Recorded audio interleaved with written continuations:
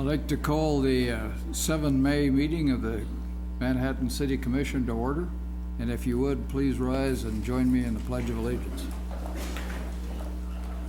pledge allegiance to the flag of the United States of America and to the republic for which it stands, one nation, under God, indivisible, with liberty and justice for all.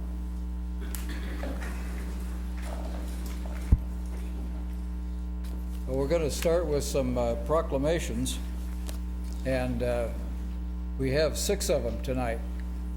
This means that May is a very popular month, but it's also great to recognize all of our wonderful organizations. So I think we're going to start with what? The presentation. Presentation by the Tri-Valley Chapter. See, they write things down for me. I don't pay attention. So, Brad, can you come forward? We'll go with item 2 presentation here. Good evening. My name is Brad Ross. I'm the awards chair for the Kansas Society of Professional Engineers Tri-Valley Chapter, and I'm here this evening to present Rob Ott with the Government Engineer of the Year Award for the Tri-Valley Chapter.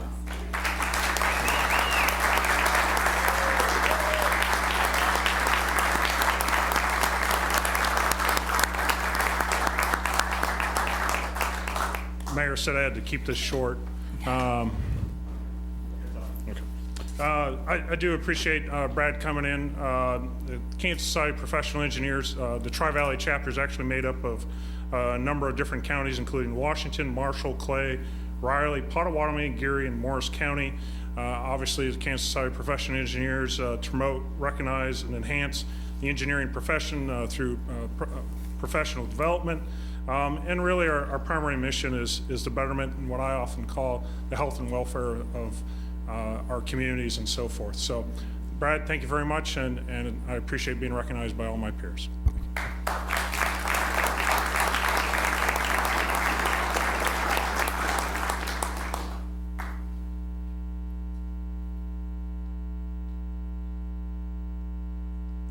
Always great to see an Army engineer make good, right, Rob? Yeah. Well, as I said, we've got about 6 proclamations tonight, and I'd like to start with the Convention and Visitors Bureau. So Karen, if you can come forward, and maybe you just announce your group here, if you would, and then we'll go from there. Sure. Thank you, Mayor, for allowing National Travel and Tourism Week to be recognized, and this is the team that makes it happen. From volunteers to professional staff, Kevin Roberts, representing Kansas State University, Dr. Kevin Roberts, he sits on our steering committee. Tony Ballard, our convention sales manager. Michael Goins, our communications coordinator. Ben Sigel, Manhattan Running Company, our chairman of our steering committee. Dina Huff, our communications director, and Jennifer Kuntz, who is our hotel representative. She also sits on the board, and she is on our steering committee as well. And from the ground up, she knows Convention and Visitors Bureau work very well. So, thanks, Karen. Most of you know that this city is very aggressive in reaching out to find visitors to our city. I think the figures I saw were something like 348,000 visitors last year. So for a city of our size, that is really incredible. And they work very hard to do that. We give them a little bit of money to do it, but they're great at innovation. They use social media, stuff that I don't particularly understand, but works in today's world. So we just had this proclamation, want to recognize their great service to our community. So Gary, if you'll publish the proclamation. Whereas leisure travel accounts for more than 3/4 of all trips taken in the United States and spurs countless benefits to travelers' health, wellness, creativity, cultural awareness, productivity, and relationships. Whereas visitors enjoy Manhattan as the gateway to the Flint Hills, experiencing the Flint Hills Discovery Center, country stampede, zip lining, hiking, biking trails, hunting, fishing, golf, water parks, Sunset Zoo, and the many offerings of Kansas State University, complete with Big 12 sports. Whereas Manhattan presents unique and memorable dining offerings and scenic views. Whereas this year, Manhattan will celebrate once again the big guy in City Park, known to us as Johnny Caw, creating a fun May 30th tourism celebration. Now therefore, Michael Dodson, Mayor of the City of Manhattan, Kansas, proclaims May 5 through 11, 2019 as National Travel and Tourism Week. Let's give them a round of applause.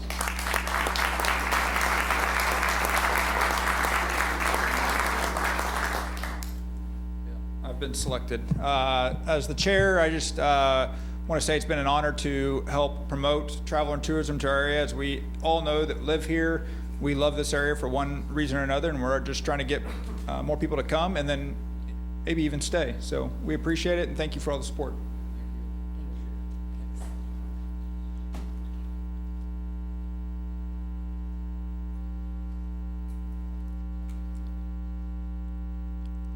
How many of you know that Arbor Day is coming up? All right, a few. J. David, can you come up?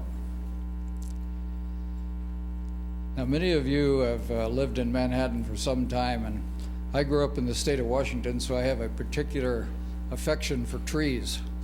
My preference is evergreen, but the ones we have down here are great too. And you might know that it takes a tremendous amount of effort to keep our parks, keep our right-of-ways healthy. And there's quite a bit of science that goes into that. You know, we just don't go around and plunk trees in along the right-of-way. They study what grows best here and what goes to the left and right of existing trees.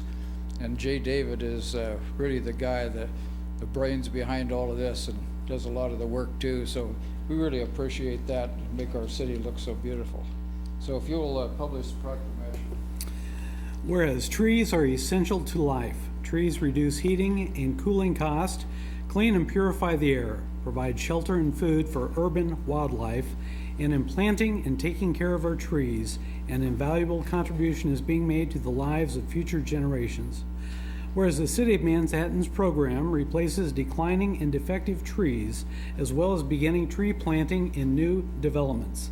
This dedication to tree planting will ensure a viable urban forest resource for the future of Manhattan.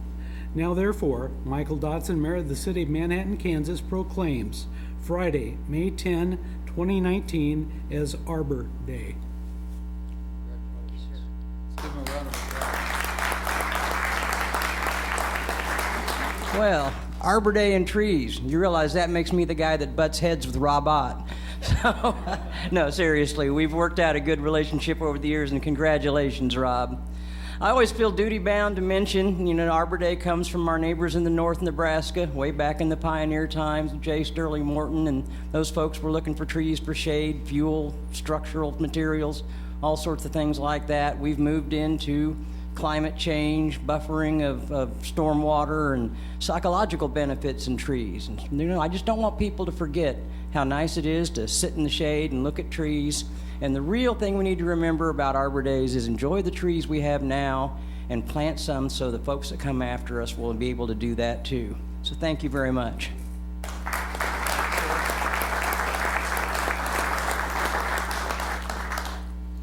Well, now we're going to recognize Letter Carrier Food Drive Day. So Jennifer, if you and Desmond can come up. Did you have some more letter carriers with you, or is? You're welcome to come. Okay. At this time of night? All right. Well, as most of you know, one of the things that's happened that's really great news for just about every community in America is the letter carriers have taken on a task every year to collect food, and then they give it to those who are really in need of food across at least our community. So we really appreciate that. And I know that takes a lot of extra work, but it's really worth it when you see where it's going. So you'll publish the proclamation. Whereas Saturday, May 11, 2019 has been designated as Food Drive Day by the National Association of Letter Carriers and will be observed by letter carriers across the United States. Whereas letter carriers throughout the city of Manhattan will be collecting food to replenish the Flint Hills breadbasket for the less fortunate and the homeless. Whereas the people of this great city wish to express their appreciation for and show recognition of the efforts and sacrifices made by their faithful letter carrier. Now therefore, Michael Dodson, Mayor of the City of Manhattan, Kansas, proclaims Saturday, May 11, 2019 as Letter Carrier Food Drive Day.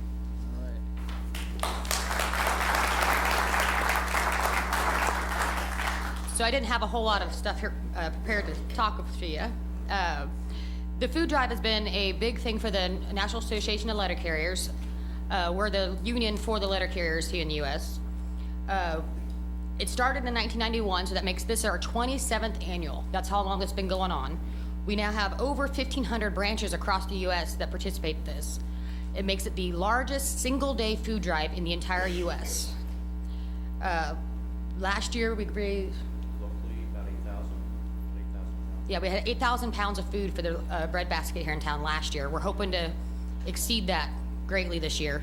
So I hope everybody thinks about us on Saturdays. You can stick a can out in your mailbox. That's all you have to do. It's very simple. So thank you.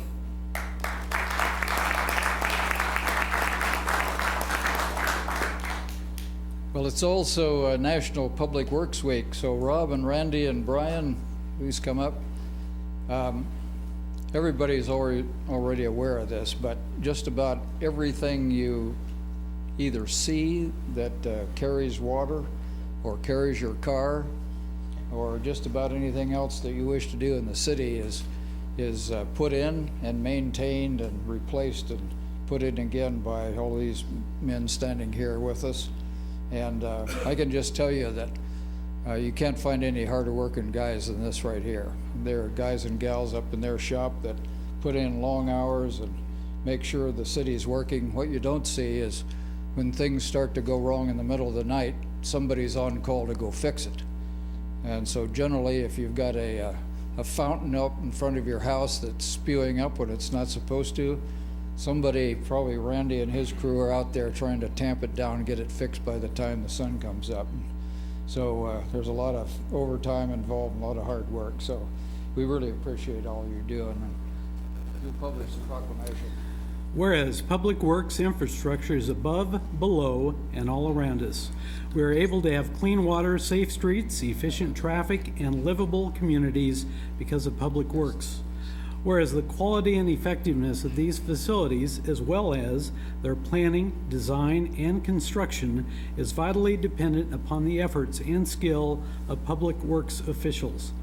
Whereas the efficiency of the qualified and dedicated personnel who staff public works departments is materially influenced by the people's attitude and understanding of the importance of the work they perform.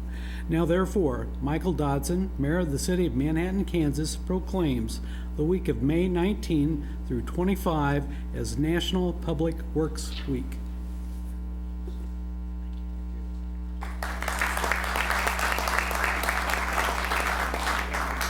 Again, I'll keep this short.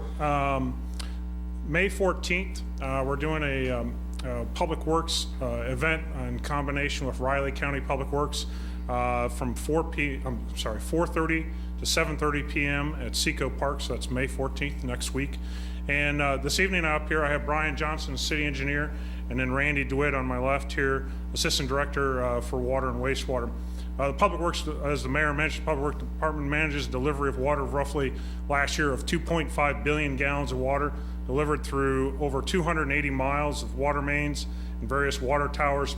Once that water is used by our community, on average 5 to 6 million gallons a day, is then returned through 260 miles of sanitary sewers and most likely through one of 27 different lift stations in which it arrives at the wastewater treatment plant and then discharged back in the Kansas River.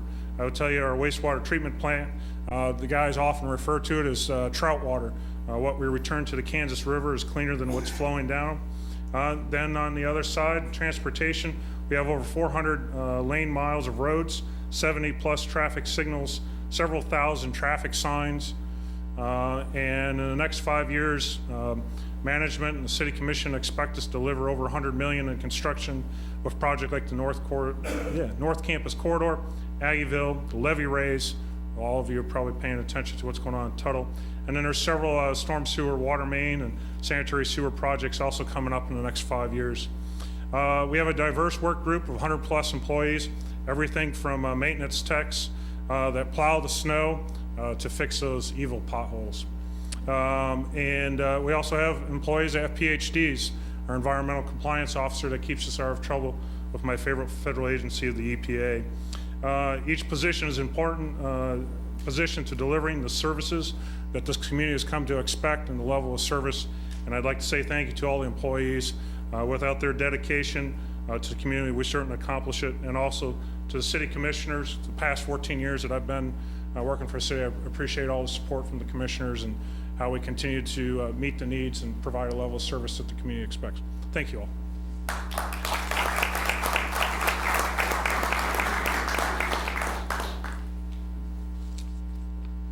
We're also going to celebrate something that is growing in Manhattan and across, I think, across the United States. So this is Manhattan Bike Month. So let's see, Nancy, Jonathan, John, and Samantha, can you come up?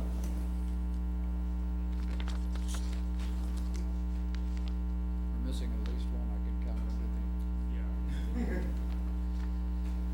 So, you know, we're working real hard in Parks and Rec, as Eddie can attest, and his staff, to build out both walking trails and build out biking trails. And so if you've been paying attention, the number of bikers out getting good exercise, riding on our trails, riding on the widened highways and things like that has really increased. And there's probably few better forms of exercise than that. And it's also got an adjunct possibility for us. As you know, there's a big race down in Emporia, and we took advantage of part of that last year, and it's going to grow this year. So this is a way to attract folks, particularly those with athletic skills, up to Manhattan. And so we hope that will grow over the next several years to be maybe not a rival to Emporia, because that's really big, but we're going to do our best to get there. So please publish proclamation. Whereas bicyclists employ a clean, quiet, and energy-efficient mode of transportation.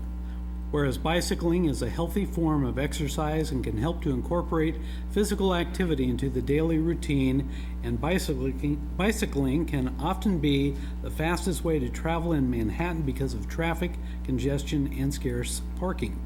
Whereas under city regulations, bicycles are vehicles, and by state law, bicyclists enjoy all the rights and privileges of motorists to use the public roads.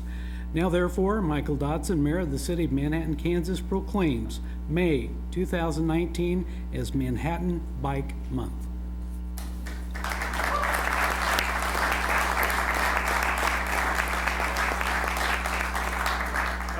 Good evening, John Adams, Senior Planner with the City of Manhattan. I'm also liaison to the Bike and Ped Advisory Committee. Our chair couldn't be with us tonight, so I'm just sort of filling in right now for him. It's nice to have this month to remind people who might be out there in cars that there are other modes of travel sharing those roads with you, and we're trying to get to work, like I often do, almost on a daily basis, to work or to school from home on a bike, on something other than a car. This is Samantha Esterbrook. She's lately been our Bike and Ped coordinator and has moved up in the world to a better position with the city, so congratulations. And I'm sorry, since I'm filling in with Dave, I'm not sure who this is, so. I'm Jonathan Rivers. I'm the program director for the Green Apple Bikes free bike share program, and again, we're just enthusiastic to be able to provide this wonderful amenity, and you see the bikes everywhere, so please feel free to take a ride on us, but also make sure and keep an eye out for bikers, because as we said, they have just as much right to the road as everyone else, so very excited.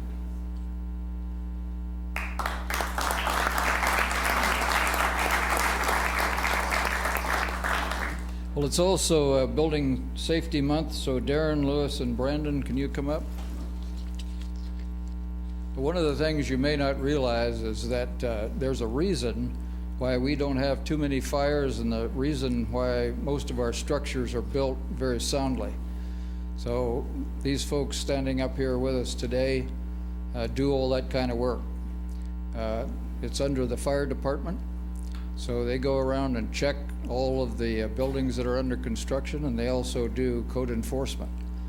And if you look at our standing among other Tier 1 cities in Kansas, we are among the top 2 or 3.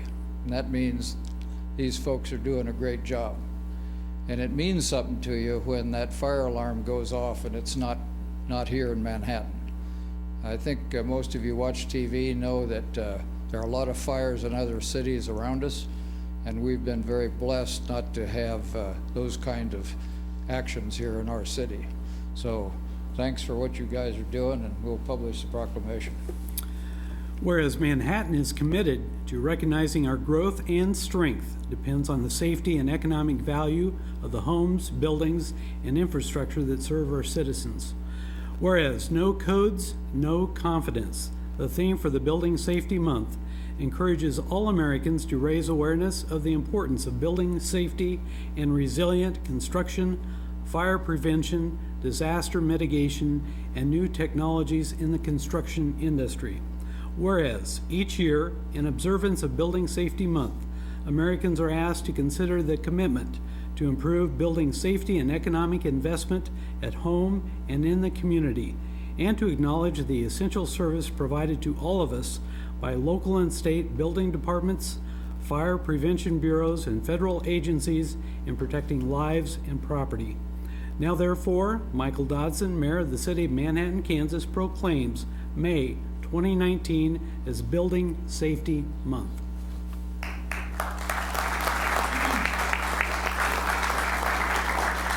Good evening. Thank you very much. I'm Darren Emery, Deputy Building Official for the Manhattan Fire Department. I'd like to take just a moment and introduce the gentlemen that have joined me tonight to receive this proclamation. To my far right is Captain Lou Kaler with the Manhattan Fire Department Risk Reduction and Code Services Division. And to my right is Brandon Clark with Weddle & Sons Roofing, but he's here this evening as the president of the Flint Hill Areas Builders Association. And I'd just like to point out that we have a tremendous relationship with the Flint Hill Area Builders Association. They help promote our training events, and every 3 years, when it comes time to take a look at the new codes, they provide really valuable input as to where our codes are going, how that might impact the contractors in our town. We take what they have to say to heart as we look at our codes. Mayor, I really do thank you for this proclamation. A lot of what we do is behind the scenes, and if you don't see us, that's a good thing, as the mayor said. And so I really appreciate the opportunity to take this time to raise the awareness of the importance of code enforcement and really safe building. Thank you very much.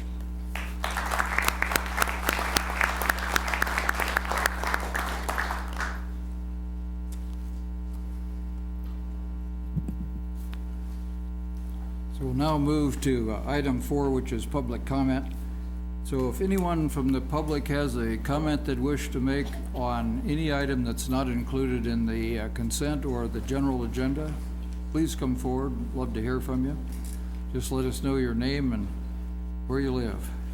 Good evening. I'm Joe Knopp, and I live at 104 Oakwood Circle. And every time I come here, I just appreciate how much time you guys put in. It's remarkable. I come here once in a long time. You're here every Tuesday night. But what I want to speak to is the proposed tax increase and our efforts to hold the line. The presentation is going to be that we have a choice between raising property taxes or raising sales taxes, and I'd like to suggest to you that that's a false dilemma. The other dilemma is to hold down spending. I don't think we have a revenue problem. I think we have a spending problem. And I would suggest to you 2 areas that I would like for you to think about. And I realize I'm coming way late to the game, and it's already a done deal, but these are the kind of problems that I think we're having. And the first one I'd say is the location of the maintenance plant. City of Manhattan taxpayers paid 85% of the shops at the county shops. We have done a lot there, and those shops rival Caterpillar shops or any implement dealer shops. And my question to you is why haven't we considered placing our shops right there? If we were going to build a new campus, if I were a major corporation and I had 2 divisions and they were going to build a new campus, and I'd say, why are we building them two campuses? Why don't we put them together? Why don't we build, if we have a building up at the shops, up at the county shops, let's double it and put them right next together. No land acquisition costs, no utility expansion, and as we need different things, you just move your truck into the different lift. We don't need to build two oil bays. We don't need to build two things. Now the answer is, well, one is the sewer plant's only 2 miles away, and that's 5 miles away. Well, I'll tell you that as I paced it, I got from the county shops to the center of Manhattan, which is the college and Claflin, in 7 minutes and 2 stoplights, and it took me 15 minutes and 13 stoplights to get to the sewer plant. So, and every day that city of Manhattan is moving west and north, closer to the shops.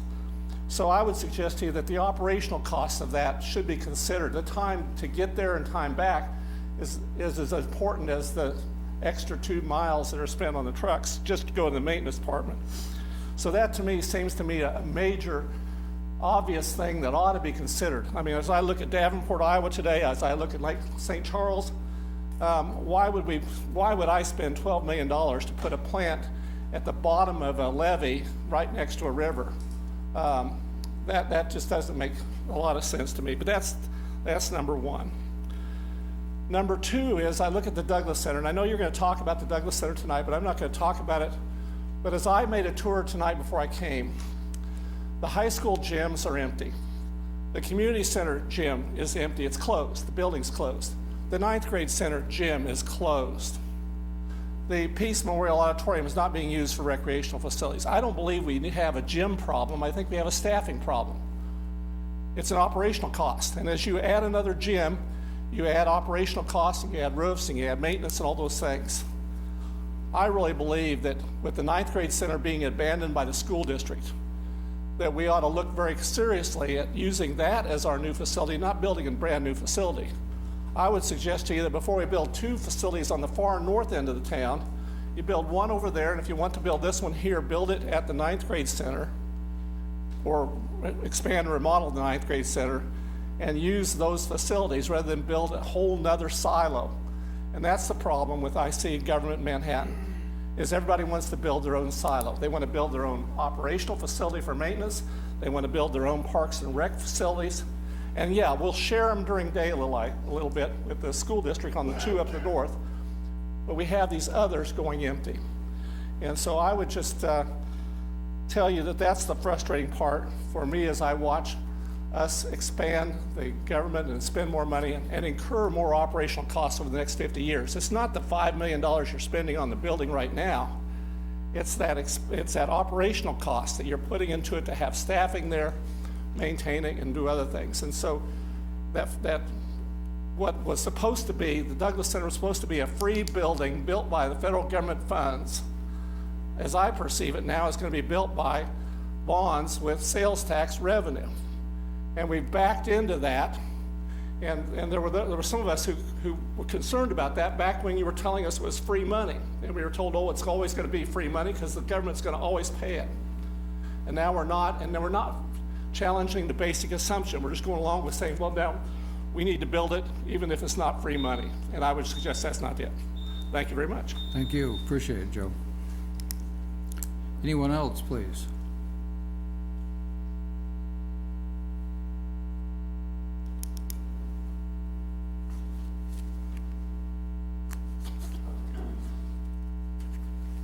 Seeing no one else, we'll close the public comment period and move to item 5, which is commissioner comments. So we'll start with Linda. Yes, hi. I would like to especially congratulate Rob Ott this evening for the Government Engineer of the Year award by your peers. I think that is just terrific and very deserving. We have watched you over time and appreciate the work you do here. And your other staff members that also help you look good. But I know you're good anyway. And I'd like to just I'd like to just speak to the sense of caution that I'm feeling with regard to flooding. And the Tuttle Creek is not at capacity. We know that. It's There's plenty more, I understand, more, it can hold a lot more water, but the Kansas River is near full, Wildcat Creek, the other creeks in the entire area, and we know that 2/3 of the Tuttle Creek River Basin is in Nebraska, and it's raining there just as much as it's been raining here. So this last week, a representative of the city and the local emergency services and the Corps of Engineers held a meeting at Northview School to talk to those residents because they were majorly impacted during the flood of '93, and encouraging them to just start thinking. If you had to evacuate, what would you take? Have you got your documents together? And it's worth thinking about, unless you live on a hill. Many of you do. I just can't speak enough about not being surprised. It's been 25 years since the last 1993 flood, and it is devastating if it happens to you or me. And I lived a block away from the 1993 flood, so it really did impact me. We left our home and lived in a motel for 8 days, the one on the hill at the time. And I would just make us all think is all, and begin to put some of those documents in a bag in case you needed to grab them. You know, Wildcat Creek came up in a matter of a few hours, and there was no reaction time. So we have reaction time here, just in case. We can always unpack. So, thank you. A couple quick items. First, I serve as the representative for the City Commission on the MPO and the ATA board, and I just wanted to give you all a quick update on the Manhattan fixed routes for ATA. We saw big increases in ridership when they launched the new fixed routes, and we saw a little drop off at the very end of 2018, but we still continue to see those routes increase and be utilized.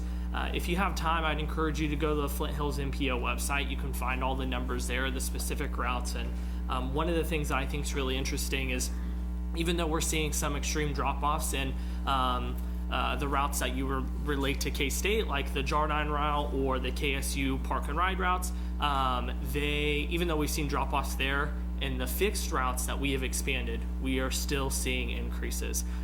So it's being heavily utilized. March, 10,799 rides on it, which represents about 167% increase over last year in 2018. So it's something that our community is utilizing and our citizens are utilizing. I drive by 2 routes on my way to work every morning. I always see people sitting at the stops waiting for ATA. The second thing is, remind me, I wrote it down, Ron, but our work session for the budget, that is the first one. It's next week? 28th. 28th, excuse me. I would encourage you all to tune in. We're about to start the budget process, right, and go through all of that. Obviously, there's a lot of conversation because of the steps that we've taken to put sales tax on the ballot for next year, about spending in our community. And one of the things that I just want to illustrate is we talk about these big projects, but regardless of those projects, last year, if we didn't want to raise the mill at all, it would require us to eliminate 6 positions.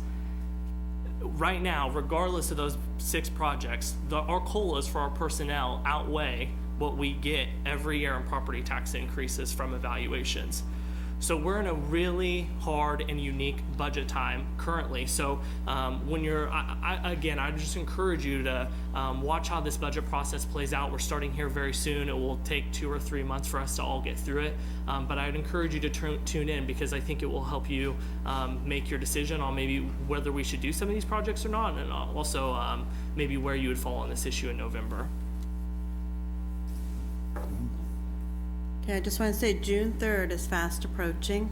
There are local elections going on, so if you would like to participate either as a city commissioner here or in any of the cities that you belong to and you're visiting maybe, or the Board of Education, there are 3 seats that are going to be up for election and 4 seats for the Board of Education. You have until June 3rd. Please consider it. If not you, think of somebody else that might be interested. And if you're not sure, you can feel free to contact any one of us or any of city staff or anywhere if you want more information on what we do or time requirements or anything of that sort. But I highly suggest you look into this because this community runs well when people are dedicated and committed to making decisions for all 54 or 58,000 people that live in our area. Thank you. Commissioner Morse mentioned that we're watching the elevation of our rivers and creeks very carefully. So I'm going to ask Ron. Ron does this once a week at a tune-up with each one of the staff members and the county, and gave us some charts tonight. So I just wanted to give you some idea of the height of Wildcat Creek in relation to what we've seen before, the capacity in Tuttle Lake from what we've seen before, and the height of the Kansas River. It's we hear about all the rain, but we're, I think, actually in pretty decent shape compared to years past. So sure, thanks, Mayor. Start off with Wildcat Creek, the average elevation. This is at the Scenic Drive Bridge is where this data collection occurs on Wildcat. So it generally flows at about 4 feet of elevation.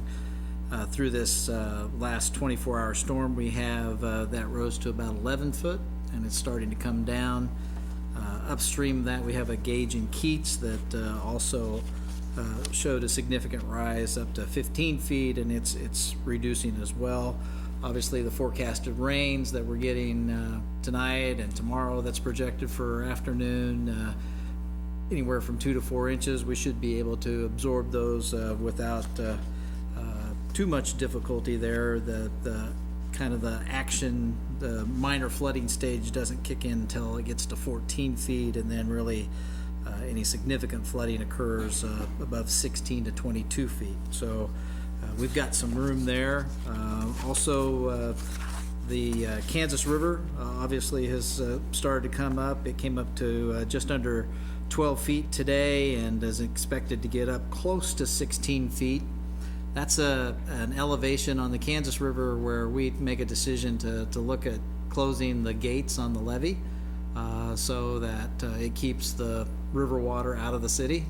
Obviously, that's something we look at very well. The Points Avenue station, which is down at the intersection of US 24 and Fort Riley Boulevard, is a major pumping area, and so when we close those gates, it basically makes the Manhattan a bathtub inside there. So whatever rains while those gates are closed has to be pumped into the river, and so that's something we watch a lot.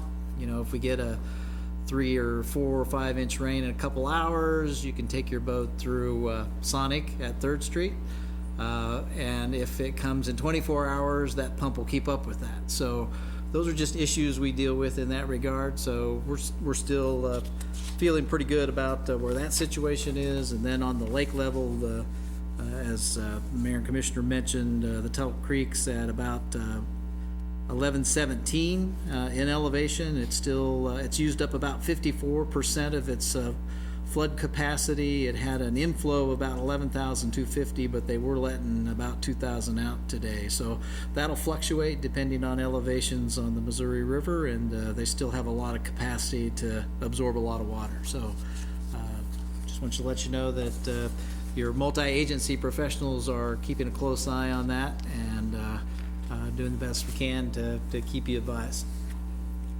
Might just add that in '93, if you looked at those capacity levels for here and at Milford, we were above 90% full. And right now, I think Milford's at 34%, and we still have 45% to go. So when you look at the shape of the river, that elevation spreads out a lot.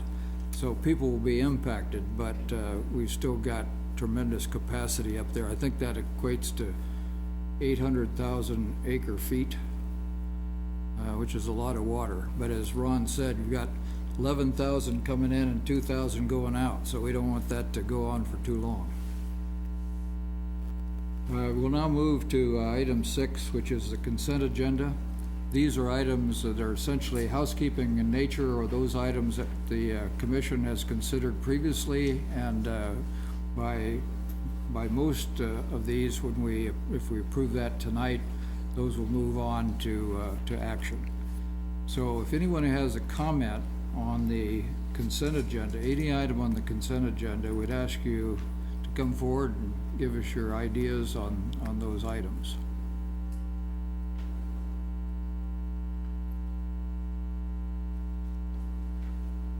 Okay, seeing no one, we'll turn to commissioner comments on any of the consent agenda items. There was a couple on here that I'd ask Ron to highlight, and I think those were N and O, those ones we talked about today, that just may have passed people's consciousness. I know myself on the one on the airport kiosk, you know, that had been so long since we'd done it, I'd kind of forgotten about that there was a still active RFP out there, so you might just highlight that. Sure. Mayor, thank you. Item O is consideration of a recommendation of the selection committee for, we had 2 proposals for some coffee and vending cafe services at the airport. The committee, originally there was a restaurant request, but that RFP was, proposal was withdrawn.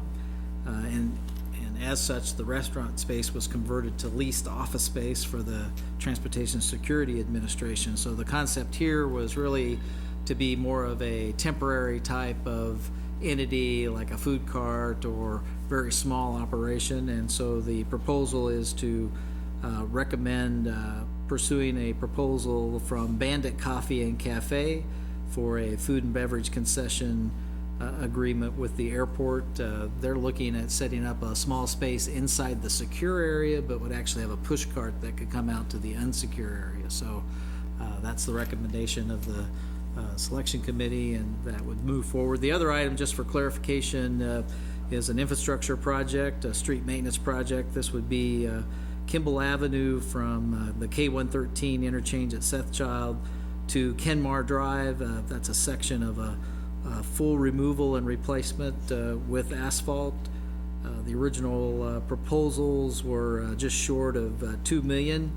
The budget for this project was about 1.5, and so we're asking permission from the commission to make some adjustments to this particular project that would allow us to have a project within budget, and we're looking at some of the different aspects of that particular project where we're confident we can get it down to that 1.5 million. One of the reasons I asked Ron to say something about this is we're probably going to run into this for the remainder of the summer. We've got a lot of projects queued up, and you put a budget against that project, you put it out for bid, and if all of the contractors are busy, the bid price goes up because they've got lots of work, and they're also scrambling to find enough people to do the work. So to the degree we constrain the time, usually the price goes up. That's not the case on this particular project, but by and large, that's what happens. So the city takes a look at really what the most important aspects of the project are, go back and negotiate with the bidder, and try to arrive at a price that was pretty close to what we thought the engineering estimate might be. So we've got work, as you know, across the city this summer and probably the next several years that really has to be caught up. This is a particularly bad year, and so a lot of work to be done out there. So as we go along, we just have to be very careful that we pay attention to the price. So any further comments on consent? I move we accept the consent agenda or approve the consent agenda. Second. Please call the roll. Mayor Dodson, Yes? Commissioner Reddy, Yes. Commissioner Butler, Yes. Commissioner McKee, Yes. Commissioner Morse. Yes. Motion carries 5-0. Thank you. We'll move to item 7, which is a public hearing, and the reason this is a public hearing is slightly different from the general agenda, is we're going to consider vacating a portion of Baker's Way right-of-way, and whenever we do that, we have to hold a hearing. So this is not Robert Opp coming up, it's Brian. So thank you, Mayor and Commissioners. Brian Johnson, City Engineer. As the Mayor just said, this is an item to have a public hearing to vacate part of Baker's Way. If you'll recall, back in April, we approved an agreement with AIB to basically flip right-of-way for future right-of-way through the North Manhattan project that the mayor was just talking about. That agreement, AIB donated property to us for a future Baker's Way alignment to the north of the existing Baker's Way. And as part of that agreement, we were going to get new right-of-way from them, and we are going to vacate the old right-of-way. Helps us all in several different ways. The main one is by moving Baker's Way to the north with the North Manhattan project. We actually gain sight distance to the south and to the north for vehicles pulling out onto North Manhattan. Where Baker's Way sits today, we don't have adequate sight distance to the south for a vehicle traveling north or south. So it helps us in both ways. Again, this is kind of a follow-up because we've already signed that agreement. But quickly, vacating Baker's Way, City Commission approved an agreement with AIB on April 2nd to accept new right-of-way for Baker's Way and agreed to vacate the existing Baker's Way. This public hearing is required by state law to formally vacate that public right-of-way. Both sides of Baker's Way are owned by AIB, so we have one property owner, and this motion tonight would fulfill our obligation with the agreement that we signed back on April 2nd. This is just a quick sketch of what the vacation is going to be. So AIB has donated this new right-of-way for us. We are currently in possession of this right-of-way. This motion would vacate that. Then Baker's Way would be to the north, and their new parking lot would be to the south. With that, I will stand for any questions.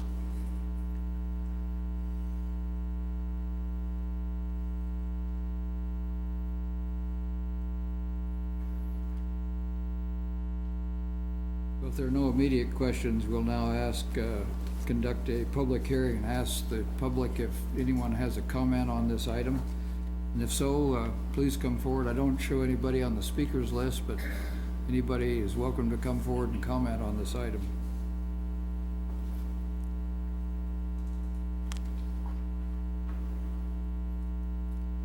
All right, seeing no one, public hearing period is now closed, and we'll go back to the commission for any further comments or questions.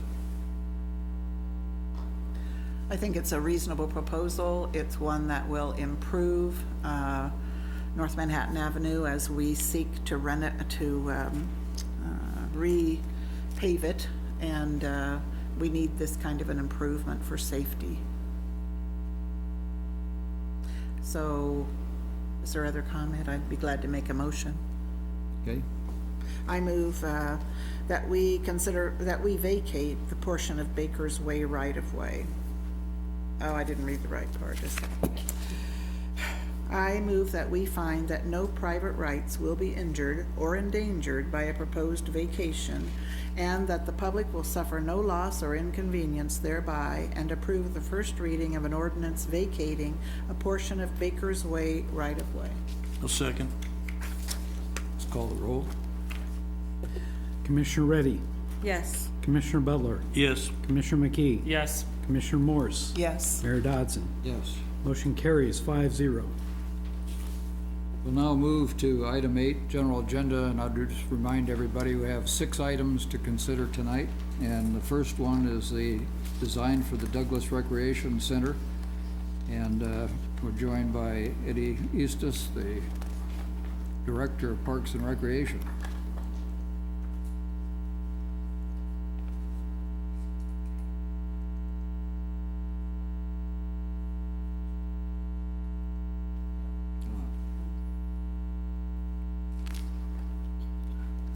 Thank you, Mayor.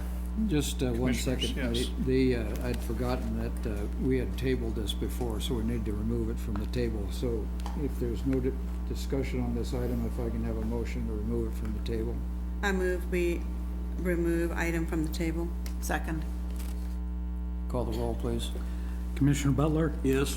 Commissioner McKee? Yes. Commissioner Morse? Mayor Dodson? Yes? Commissioner Reddy? Yes. Motion carries 5-0. Okay. You're cleared to go. Okay, here we go. Because of that tabling, April 2nd, you asked city administration to go back to the table and develop a concept that more accurately reflected what the Douglas Center Advisory Board preferred. Discussion last meeting was 2-lane versus 3-lane elevated track. Tonight, you'll see a proposed project that includes, as I've listed out, and Bruce will provide the detail, a building with an elevated 3-lane walking track, a lobby consistent with what you've seen before, restrooms, gymnasium space that can accommodate basketball or volleyball or pickleball, 2 pickleball courts, multi-purpose space as alternates, number 1 and number 2, that can accommodate, I use the word multi-purpose, you'll see in the presentation, both the word exercise and fitness, but multi-purpose space on both first and second floor. Of course, all the necessary utility, sanitary, all the utilities that would be required to make this building habitable.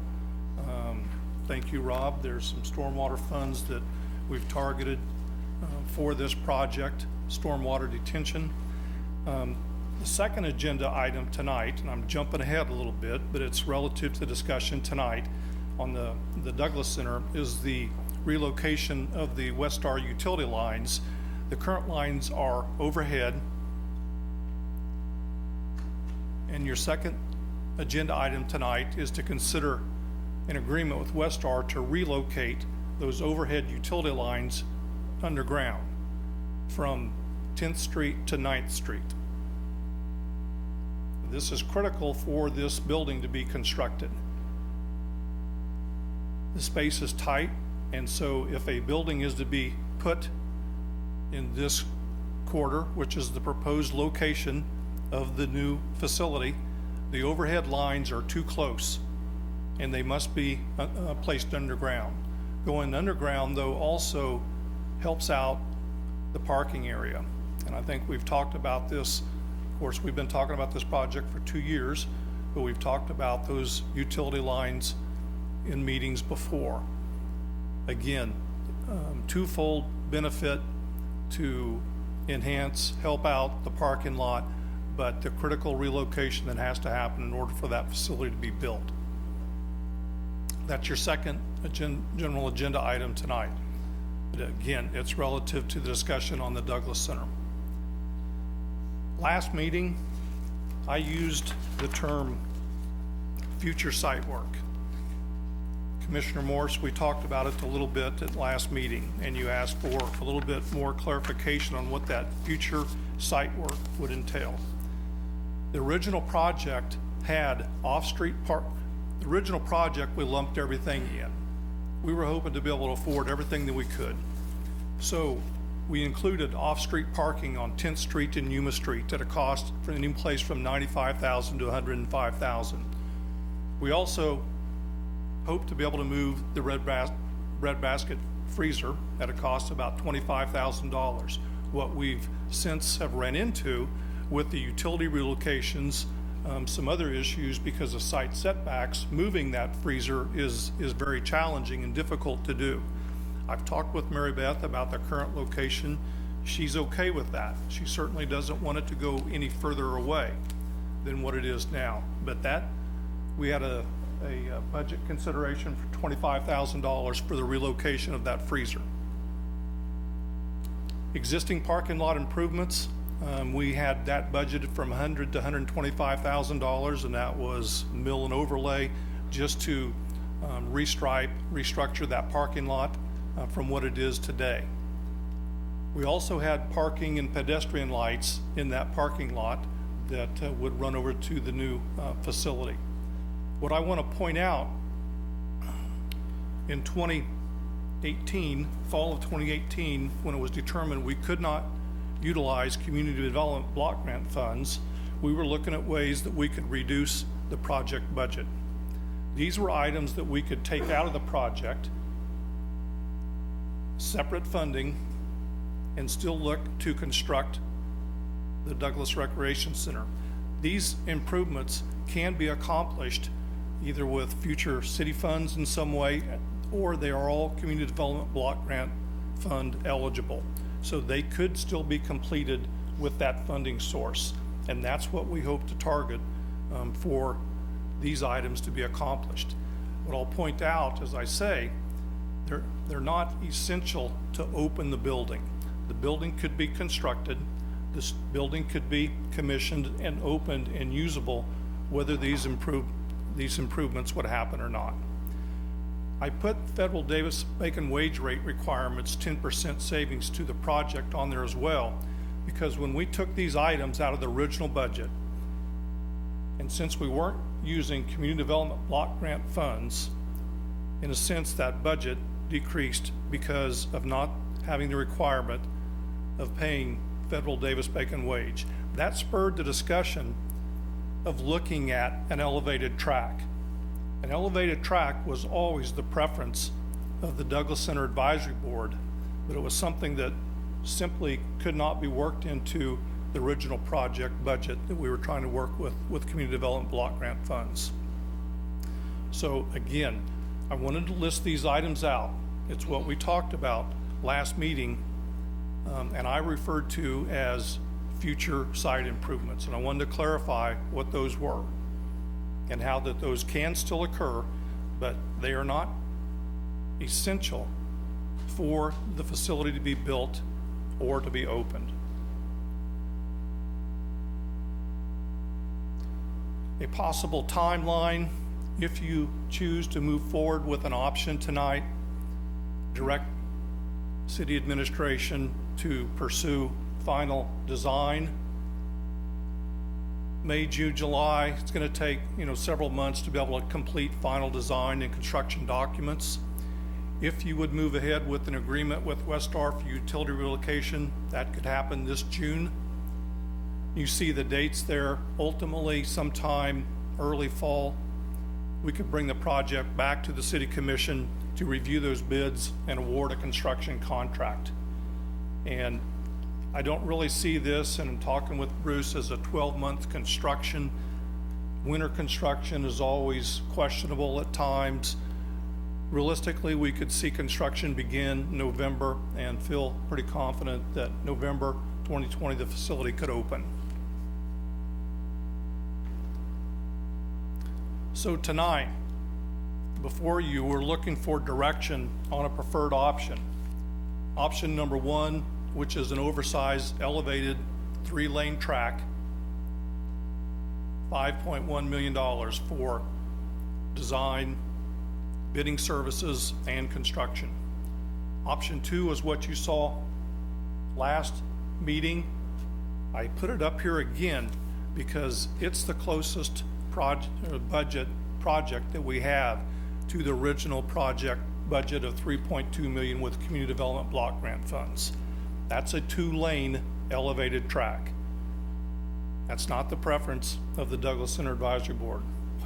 Option three that you'll see tonight is the preference of represents what the Douglas Center Advisory Board would like to see, which is a 3-lane elevated track, slightly larger than option two that you had seen previously. I showed this also to the Parks and Recreation Advisory Board last night, and they also were in agreement that that was their preferred option. They did express some concern with the funding source. They wanted that to be noted tonight.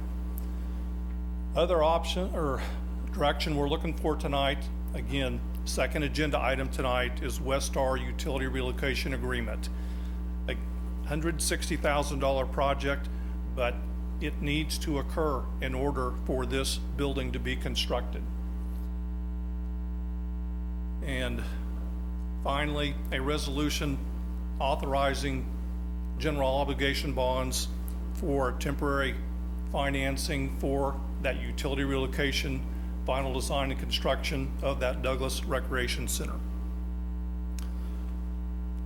With that, unless you have questions of me, I'm going to step aside and let Bruce McMillan in his office walk through the details of option number one, option number two, and option number three for your discussion tonight.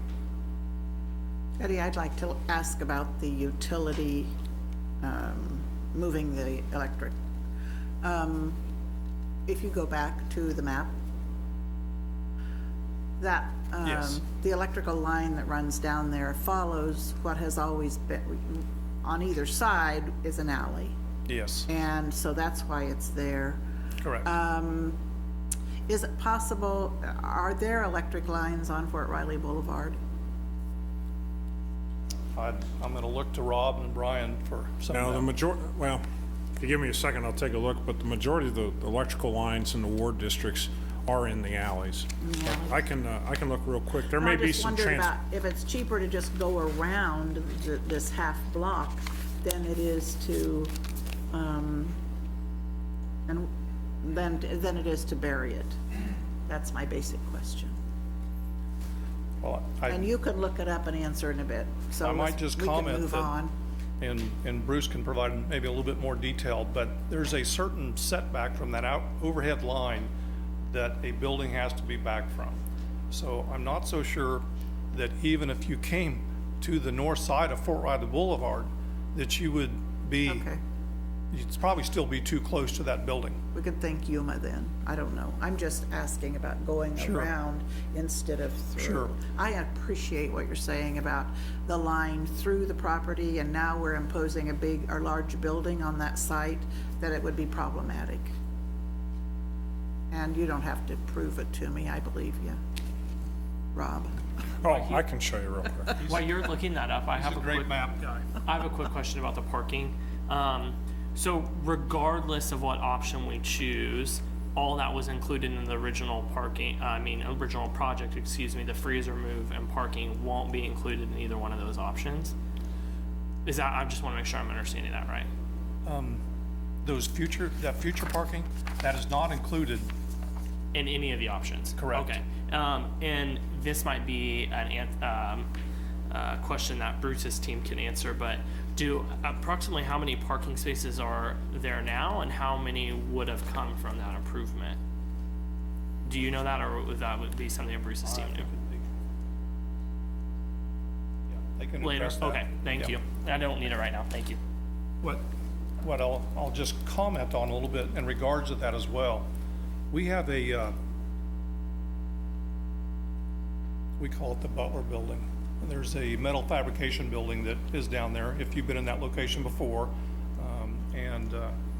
We intend to remove that building. And there's a substantial concrete pad there. That's a location also that we envision for some additional parking that could occur. So we have some options there to be able to accomplish, and we've always approached this project trying to minimize budget impact. Can we accomplish some additional parking with city staff?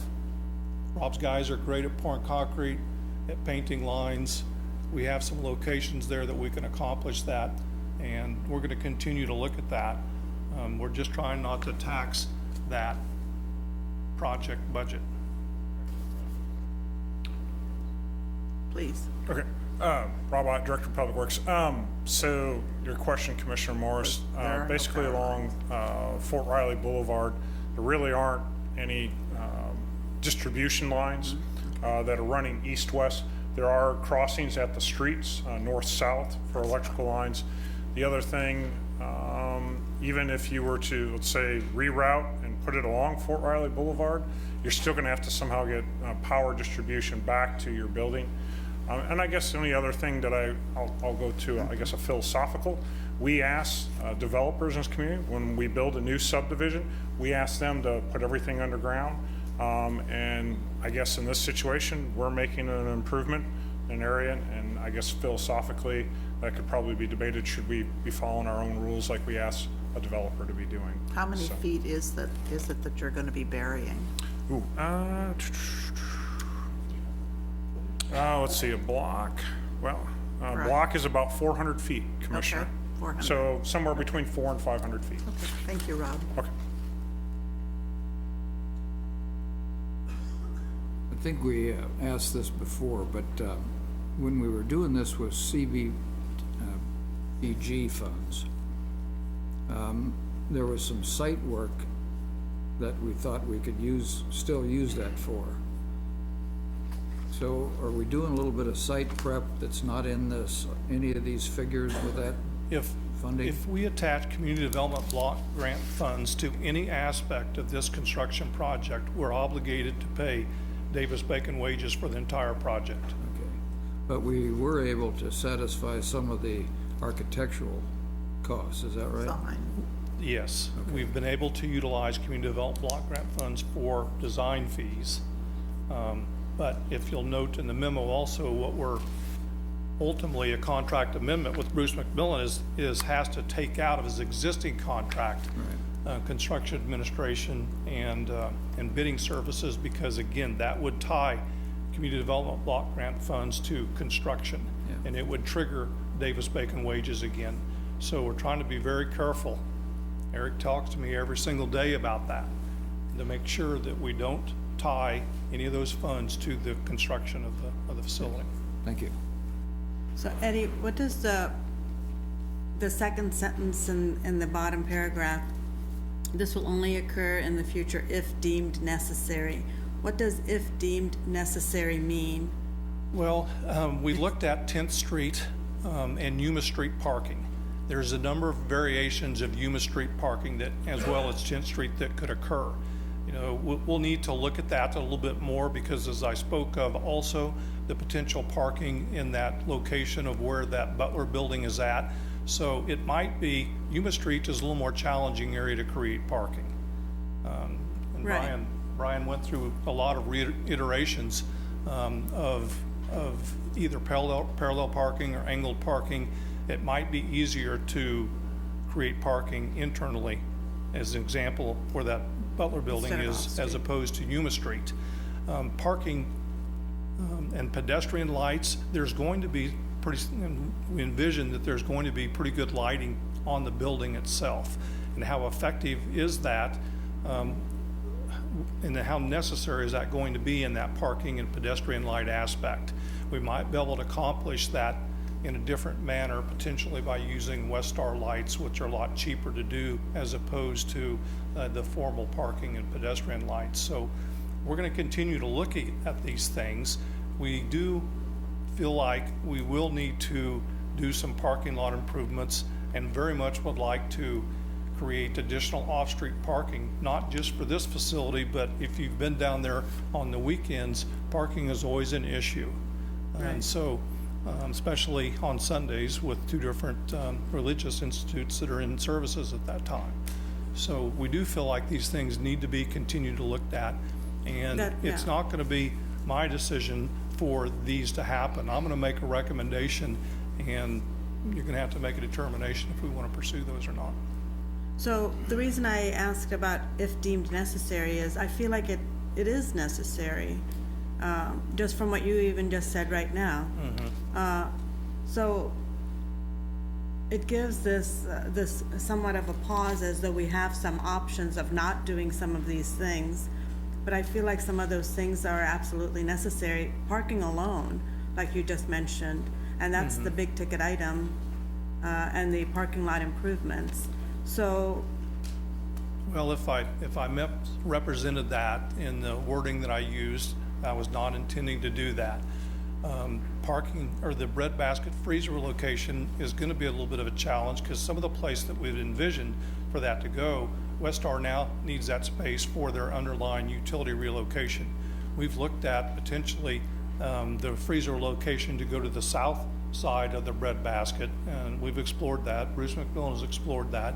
We've explored several different locations for that to go. We really came to the determination that the best location for it right now is for it to stay there. If we can come up with, and we've been trying to protect the space between the breadbasket and potentially this new facility, because we've always talked about potential expansion. If we don't think that expansion is going to occur, breadbasket freezer relocation on the west side of the breadbasket becomes a little bit easier to do. So that's some future discussion we're going to need to have if we're going to approach relocation of that freezer. yeah, and I feel like all of these things are going to absolutely happen. We need some kind of a dedicated funding source towards it, but I don't, I think it is necessary. I just want to make it clear that those are priorities. Sure. Because it's going to be extremely congested, and lack of parking alone is going to be an issue. Well, again, and Eric can even comment on it, all these items qualify for the use of community development block grant funds. And some of these items we can accomplish ourselves in-house, some parking aspects. some of the item as the pedestrian and parking light, we might not need to do that based on how we light the exterior of the building.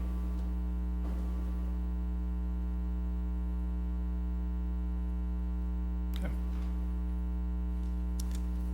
Yeah, Bruce, if you're all set, we'll go.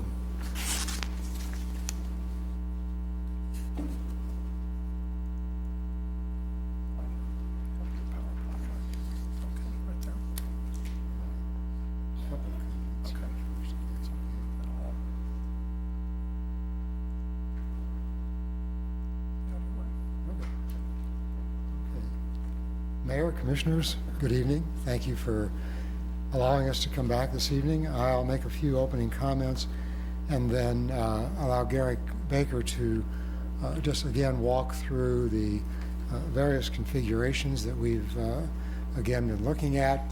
Judd Gladden with Schwab Eaton Engineering is here this evening as well. If there are any discussion items regarding site drainage, detention, and stormwater issues as far as that's concerned. In answer to Commissioner Reddy's question, the number of parking spaces that we would gain on the site is approximately 35, and you have the budget numbers that Eddie just gave you. The number on the perimeter on Yuma and on 10th Street would be approximately 38, 39, 40. So there would be a considerable number of additional parking spaces. Currently, there are about 20 on site at the Breadbasket and the Douglas Annex parking lot. If that assists you in your deliberations at this point. As Garrick walks through this, you'll see option 1 as well as option 2 are essentially very, very similar or identical to what you've seen before. The option 1, simply as we've said before, raises the on-grade walking track to an elevated walking track so that the footprint on that building remains essentially the same as we've been looking at over the last number of months. The option number 2, with the 2-lane elevated track, has a building configuration and structural system that allowed for a smaller footprint, but also took that walking track into and over a portion of the office area. So we have a different configuration, different construction system that occurred with option 2 that you looked at last month. We have enlarged the building slightly in the north-south direction to allow for the 3-lane walking track to actually work into a structural system that is better accommodated by the pre-engineered building system that we're working with on this particular recommendation that has been brought forth from the Douglas Center Advisory Board.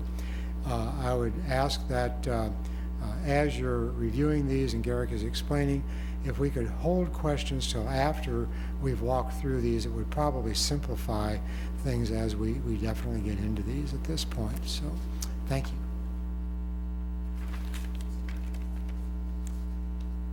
Good evening. The first slide that we have here indicates the timeline that we have been following. I won't go through each one of those as you have them in your packets there. But we will be discussing the 3 options there. As you can see, the 5.1 for option 1, 4.2 for the option 2, and then 4.5 for option 3. We did go ahead and put in these items down here at the bottom indicating what was included and what was not included, which Eddie has just covered to help clarify that. Jumping right into the option 1, which we have all seen, it is the oversized court within the larger building. We do have capabilities for a college level basketball court and 2 volleyball courts in there, as well as 4 pickleball courts for tournament play in there. The base building comes out to that 3.9 number, with the elevated track as alternate 1, adding the 5,816 square feet, bringing that cost up to the $4.5 million. And then we've also got the community room up in the upper left-hand corner that would be 1,868 square feet, bringing the project just under the 5 million number. The picture that we've been seeing, and then in summary, the estimated subtotal that we have for option 1 was the 3.9 million, with the 2 alternates added in for a full picture of 4.955. The architectural and engineering comes into 1,500 or 156,000, bringing the project total to 5.1. Option number 2, which we presented last time, it has the high school level basketball courts in the red there, as well as 2 collegiate level volleyball courts, 2 pickleball courts, so we do lose 2 pickleball courts. We've also got the 2-lane elevated track. The community room as alternate 1 would add 884 square feet, bringing that base or alternate plus the base up to 3,750,000. If we went upstairs and added the additional fitness room, we would bring the project up to just over $4 million. So in summary, that one did have the high school level basketball court, 2 collegiate courts, 2 pickleball courts, and the elevated track. With both of those alternates in there, the project exceeded the $4 million mark by a little bit. We've also got our AE fees in there, bringing the project to just over 4.2 million. In looking at adding the 3-lane track, we were able to maintain the same court count everywhere, as well as getting the 3 lanes plugged in. Whoops. Have my alternate numbers in there. The alternate for the community room was going to be 265,000 added to the 3,735,000. Alternate 2 for the fitness room would be 347,000, bringing that estimated cost to 4.3. Adding in the AE fees, we are looking at 179,000, bringing the total project to the 4.5 million. And just to close out, we have all 3 of them there side by side with what they include, don't include, as well as the project totals.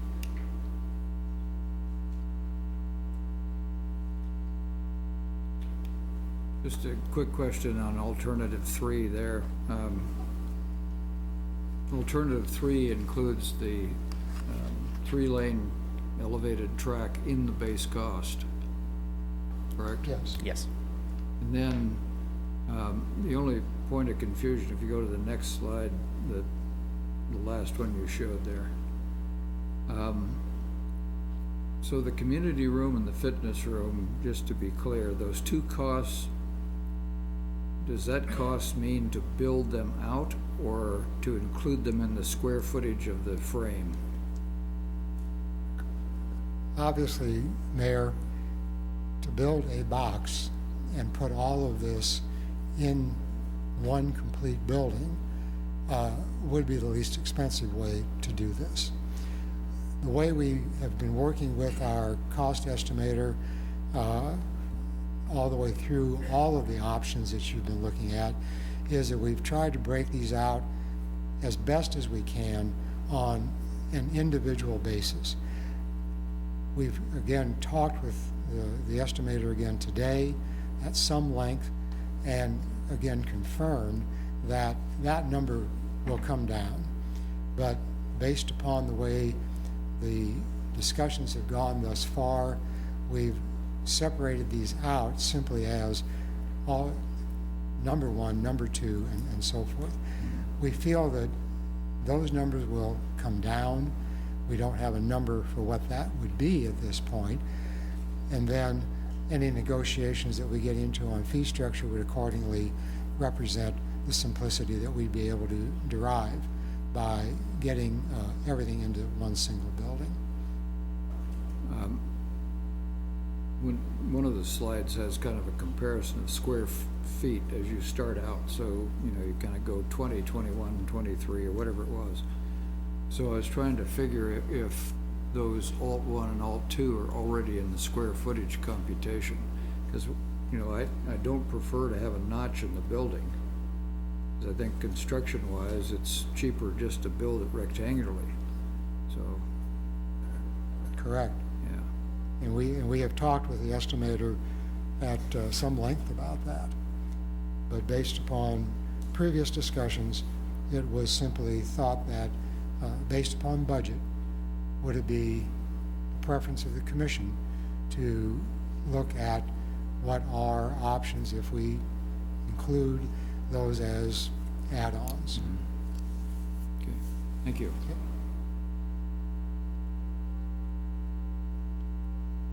Questions from the commission, or do you want to go to the public, or?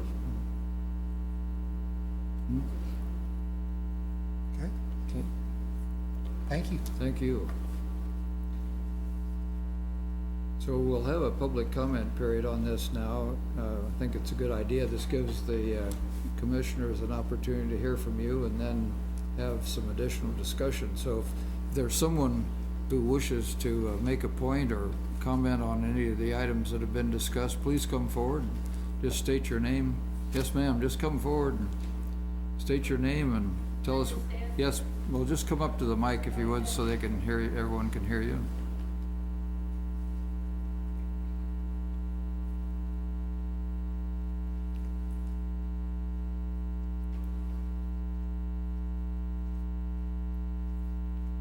My name's Elaine Lang, and I just have a comment on this. Is there any way to design it so that there's an underground parking garage? And that's the only comment I want to make on that. All right, well, thank you very much.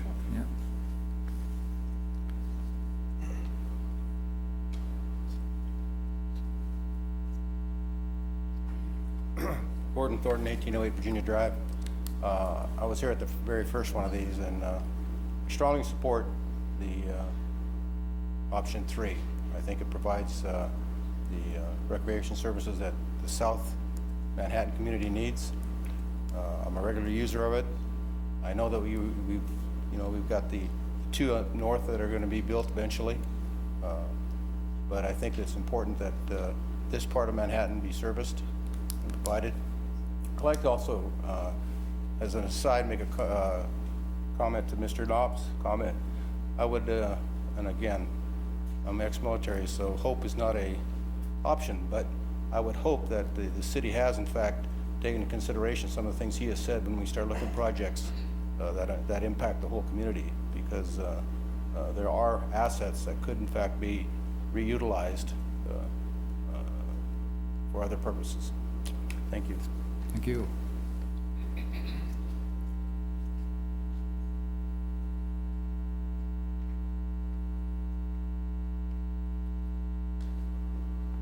Joyce Henry, you're in Manhattan. Okay, so we all know Manhattan's a growing community. I see it every day. We're a college town, and recreation is a constant. There are people of all ages walking, running, playing basketball, volleyball, yoga, weight machines, tennis, pickleball, ultimately exercise. Health and well-being are important. A multifunctional recreational facility is what our community needs and wants. Vote for option 3. It's a win-win. Thank you. Thank you.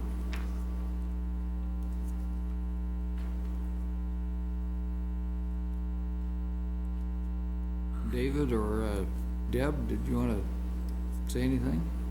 Okay.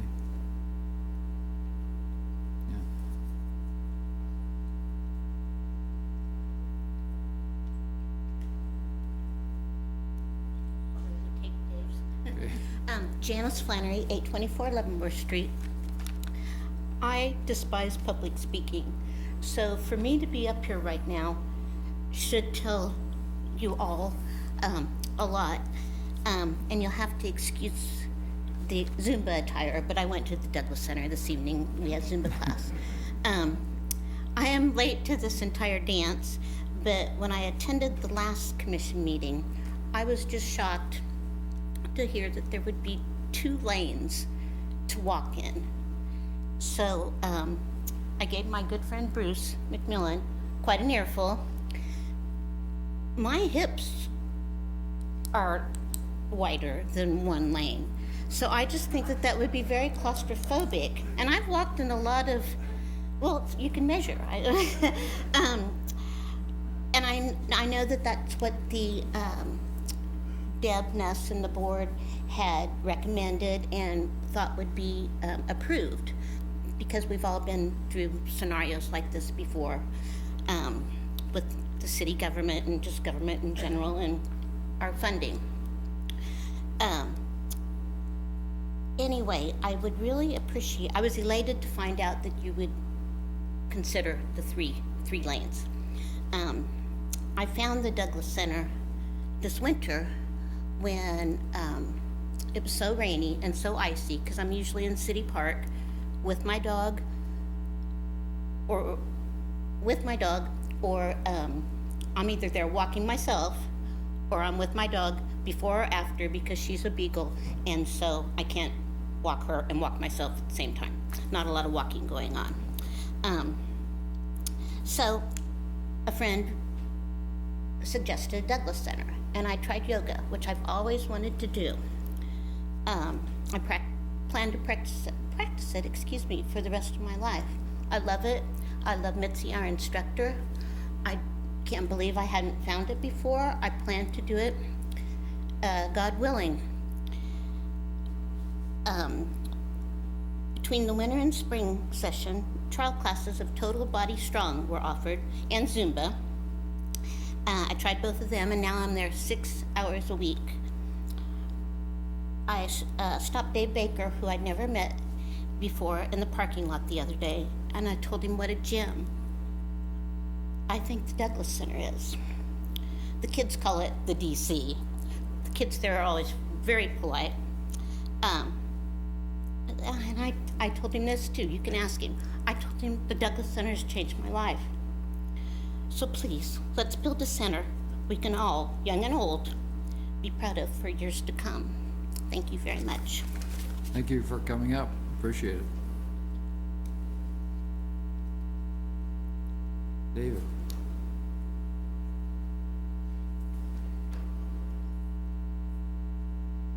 Dave Baker, Director, Douglas Center. Commissioners, once again, I would like to reiterate how important it is to have a facility like we're talking about. Option number 3 will meet the needs for the community at this time and for the future. The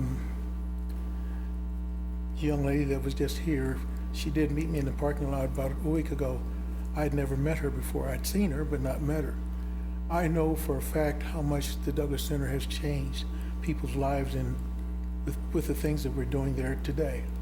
And a new facility that meets all these kinds of things will continue to make Manhattan a better place in terms of recreation and fitness.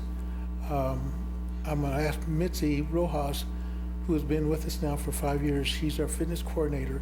She's the first full-time person that has worked at the Douglas Center other than a director. It's always been part-time people.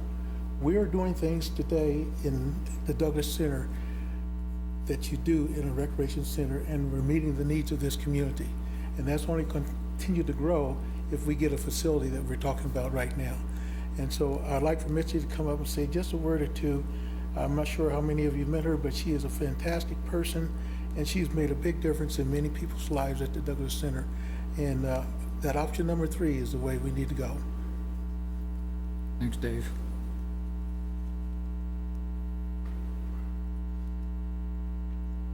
Hi, I'm the instructor. I'm Mitzi Rojas, and I'm the fitness and recreation coordinator at Douglas Center, and I have been there for 5 years, and I'm glad that I found this position because it's definitely helped me develop as a person and a fitness professional. And I also wanted to come up here and read a quick little email on one of our participants, another testimony from our participants that's been at Douglas Center. She mentioned that she's a person with severe mental illness, and she wanted to let us know how important Douglas Center has been to her remission. Being able to exercise in an affordable place with such high quality instructors has been vital to her physical and mental health.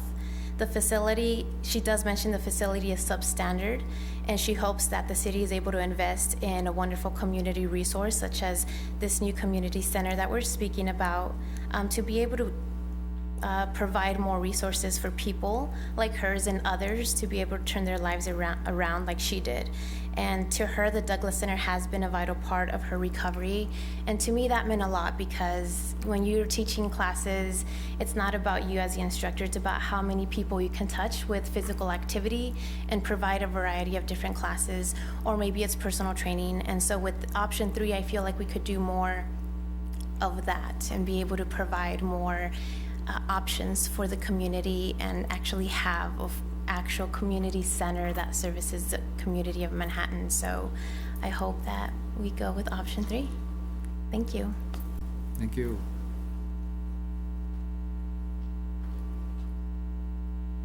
Anyone else, please?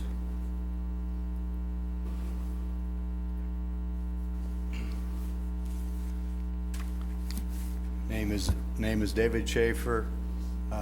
Live 2104 Fox Meadows.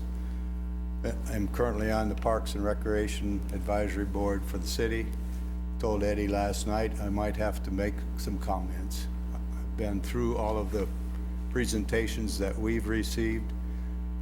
I'm a physical fitness guy until the last month and a half when my hip starts giving me trouble. I biked here in 1970 when we got here, when I was probably one of 5 bicyclists in the city. I played handball all the time I've been here in the university facilities. I have swum. I played softball now 68 years until this last year. I appreciate physical fitness. I appreciate the work that's gone into the idea behind this center. It would be a nice facility. My concern is that as Mr. Knopp has said earlier, we've kind of backed into this situation of where we thought this was a good add-on to the ones that we would put before the voters for, as they now say, originally it was 8 new basketball courts, and it was 6 because costs might not allow it. Now the last plans I saw were 8 new courts in the middle schools. I did a survey of existing courts in this city already that are not all public, include churches and so on, and there are 37, and I'd forgotten the middle school basketball court, 37 basketball courts in this city. At the university, the high school, the middle schools, the elementary schools, I think at least 5 and maybe 6 churches. And then the city facilities, the city auditorium, the community center, and where else was I forgetting? But anyhow, there's 37 basketball courts, many of which are adaptable to use for volleyball, not the same time, but different time scheduling, and now are being used for pickleball at different times too.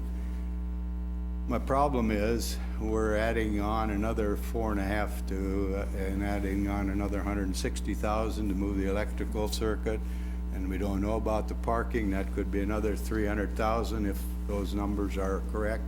So we're another $5 million, which could build, I think I did a number, it could build about 30 to 35 houses in this city, and this will be added on to tax burden somehow because we're now going to pay for it. And I look around our city, it's grown twice from what when I came was 27,000. Last number I saw was about 55, 56, so we're twice as big. But so it has grown. It hasn't grown as fast as urban centers, but then I look around at where will the city grow? Well, it's already growing to the east in Potawatomi County. It's growing out in the west on the Rocky Hills. But we have rivers around us and floodplains and university.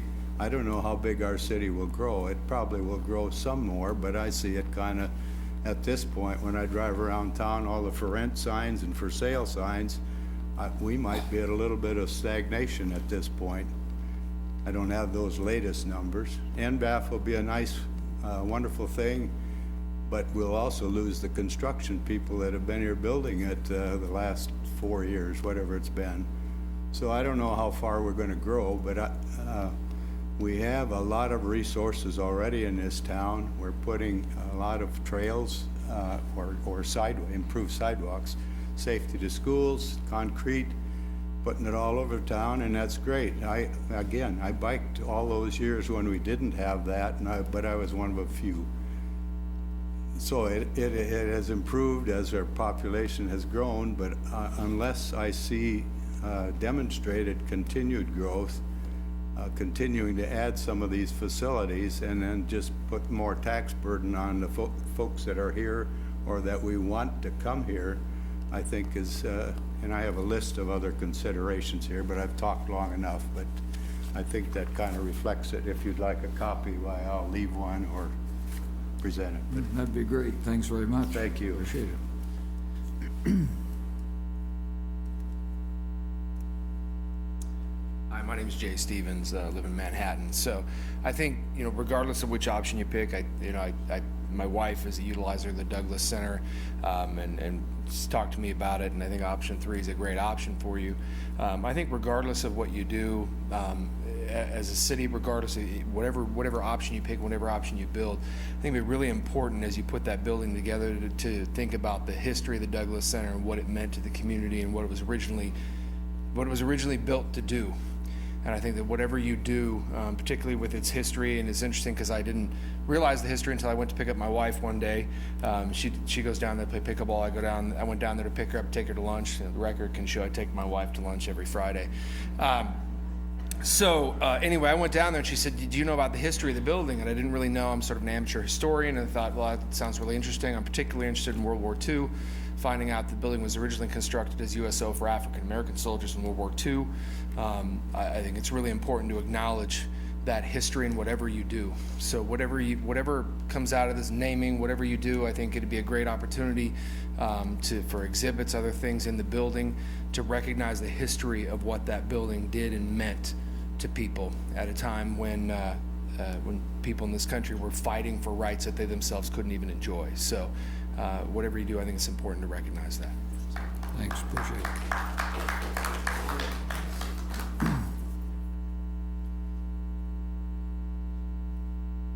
You need to talk to Dave. I think he went to 6th grade there.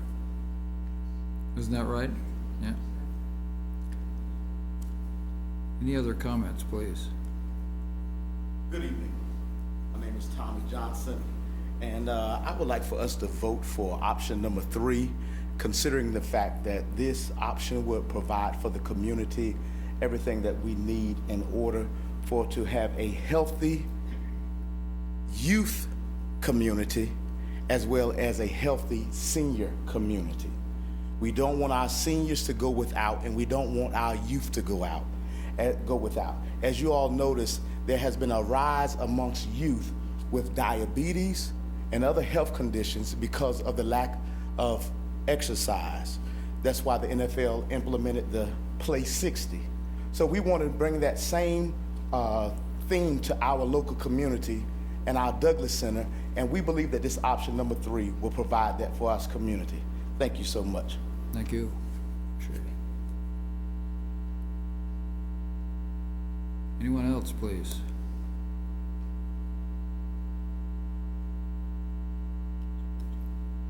All right, well, we'll close public comment and return to the commission. So, any questions, comments?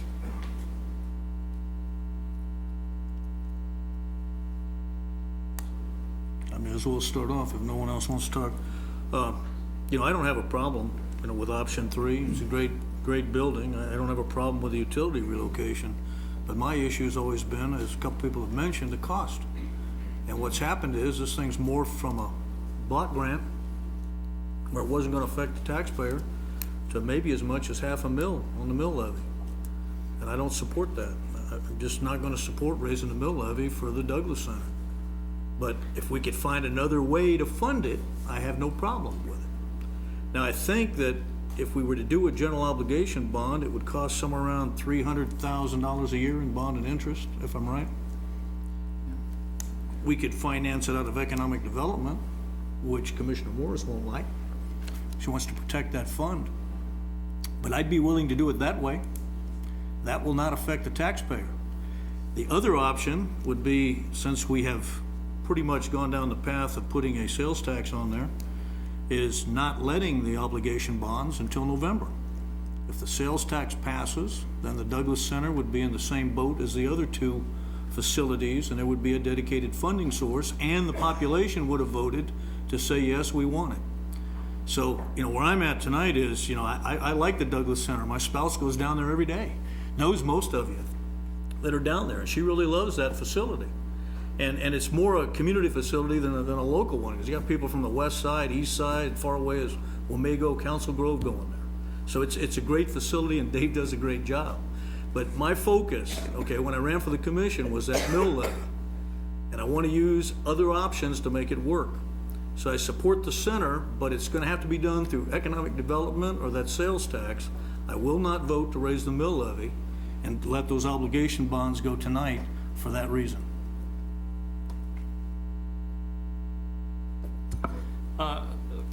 So I have the privilege, I work at Civic Plus. I work on our Civic Rec product that serves Parks and Rec Department. So I get to meet with park and recreation departments all over the country. Think of some of the biggest cities in the country down to some of the smallest cities in the country. I get to work with them, and I can tell you, and I've heard this reiterated, but I can tell you I've been to many communities that are similar size to us that have much greater access to recreational services than we do here. They have much better services built out, and they have more available facilities than we do. I'm not always big on chasing the Joneses, but I think this project represents a couple of things. The first thing is we made a commitment to move forward with improvements with this Douglas Center, and more than just the building, I see this as an investment in that neighborhood and that community, a neighborhood that the city has long not invested in and should. And one of the things that I fear is we're having a conversation about the community house right now because it's so far gone. There's nothing that we can do with it that's economically feasible for the city. We're thinking about offloading it if the right offer comes that preserves its historical value. I feel like if we don't invest in the Douglas Center now, we'll be having the same exact conversation about the Douglas Center 10 or 15 years from now. And so when everybody comes up here and talks about, well, there's other facilities that we could potentially reutilize within the city, well, a lot of those facilities we were negligent to and did not invest in when we should have invested in them, and we can't use them any longer. The community house, again, is too far gone, and I fear we will come into a similar situation with the Douglas Center. The other thing that I have a problem with is the budget concerns, and this is more of a general statement, is we have several really large projects going on right now.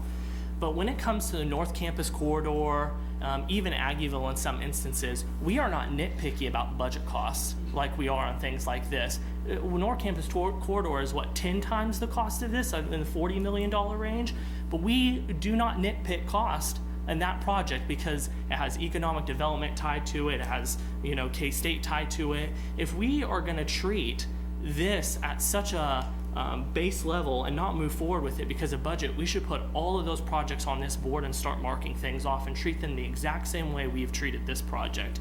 To me, again, this is about investment in a community. It's about investment in a historical building. I want to make sure that the Douglas Center does not fall in the same category of some of the facilities that we have today that we neglected and did not invest in. So I'll be fully supportive of option 3. And I have confidence moving forward. I mean, we can always debate to death about how we'll finance it, but I think that we should move forward on issuing our RFPs and starting to get an exact cost of how much this will come in. But I'd like to see us move forward on option 3. I want to comment, Joe. I agree, with what you said. I don't think we should let the Douglas Center deteriorate, and I think we've invested block grant funds in the original buildings there to upgrade those here just recently. So that hasn't been a problem. But, all these other projects that you're talking about, we have invested EcoDevo money. And for the parking garage, we got the TIF. We got other sources to fund those as opposed to the mill levy. All of those projects, including North Campus corridor, will have a mill levy impact. Every one of them will. Not significant. Disagree. And you know, if I had my way, there wouldn't be any mill levy The impact. cost of Aggieville is what, $30 million, and $10 million is getting paid for the TIF district. So where's that other $20 million coming from? I'm just saying, anytime it's about economic development, K-State or businesses involved, we never nitpick at budget. But when it's something about investing in community projects, particularly investing in a neighborhood that we have not long invested in, we're always nitpicky about costs. And we do not give it the same privilege and rights as we do other projects. I'm fully supportive of option 3. We can debate how we're going to fund either through economic development or the general fund what we have to do in GO bonds, but I'll vote for option 3. Well, and that's where I'm trying to push the discussion is not whether we should build option 3, but how we're going to fund it.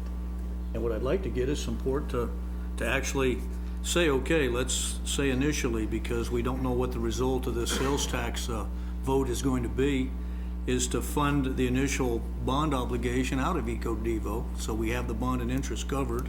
We're not raising the mill levy, and then let the voters decide in November. I mean, that's what my concern is. If I can get a commitment on that, then I don't have any problem supporting it. But the way our motion is written here, we're approving the obligation bonds and basically saying your mill levy's going up. Don't want to send that message. Did you want to say something? Okay. So I'm pretty much on the same page as Commissioner McKee in the sense that this is, I think, the only neighborhood recreation center that I know of in Manhattan. There might be other ones, but this is the closest that comes to a YMCA of sorts. It's not a YMCA. We are not fortunate to have a YMCA, but this is the one that comes closest to it as far as being affordable, accessible, for a variety of demographics, and it's in a neighborhood where people don't have to drive to get there. People have access to this, and it's used by everybody that not only lives in that community, but in our entire Manhattan, in the city of Manhattan. The other ones, when we talk about rec centers, they have some restrictions. You know, we're thinking about students and when can the public have access to them? When would sports, competitive sports have access to them and things of that sort. And we put the sales tax initiative for that purpose. And if we talk about this, I'm also for option 3 on this one, but when we talk about a budget system for this, I think we need to look at the sales tax. I don't think anybody on here ever gets elected because they want to increase the mill levy. That is never the case. But at the same time, I do know with the North Campus Corridor, we don't have a firm confirmation for STAR bonds. We don't, we didn't get the build grant. We might get it next year. We haven't gotten it this year yet. We don't have a firm confirmation on several of the other grants that might come with it. We have City University that's pretty much confirmed or dedicated source. Everything else is kind of nebulous right now. We don't have something concrete. And same thing with we're talking about a fee structure for parking in Aggieville as well as a fee structure for the parking lot. But we don't know if we're going to break even on those things. So that's where the mill levy and all of those things will increase because the funding source may or may not come through. And when we look at the sales ballot initiative, which we might move forward with for the November, the language needs to be clear. I think part of that language needs to be dedicated to the Douglas Center. Just like it was that firm and commitment when we did the sales tax initiative for the 2 rec centers. We should have done it then, but we didn't. So this time there needs to be that dedicated funding source, mainly because this is not like the other centers. This is a center, because we were so dependent on the CDBG funds. CDBG funds might not be there again. We don't know, but we can't have a structure so completely dedicated to CDBG funds, and that may or may not happen, therefore this won't happen. And I think this commission made a commitment to moving forward even though we didn't get the CDBG funds. The revenue source and all of that is key to funding this. But I don't want us to get backtracked on not funding it. When we move forward with the initiative, this has to be in there very, I wouldn't say precise as far as the option, but there is a dedicated source for the Douglas Center. That is the only way to move this forward. That is the reason we were discussing the sales tax to begin with all those other initiatives where we don't know if we're going to come out on top. We don't know if we're going to break even on any one of those. And all of those might have a mill levy increase in the future as well. But this is a family community center, and this is something I feel it's an equity issue for this neighborhood, for this new neighborhood recreation center, It is a mental health issue, it is a physical health issue, and this is very much necessary in our community. It is true that I am a defender of the Economic Development Fund, and I think that's necessary, or it would be gone and we would have none today. I am a person of my word, and we committed to funding the Douglas Center. We wanted 3 gyms, and we funded 2 out of that last sales tax initiative. So we have to figure out a way to do it, fund Douglas, the Douglas Center, Douglas, what is the Southeast Recreation Center. And I too want to pursue the sales tax initiative. I have a higher interest in getting this accomplished. I really don't want it on the general fund, but the sales tax is the preference, and I support option 3. Thank you. So I have one other question. I'm hearing that, you know, that many people, commissioners agree that sales tax be the way to use it, which the staff said, but my concern is the way this is written, the motion, if we approve it tonight, does that mean the general obligation bonds get drawn immediately? Or can it wait until the election? Where we're actually gonna make a decision then, you know, because I also agree we did commit to do this. I committed to the original plan, which was 3 million, not 5. And I would have voted general obligation bonds for that. But my concern is, okay, if that falls through again, which is a possibility, then we'd have to make the tough choice then. We either don't build it or it goes on the mill levy. So the primary purpose of the issuance or authorization of the general obligation bonds, in order to get the temporary notes for the construction financing, you need to approve the general bond resolution. So when this comes back to you for award of a contract, some of those issues could be finalized, and so some of the timing is pretty close to aspects. But in order to, we're going to need some funds to pay for the relocation of the electrical and some of the design. So we're going to need some temporary notes just to go there before we even get to construction. Okay, now I can see, you know, the block grant money using for that relocation and some of those incidentals. And I understand the temp notes, that isn't gonna give us a big hit on there. But then I wouldn't wanna see on that timeline, the contract come back until after the vote in November. It would have to be late November. In other words, after the election. Then we would know whether that sales tax went through or not. And then we can make the tough call then. Are we gonna add every other project to the sales tax? Again, well, like, it goes back to my original question. We're talking about not doing the Douglas Center because the sales tax doesn't pass, but we're gonna still do North Campus Corridor, we're still gonna do Aggieville, we're still gonna do Levy. Unless every single one of those projects is listed on there, again, we're treating this one project in this one neighborhood in this one community unfairly. Yeah, see, I don't agree that we'll do all those other projects if that doesn't pass. I think, you know, Like, things you're like just the a levy link. and the runway, we may have to do through economic development. They clearly fit that. But, you know, if that sales tax doesn't pass, I see those two being the top. Everything else is a wash. I can't see doing any of them. That includes that North Campus Corridor. I mean, we've got, you know, university funds and other sources there. But if that sales tax doesn't go through, it's time to really, figure out what we're gonna cut, as Jill Knopp said, because we can't just keep raising the mill levy. It can't happen. I agree. I'm just saying, if you're gonna list one project on there, we should list them all, 100%. Because again, we're nitpicking one project when we have 2 projects that are at least 10 times as big as this one that we still have to fund. Agree, list them all. We argued that, you know, I think a couple of weeks ago about how that sales tax thing should be worded. But, you know, I'm gonna stay focused. Number one priority is that mill levy on every project. I think we mentioned that as far as the other projects to be more specific with the sales ballot. We do have another discussion that we're going to be doing on one of the other topics, and yes, I will be holding that somewhat hostage, for lack of a better word, depending on the sales tax initiative, because we can't go on with millions of dollars without thinking we might have a funding source. So, Just a comment on the, I know you had a lot of discussion when we first bridged the sales tax question to you from a permanent sales tax versus a question that funds something for a limited time, typically a 10-year like we did for the quality of life, like we did for the street maintenance. So the way that a permanent sales tax increase happens is generally those are not specific. Now, you could pass a resolution about the type of projects you're looking to fund that would be part of that, but typically that would not be actually part of the question. So there's more dialogue and discussion to have on that, but you could do other things that would at least show this commission's intentions for how you would utilize those funds. Yeah, I think that resolution is the right way to go, Ron, because I agree. If you narrow it too much, then it sunsets, and then if more money comes in, then you have to spend it on things you may not want to spend it on.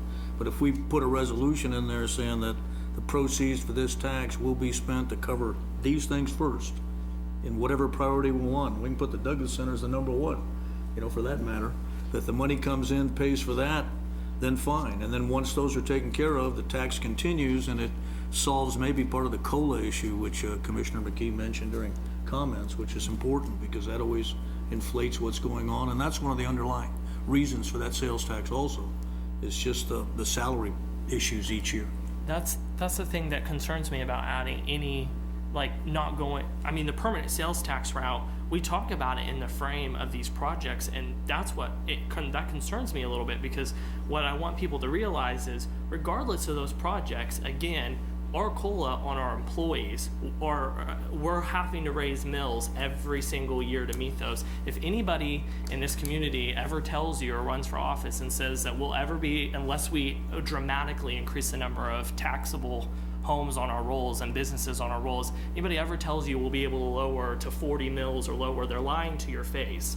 There's not a way to do it without a sales tax. And so that is one of the things that concerns me a lot in adding details on these projects here, is because it's bigger than all of these projects. Like, just the way that our structure is set up, we have a reliance on that. So, but to me, regardless, if we're talking about not funding this potentially, or not voting yes on this tonight, because we're uncomfortable funding it out of the general fund, then we should put every single one of these projects up on a board and have the exact same conversation about it. Because we have not done that, at least in my regard, in my opinion, on the other projects. It's really only been this one that we've given the runaround on. So I think we've heard everybody's position on this. It's probably time to make a motion and see where we stand. But I'd just say that with both Mr. Knopp and the speaker, one of the things we did probably starting more than 2 years ago, when we did a survey of our requirements for the city versus what we had, we not only counted everything, but we also found the restrictions. So for example, if we counted the schools that exist now, given the security concerns that are with us today, it's not a possibility. So that's why we're building recreation centers beside the school, so it has access for both the students and the public. And this is rather unique down at Douglas Center, so that we'll have a place for the public to go. And I think we've done, the staff and the board have done a good job looking at all of the options that are available to us. And I want a rectangular building. When we start building notches, having done this before, that's too expensive. So, if you'll and allow I think me, we that's can why. do some of this build out as we choose. The interior, we just need to get this thing put up and done. And the part here at the bottom of this is that we're doing general obligation bonds, and we've got general obligation bonds that are paid for in various ways, whether they're property tax, sales tax, or other kinds of revenue sources. So just as we've done on the North Campus corridor, we've got star bonds and other things in the mix. So we've got a lot of heavy lifting to do. I agree with the comment that we've got to watch our P's and Q's here, because there's a lot of money on the table to get us through the next couple of years. So I think this discussion we can have when it comes to how we're going, what the funding sources are going to be against this project, and then further the discussion that we're going to have and how we're going to construct the proposal for a sales tax as we near probably into the August timeframe before we get that done, so. We're targeting actually the sales tax question for June, so that'd be something But I that, mean, we'll have to get it ready to oh go yeah, into the. absolutely. Into the, Yeah, they need to get it to the county by August. Can I ask one more question on just the wording, because, you know, this says issuance of general obligation bonds. Could that be changed to say temp notes, So it, or so, are they the same thing? well, you can't issue temp notes without authorizing the general obligation bonds. Okay, so That- Mayor that's- it's our Dodson, standard you got it language correct. for Okay, all got it, projects. got it. So can we entertain a motion, please? I move we approve base building option number 3 with alternatives for final design, authorize city administration to finalize, and the mayor and city clerk to execute contract amendment number 3 with Bruce McMillan Architects of Manhattan, Kansas for final design, authorize city administration to finalize, and the mayor and city clerk to execute an agreement for professional services with Bruce McMillan Architects of Manhattan, Kansas for bidding services, and approve resolution number 050718C, authorizing the issuance of general obligation bonds to finance the Douglas Recreation Center. Second. Call the roll, please. Commissioner McKee, Yes. Commissioner Morse, Yes. Mayor Dodson, Yes? Commissioner Reddy, Yes. Commissioner Butler. Okay, I'm gonna vote yes, but my expectation still is that this gets funded some way other than the mill levy, because if I have to vote on it later, you'll get a no out of me on that one. Motion carries 5-0. Okay. Thanks, everybody. Great discussion, and appreciate the public's input on this. It's very important to us. So item B is related, and do you want to do some more on this, Eddie, or did? I could talk all night if you want me to, but Maybe that picture showing the underground. let me go back to the drawing on it, yes.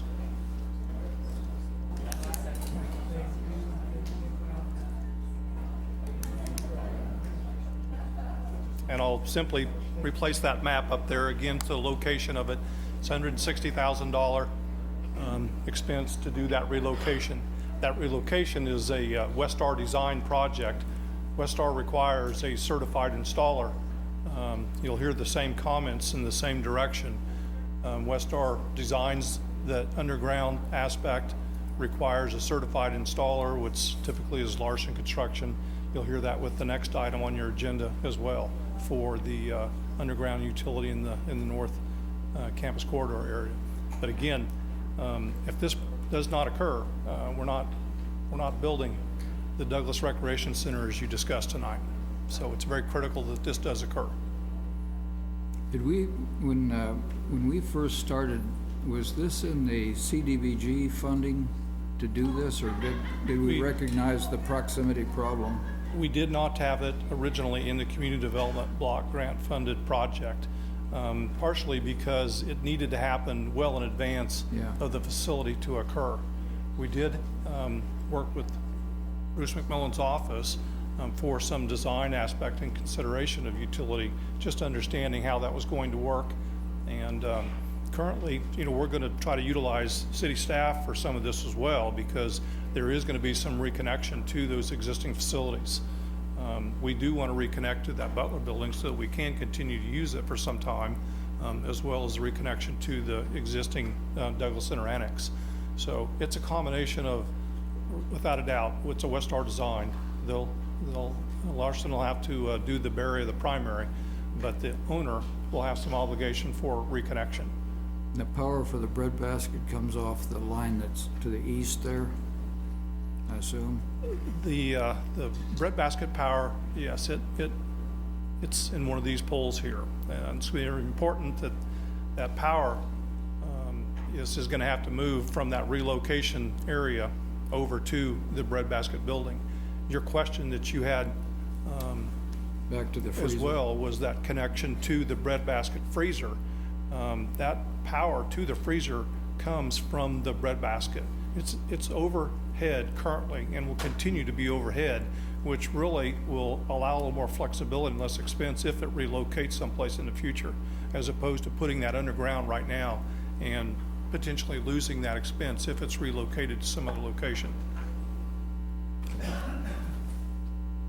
Discussion on this item, please. And this one can be funded through the block grant? You know, I don't have the perfect, not with the timing associated with what we have. The intent was to fund this with the bonds of the facility, I believe, right? Correct.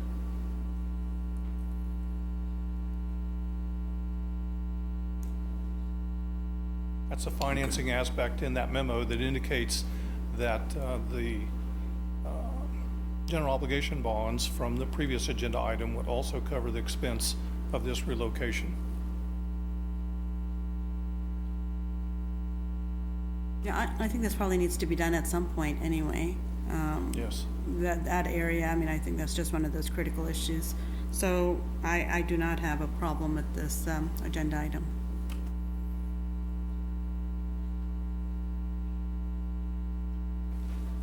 Anyone in the public have a comment on this particular item? That is the running the power underground, where we used to have that as an alleyway. I think the key point, Eddie, that you made was that we can't build the structure where it's planned without moving that line.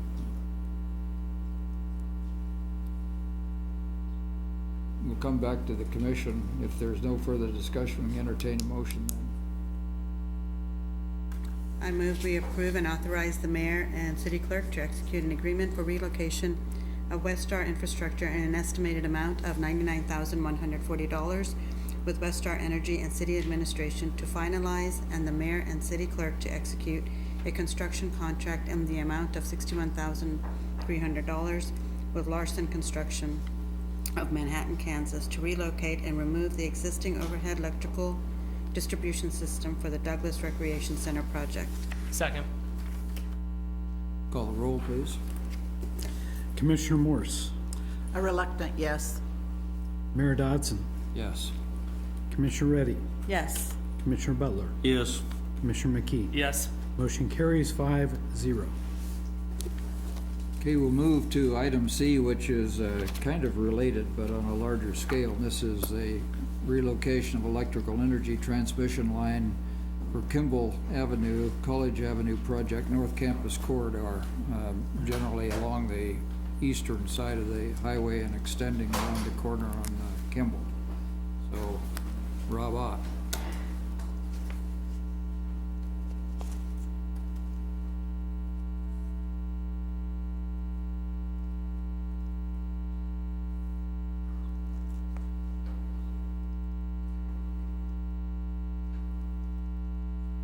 Good evening, Mayor, Commissioners, Rob Ott, Director of Public Works. I arm wrestled Brian and Jason and lost, so you're stuck with me tonight in this presentation. So back in February, so I'm kind of recycling a presentation that was shown back in February, and I'll just quickly go through, actually I'm not going to go through the whole thing because you guys all read the 400 and some odd page packet. But we went through the overall campus corridor plan back in February. And during that presentation, what we're talking about this evening is this phase here, which is the first one of College and Kimball. As you know, we've already bid and awarded the next phase of North Manhattan, which starts just shortly after graduation of a lot of K-State students, and you also approved tonight Baker's Way. So this is the segment that we're speaking about tonight in regards to relocating and putting underground electrical service. In the memo, one thing that I want to point out, and I know there was a question from one commissioner, which had to do with why are we using Larson Construction, and I wanted to point out in the memo, Westar requires us to use an approved contractor. Larson is a homegrown company with local folks that we've been working with for years on various city projects, but they are Westar's approved contractor.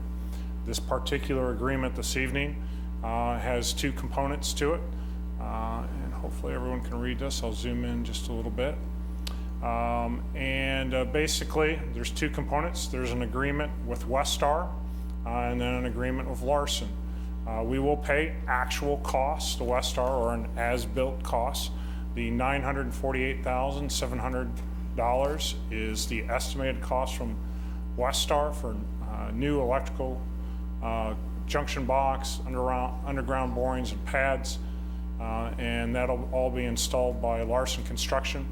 Their amount to do that is just over $1 million. Included in the packet was a proposal for that, and Public Works will generate a construction contract for the services shown, and then we'll move forward with executing that should it be approved this evening. Now, you all have already had a little bit of discussion. I don't know where Mr. Hilgers is hiding, but we do have some slides on the financing. It's very similar to previous, and I will go to the previous slides.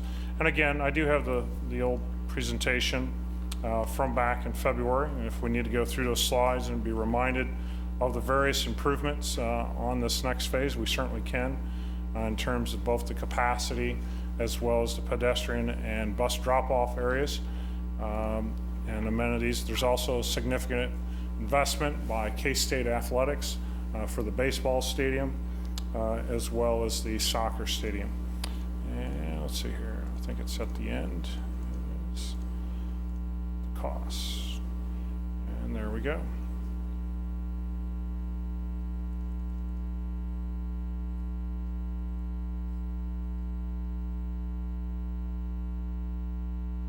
And there is the various sources of funding and participation from each. So with that, my presentation is pretty short this evening. However, there are a number of folks here from K-State Athletics, the university, and Orion Swanson, the K-State architect, is here as well. So I will stand for questions on this item. Rob, maybe you just say a few words about why we think this is necessary. And I think I asked a question early on about, because we're going to do some street work there. And I think the answer was that Westar does not want to lay their lines in under the street. They prefer to lay them under the sidewalk. Then you commented on the bus lanes and the interferences, maybe with the new stadium, soccer stadium and baseball stadium. Correct, Mayor. So back to your question, there is certainly conflicts.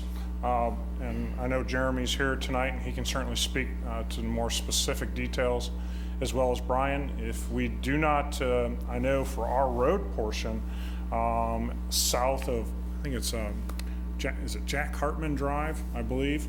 South of there, if we don't go underground, we will have conflicts with existing poles, and we will have to narrow up. We'll have to change the design. We'll have to reduce the scope and reduce the amenities that were originally proposed. So I know certainly south of Jack Hartman Drive, there's definitely things that would have to be reduced. Jeremy could probably speak to some of the other conflicts further south with the baseball stadium as well as the soccer stadium and the improvements, because I think it's the ticket booth that moves out at the baseball stadium as well. So there are certainly conflicts, and you're right, Westar, part of the agreement is Westar doesn't want to have to move anything for the next 10 years. That was in the agreement. If you didn't pick up on that in the packet, that's certainly one of the stipulations, a part of the agreement. So there's definitely reductions in scope if we do not do this. There's also the aesthetic component. I can go through the slides if you like to see the comparison with the poles, without the poles. Again, that was shown back in February. I think you should. Commissioner Reddy was not here for that particular meeting. No.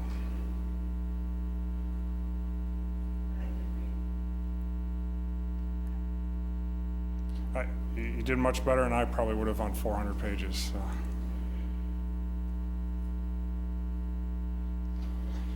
Oh, let's see here. I guess restarting from point of beginning. As we redid the number of trees, we redid the wall, and that pulled the cost down there a little bit on that corridor plan. Yep, that's kind of what I remember is, so Commissioner Ray, I think, geez, was it 2 years ago when we did the very large overview and when Confluence came in, there was certainly a certain density, a certain image that was shown to everyone. And since then, obviously, the cost estimates came in, and in order to kind of control some of those costs, there was concessions made and some reductions, and as the mayor mentioned, the density of trees, as well as the walls. Let me kind of scroll through here. So you can kind of see there's certainly a reduction, as well as going to a less expensive or a cheaper option than just a stone wall as well. In terms of some of that landscaping, this happens to be College Avenue South. And again, they're kind of proposing some changes from some of the original images and concepts that you probably saw. I swear it was almost 2 years ago, but I could be wrong. Let's see here. Again, sidewalk proposals. There's some concessions made. You know, we had some goals in terms of originally when this all started, trying to get as wide as sidewalks as possible. You saw a number of folks here tonight supporting the bicycle. Obviously, 10-foot is a much more comfortable pathway for two-way traffic. There just happens to be some areas in which it's been constricted, and we're at 8 foot, whereas other areas, we did keep some of the wider sidewalks at 12, as well as landscaping, and then a low limestone wall as well. And I can kind of keep going through these, I swear. Let's see here. 25% reduction in canopy, and a 66 reduction in perennials in the median as well. So if you remember some of the original images in the median, again, trying to cut down on the cost of those plantings as well as the maintenance as well. Okay. I'm going to keep going unless you stop me. So. Okay.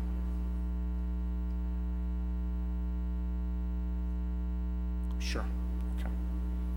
Okay. Okay. Go ahead, Mayor. You just described, I think I just did it in shorthand version, so it goes both sides of the intersection along Kimball and then a little bit north of Kimball as well as the proposal. Correct. Probably the best image, honestly, is the sequence map.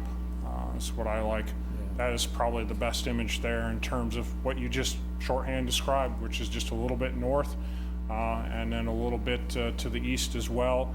And then Manhattan Surgical Center, or where their entrance is, just a little bit to the west. You can kind of see where we stopped the asphalt mill and overlay from last year. That's kind of some of the tie-in points to the west. And then obviously south down towards the baseball stadium and soccer stadium. Okay. Other questions, commissioners? I assume this $2 million is funded through the city at large portion. Yes, city at large portion. There's certainly. Does that fall under?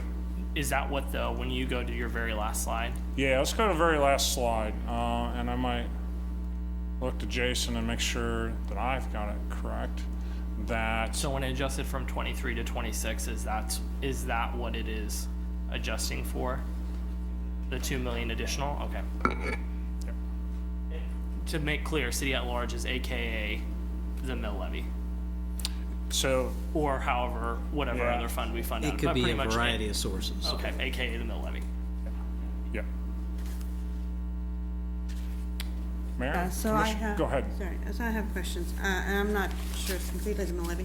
I think in this part where you have this, you have the cost estimates for each of those phases. Mm-hmm.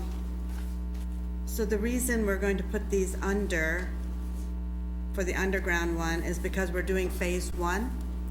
And can we do where we don't have to put something underground first? I don't know which one of these phases that would be. Well, there's power lines. Yeah, change the phasing. The reason I ask is because when we talk about the city at large, we still have a lot of unknowns. Star Bonds is an unknown, you know. The sales tax ballot initiative is an unknown. Some of the other financing, when we reapply for the build grant, that's an unknown.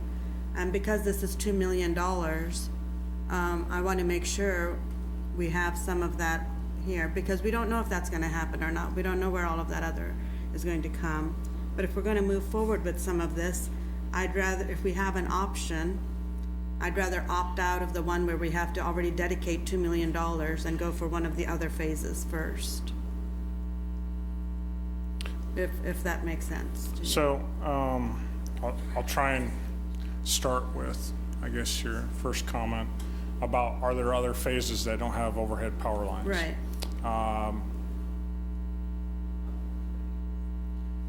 Yeah, I mean, we might as well take the timeline and burn it if we're not going to move forward with this phase, because we haven't started design on any other phase.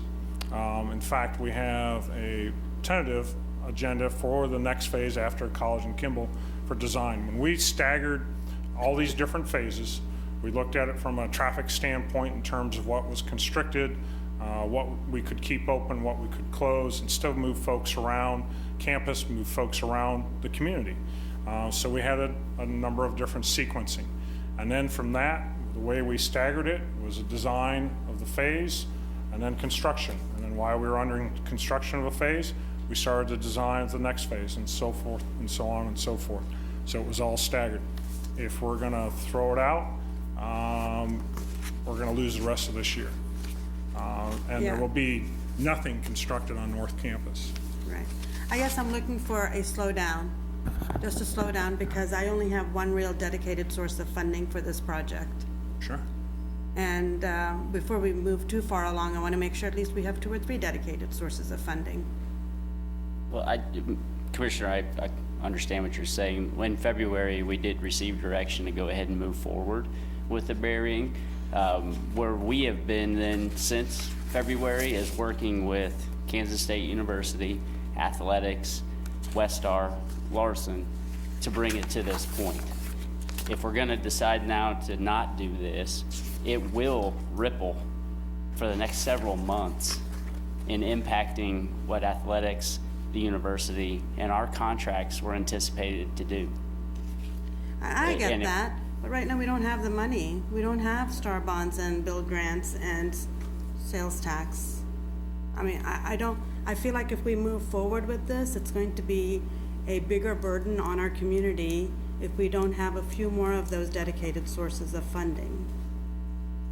I mean, I understand we, committed. We are committed to the project. I'm not saying the project is dead by any means. I'm just saying, can we wait till we get some more funding sources? I mean, if that's the I don't know. consensus I of don't the know the commission, answer to sure, that. we can wait. I'd like to have more conversation about it, but I feel like City University is the one that I can actually say that we have, and the rest of them I'm not so sure. Even a year ago or 2 years ago, when we laid out the timelines and the phases, trying to reach a point where we're finishing this on Denison, at the time NBAF is opening. We start delaying now, we start pushing things out. Our funding and financing is set up in a way that gives us 3.5 years from the first project before it even hits the bond and interest fund, and we're wrestling around with actually how to finance it. When we look back at other projects, if we would have waited for downtown redevelopment until all the revenues were generated, it would have never happened. And it's one of those processes that we do have to go in knowing that bond and interest fund is going to absorb this one way or another. And we get into these projects and we start down our phasing plan, and it's an opportunity for us, obviously, to deliver infrastructure that then ripples into development and opportunities and makes everything about the North Campus corridor move forward.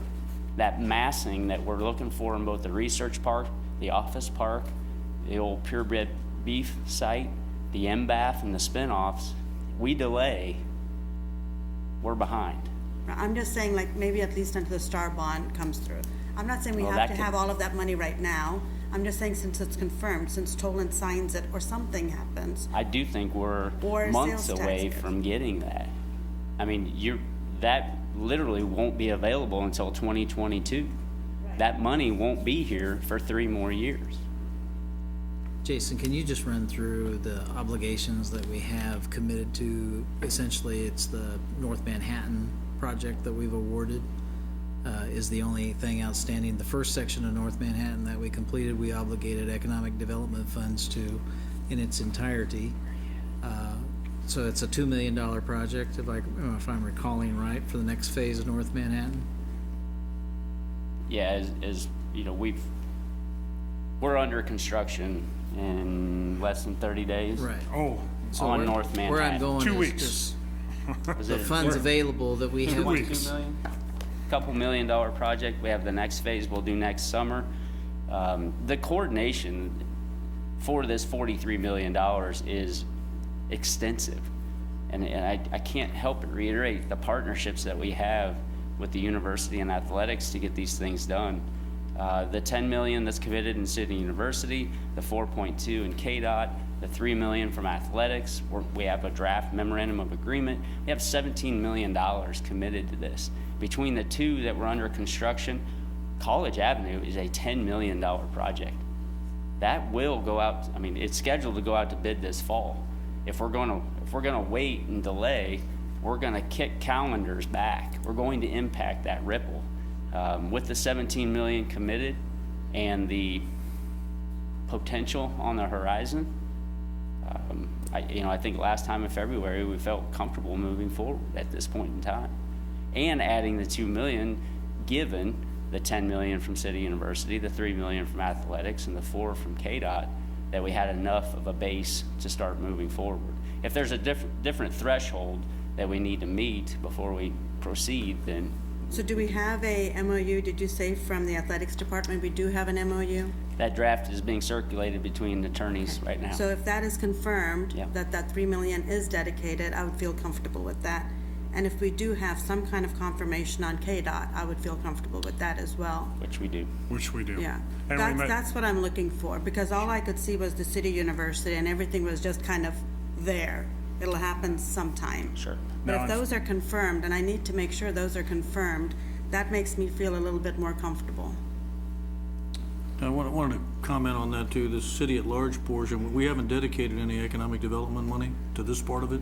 We did to the last phase. I think it was like 450,000. We talked about that percentage of what the city would owe on that 26% of a $2 million project. Yeah, it was about $400,000. Yeah. So, I'm thinking that, once again, the assumption here is that's mill levy, not in my mind. Because, we said infrastructure, there's $7 million in that account. And, just like our discussion on the Douglas Center, same thing. There's other funds there. It's not a case of you have to raise the mill levy. You can still do the general obligation bonds. There's other ways to make this work. You just got to make the tough choice on that.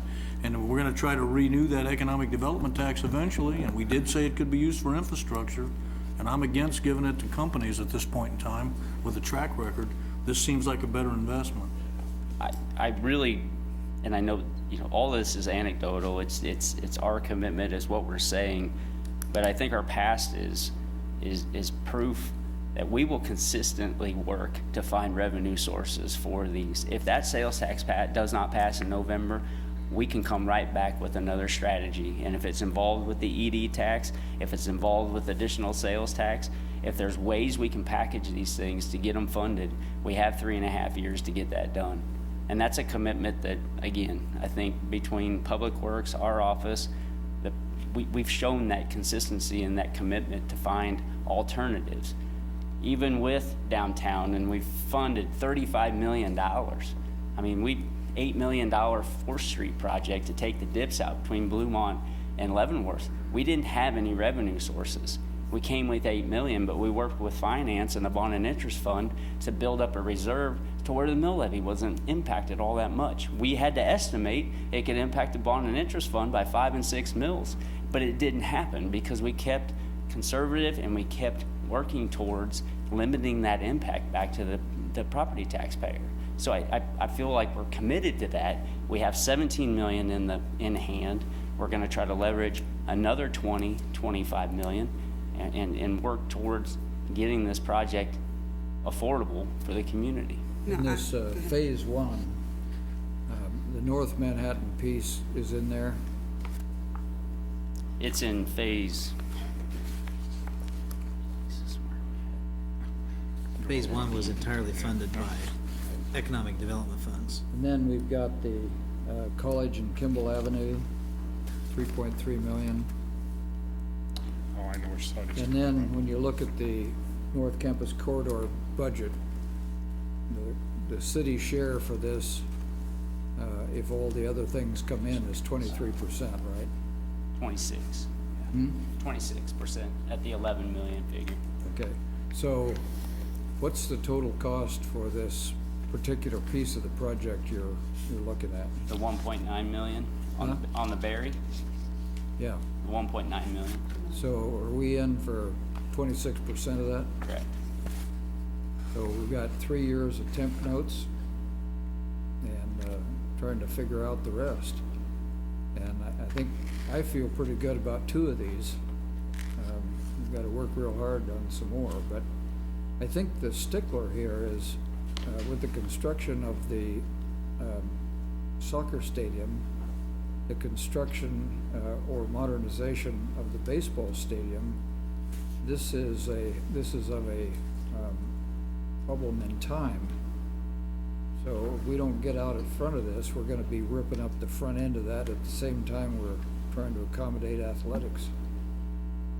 And I personally feel pretty good about our ability to finance this. I just wanted to make that last point clear, that we're talking about 0.26 of our own obligation against this 1.9.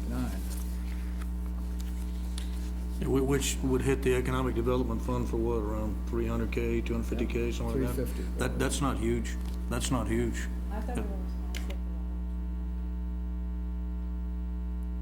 Well, we're responsible, so we've got to round Yeah, up the rest of the funds. We're talking about general obligation, but it's the city share. It's about a lot of different revenue sources going into the bond and interest for the full 43 million. So we took that 43 and chopped it up into all the different revenue sources that could come in. That's how we get to the 26% for us. So when you look at these projects, and again, you can talk EcoDevo, you can talk sales tax, we can talk a lot of different sources. The actual time at which we'll make that decision will literally be 3.5 years from now. When we go out from underneath temp notes, we're permanently bonding. We have that action item in front of the governing body, and we're talking to them, how do you want to pay for these things in the bond and interest fund? Hell, we're budgeting for it a year in advance.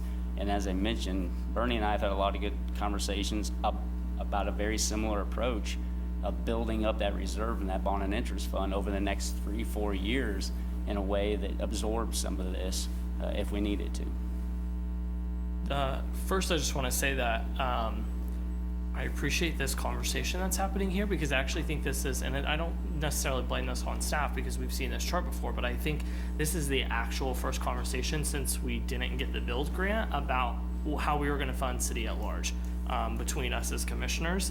I think that is something that largely we have glided over every time that we talk about this issue. The reality there is whether something else falls through and you're able to come up with new financing is that on the previous items you just saw, $4 million, this is $10 million, not to include what we've already obligated in City University Fund. And we weren't able to come up with an additional revenue source.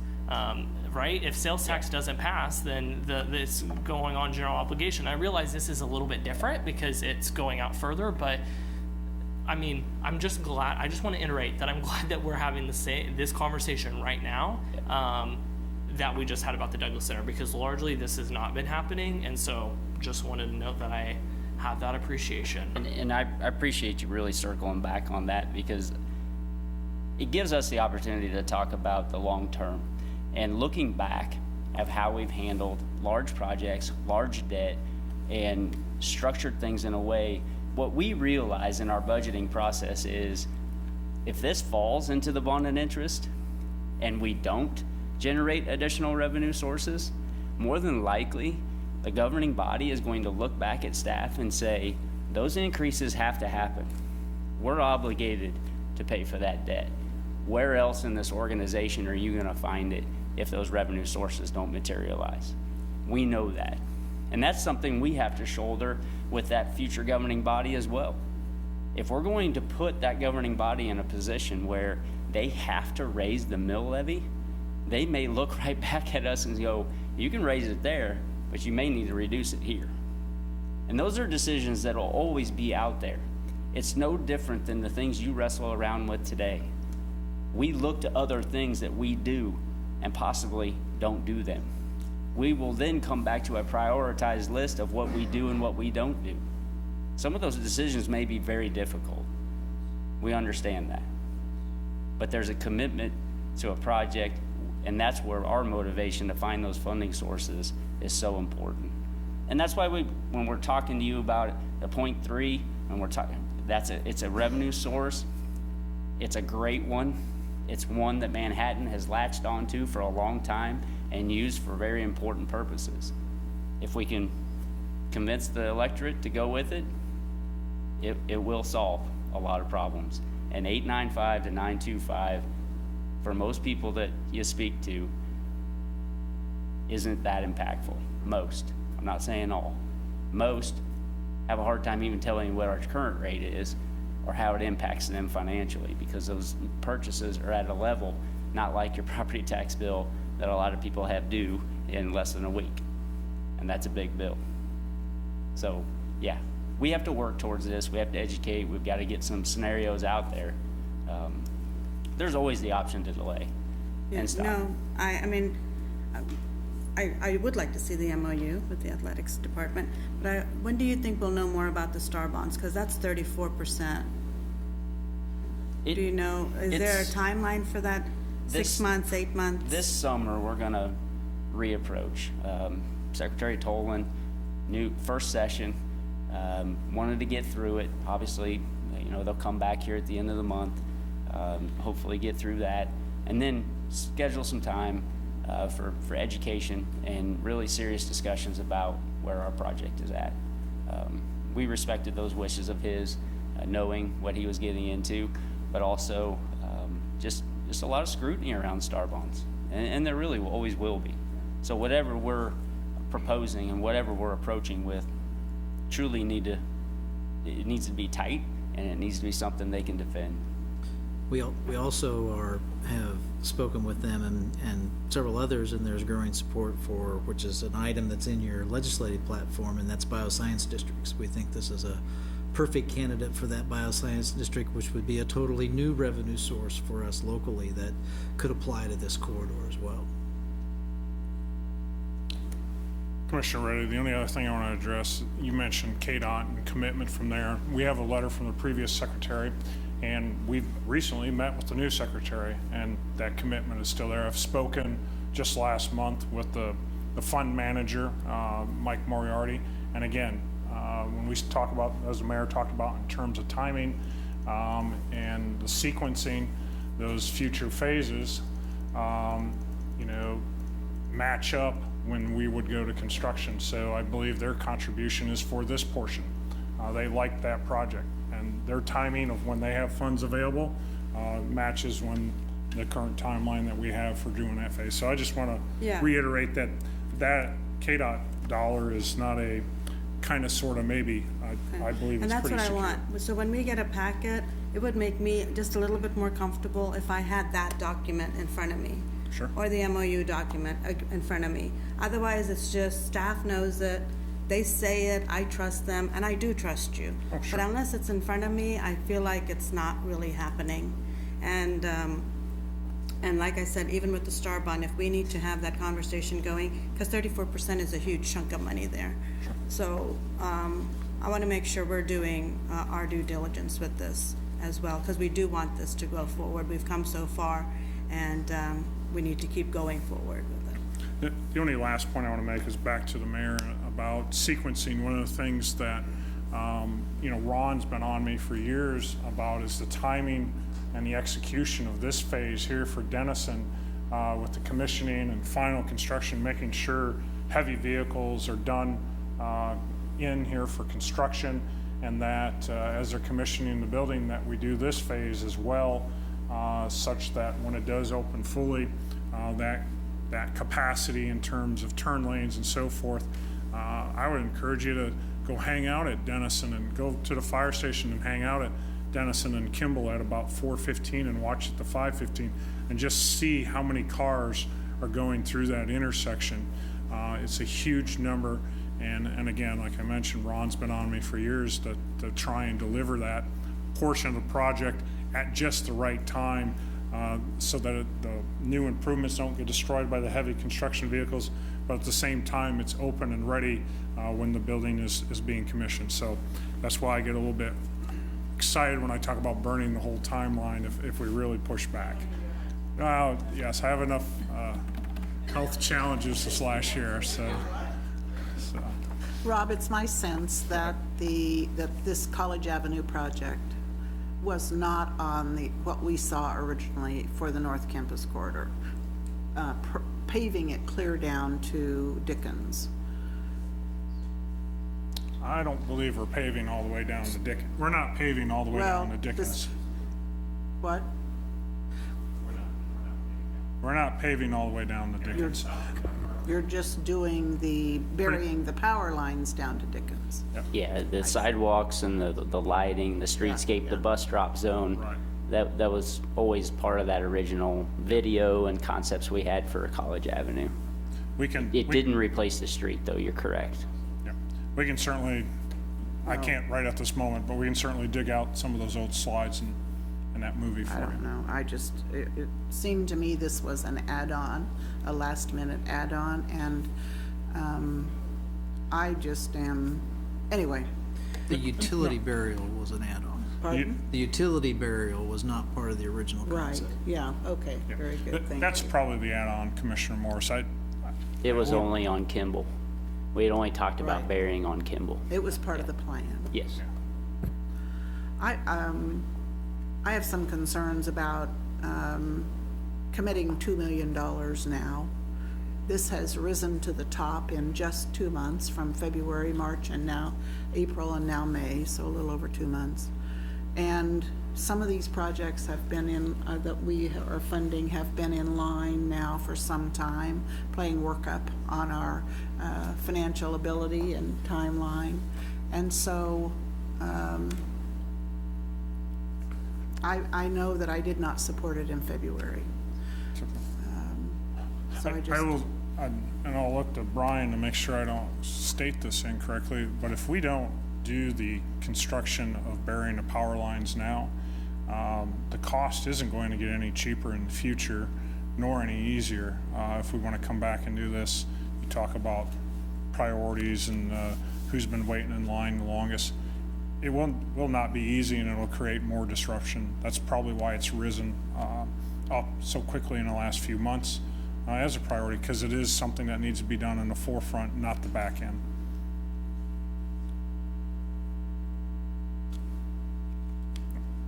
Mayor?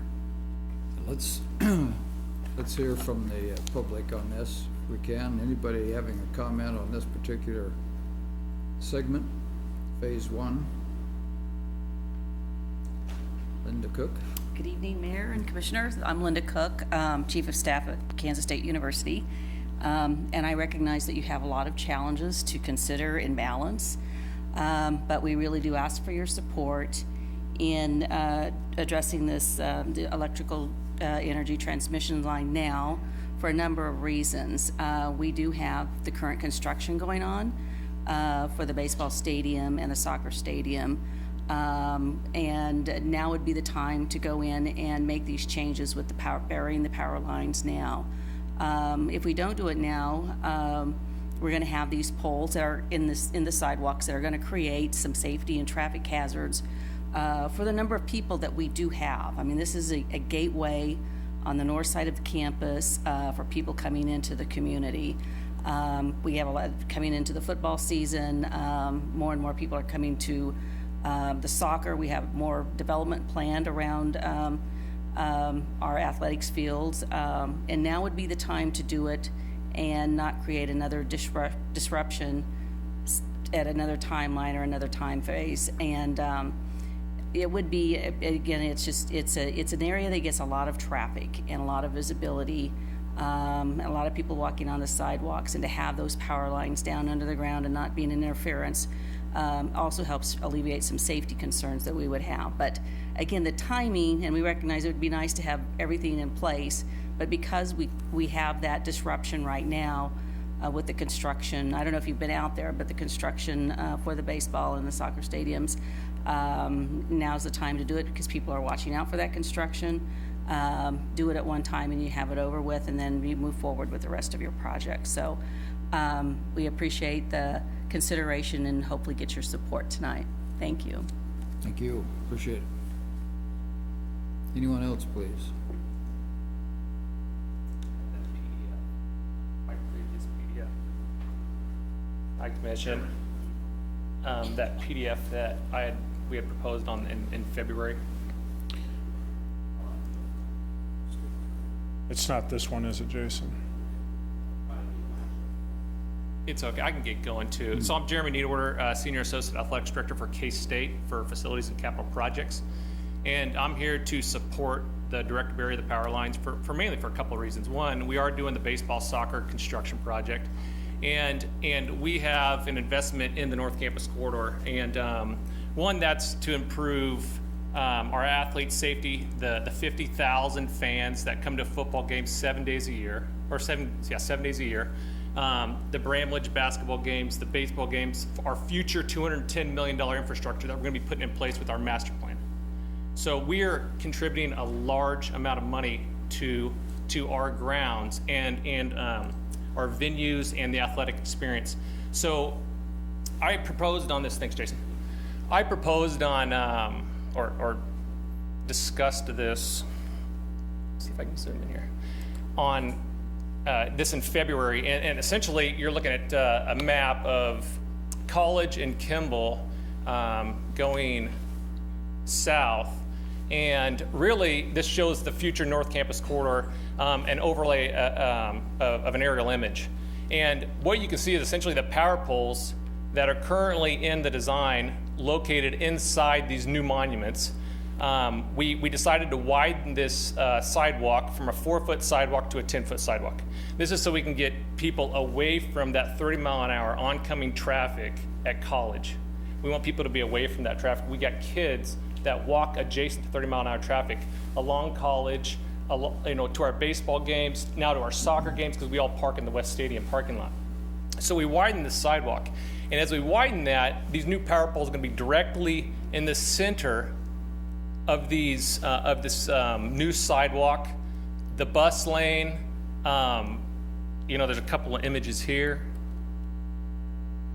There's a power pole right in our bus lane, right in our sidewalk, right in our main drive for our new project.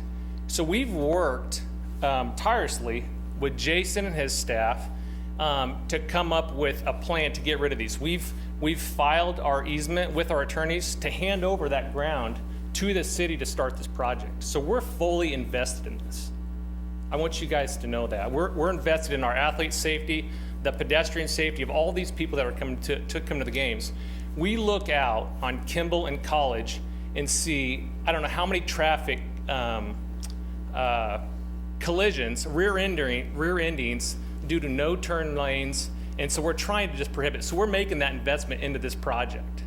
And to do that project, we cannot invest $3 million into this without relocating those poles. We're going to be planting new trees directly under power poles that are going to be butchered by Westar in the event that we leave these power lines in place. We see what Westar, or not the Westar, but their utility contractors do to these trees. Why would we invest $3 million when these trees are going to be butchered? Why would we invest $3 million when these poles are going to be in the center of the sidewalk, in the center of our drive, right? It makes no sense. So I just want you guys to support that. We are trying to team here to make this project go forward, and we just need to see it succeed at this point. So you guys got any questions for me? Okay, thank you. Thanks a lot, appreciate it.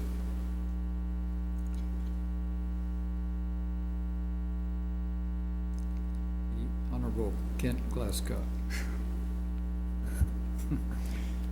I'm Kent Glasscock with K-State's Institute for Commercialization. I appreciate very much the conversation and the concerns. I would urge you to move forward with this agenda item. The North Campus Corridor is clearly part of this community's future, and it is a critical component that is already paying dividends to the community in terms of its initial growth. We believe over the course of the next 20 years that growth will explode. When MBAF was being proposed, the city committed $5 million, as I recall, Ron, for infrastructure improvements. And the city received a $1.25 billion federal investment. $17 million of the $43 million for this project has been committed. My assumption is that with all of the development along the corridor and the opening of MBAF in 2023, there probably will be, by necessity, infrastructure improvements that the city will have to make. Intersections, turning lanes, and the like. And I sort of caution the commission to say that all of this is okay, and the $17 million is okay, and the development is okay, and MBAF is okay, but the balance of the $43 million has got to come from somebody other than us. At some point, this corridor and the economic dynamism that will come from this corridor is worth something to the community in terms of investment. And I would encourage you to start that investment this evening with this project. Thank you. Thank you, Mayor. Thank you, appreciate it. Anyone else, please? All right, well, we'll close public comment and come back to the commissioners. Any further discussion? I just have a quick comment. So I guess when I poked and prodded at this, I didn't do it necessarily because I don't support this project. One of my concerns, and again, this is really a good discussion that happened tonight, is we just sometimes, the commission on these larger projects, treat them slightly differently. This is the first time, in my opinion, that we've had that thorough of a conversation about the budget of how we were going to pay for North Campus Corridor. And I realize the investments that are being made elsewhere, but my parents can give me $35,000 towards a $50,000 BMW. It doesn't mean I can still afford the BMW. And those are hard questions that we all have to answer here today. Luckily, I do agree that the North Campus Corridor project is an economic driver and will help us into our future. But I still think that there's a lot of tough questions to answer about that 26%. So I'm supportive of moving forward with this tonight. But again, I just hope moving forward, the commission continues to put this kind of due diligence on all the projects that we see, not just a few. Maybe just a quick comment. One of the things that may be a bit confusing is we've had this for some time. This is the slide that's currently up. And I think maybe as much as 2 years ago, you had a slide, a sequence slide with all of the phases on there. So you could kind of see how we worked our way through. So we're now ready for phase one, and that's what you were talking about. We have to do this in a stepwise fashion so that we're not buying it all at once. We're buying it a little at a time, and we're buying it over time in sequence with other activities that have to take place. So as we said before, certainly the alignment of this with the construction of the soccer stadium and the enlargement of the baseball stadium and et cetera, as K-State grows their athletic facility, just seems to make sense. And we're trying to make streetscapes that make sense, that are more safe and those kind of things. So I think as I said before, I think I'm fairly comfortable that given the timeline that we're on for going from temp notes to obligation bonds, that we'll find a way to do this. Even as Commissioner Butler said, if we have to go to the drastic extreme of pulling all of this out of EcoDevo, so be it. Because it's certainly not going to go on property tax. So I think we're in decent shape, and if no further discussion, I'd just call for a motion. I'll make a comment, then I'm going to make a motion. Until we get the STAR bonds, it's actually 60%. So I hope the city, the chamber, K-State are all working together on those STAR bonds, because that is extremely important towards this project right now. And with that, I will make a motion to authorize the mayor and city clerk to execute a line relocation agreement from Westar Energy in an estimated amount of $948,700, and city administration to finalize, and the mayor and city clerk to execute a construction contract in the amount of $1,039,489,000. Said that all wrong. With Larson Construction of Manhattan, Kansas, for relocating overhead power lines underground for the Kimball Avenue, College Avenue intersection for North Campus Corridor, Phase 6 project along College Avenue from Dickens Avenue north through the intersection of Kimball Avenue and along Kimball Avenue in a proximity to the intersection improvements. Second. Call the roll, please. Mayor Dodson. Yes? Commissioner Reddy. Yes. Commissioner Butler. Yes. Commissioner McKee. Yes. Commissioner Morse. No.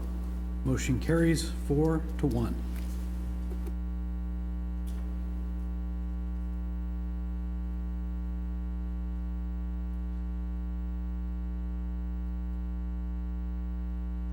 I think what we'll do at this point, because we've got item D and item E still to go, probably take just a short break, so let's plan on reconvening at about 3 minutes past the hour, 3 minutes past 10.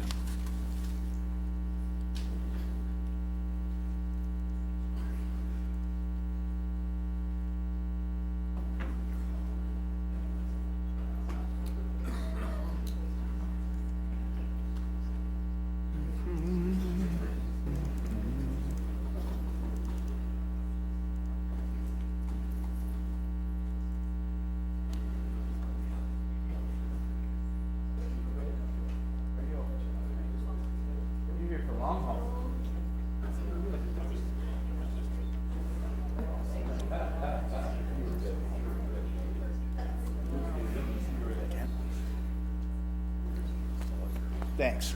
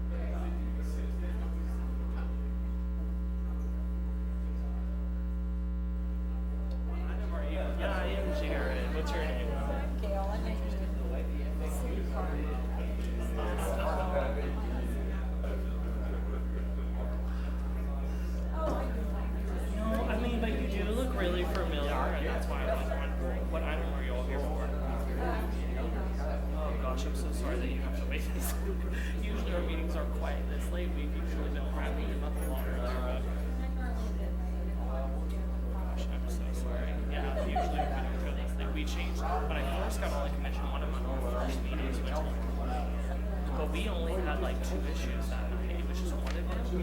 There was like 120 people here anyway, so a lot of them. But we can't have our next meeting because some other meetings that we have conflict with, so we had to have 2 meetings at once. So That's why I wonder if they can.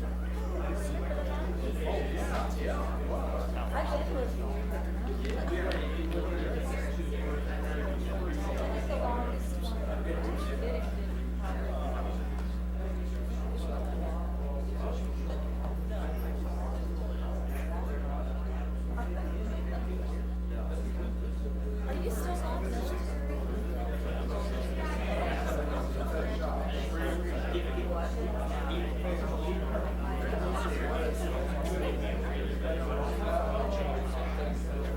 careful. Might see our oldest son just the army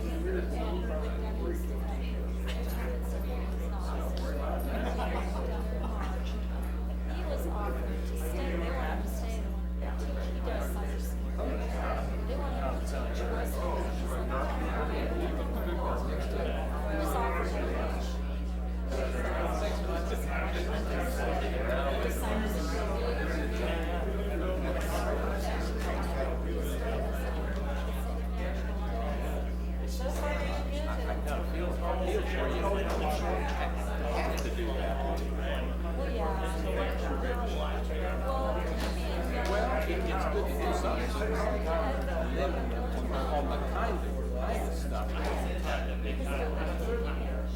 You couldn't go out and beat rocks.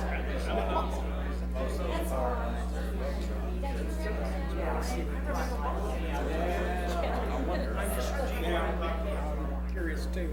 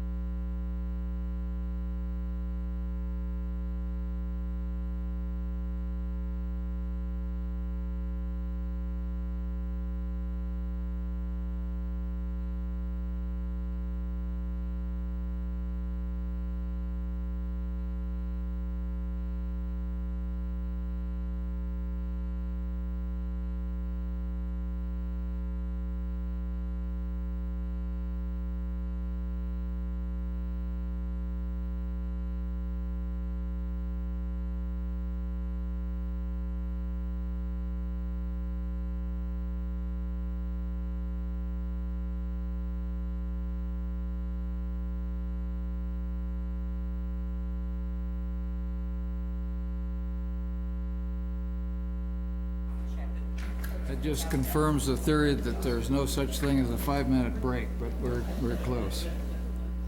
So we'll move to item D, which is consider the first reading of an ordinance annexing and rezoning portions of the Elijah addition from Riley County Agricultural District and City R3, that's multiple family residential district, to R1, single family residential district, and R3, multiple family residential district. And Chad Bunger, Assistant Director of Community Development, will present. Thank you, Mayor. Good evening, Commissioners. First off, I want to mention that I won't be discussing any at-large funds or any general obligation dollars. Thank you. So I think that's something to celebrate with this. No economic development No money? EcoDevo Okay. funds in this presentation, so let's celebrate that. Again, this is the Elijah edition.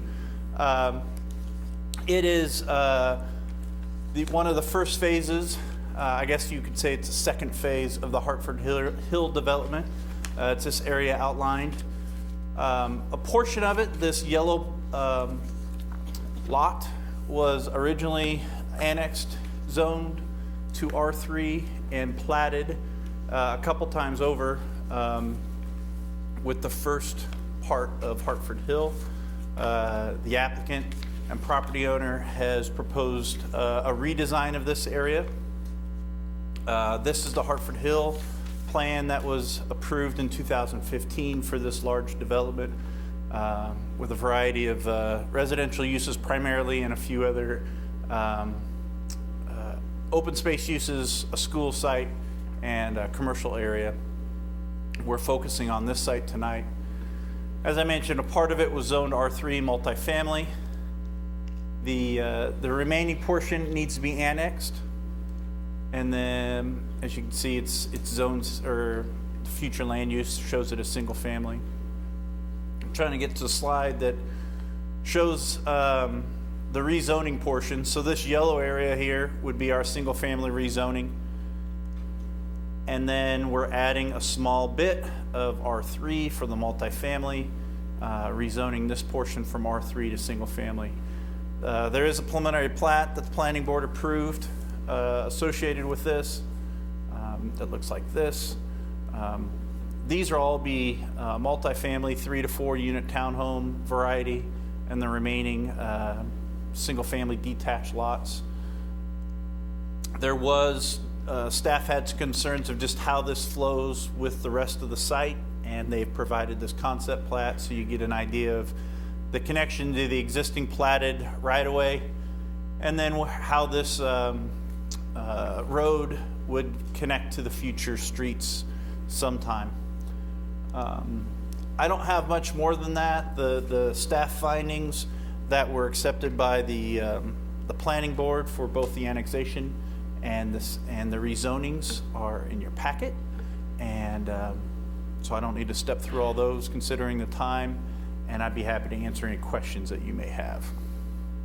I think you may have said it, but we had annexed a little bit of this before, so they're only going to annex 6.9, but 10.6 is going to be rezoned, which means the 6.9 plus, or it is 3.7 of what had already been annexed. Yeah, there's a variety of things going on there. So this slide I think shows it really well. The area outlined here in this yellow border was originally annexed and zoned R3.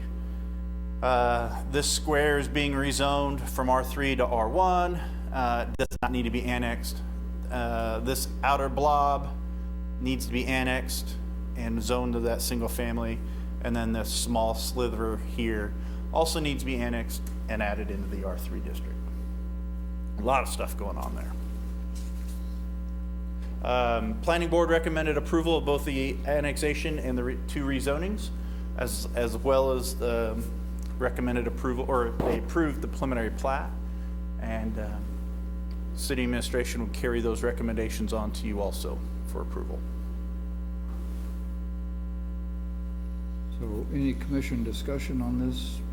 Questions for Brian or for? Yeah.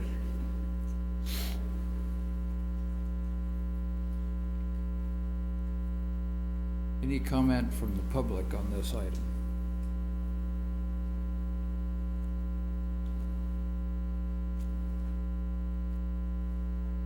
Okay, we'll come back to the commission, and if you've got more questions for Chad, I'm sure he's ready, or anybody else. No discussion, we can entertain a motion. No, I'll make a motion. We approve first reading of an ordinance annexing a 6.9 acre portion of the Elijah addition, generally located northwest of the intersection of Grandmere Parkway and Chapel Hill Road, based on conformance with the Manhattan Urban Area Comprehensive Plan and Growth Vision and the Capital Improvement Program, and based on the recommendation of the Planning Board. and approve first reading of an ordinance rezoning a 10.6 acre portion of the Elijah Addition, generally located northwest of the intersection of Grandmere Parkway and Chapel Hill Road from Riley County AG Agricultural District and R3 Multifamily Residential District to R1 Single Family Residential District and R3 Multiple Family Residential District based on the findings in the staff report and the recommendation of the Manhattan Urban Area Planning Board. Second. Call the roll. Commissioner Reddy, Yes. Commissioner Butler, Yes. Commissioner McKee. Yes. Commissioner Morse. Yes. Mayor Dodson. Yes. Motion carries 5-0. Next will be item E, consider an annexation study. That is a request for proposals from the Green Valley area.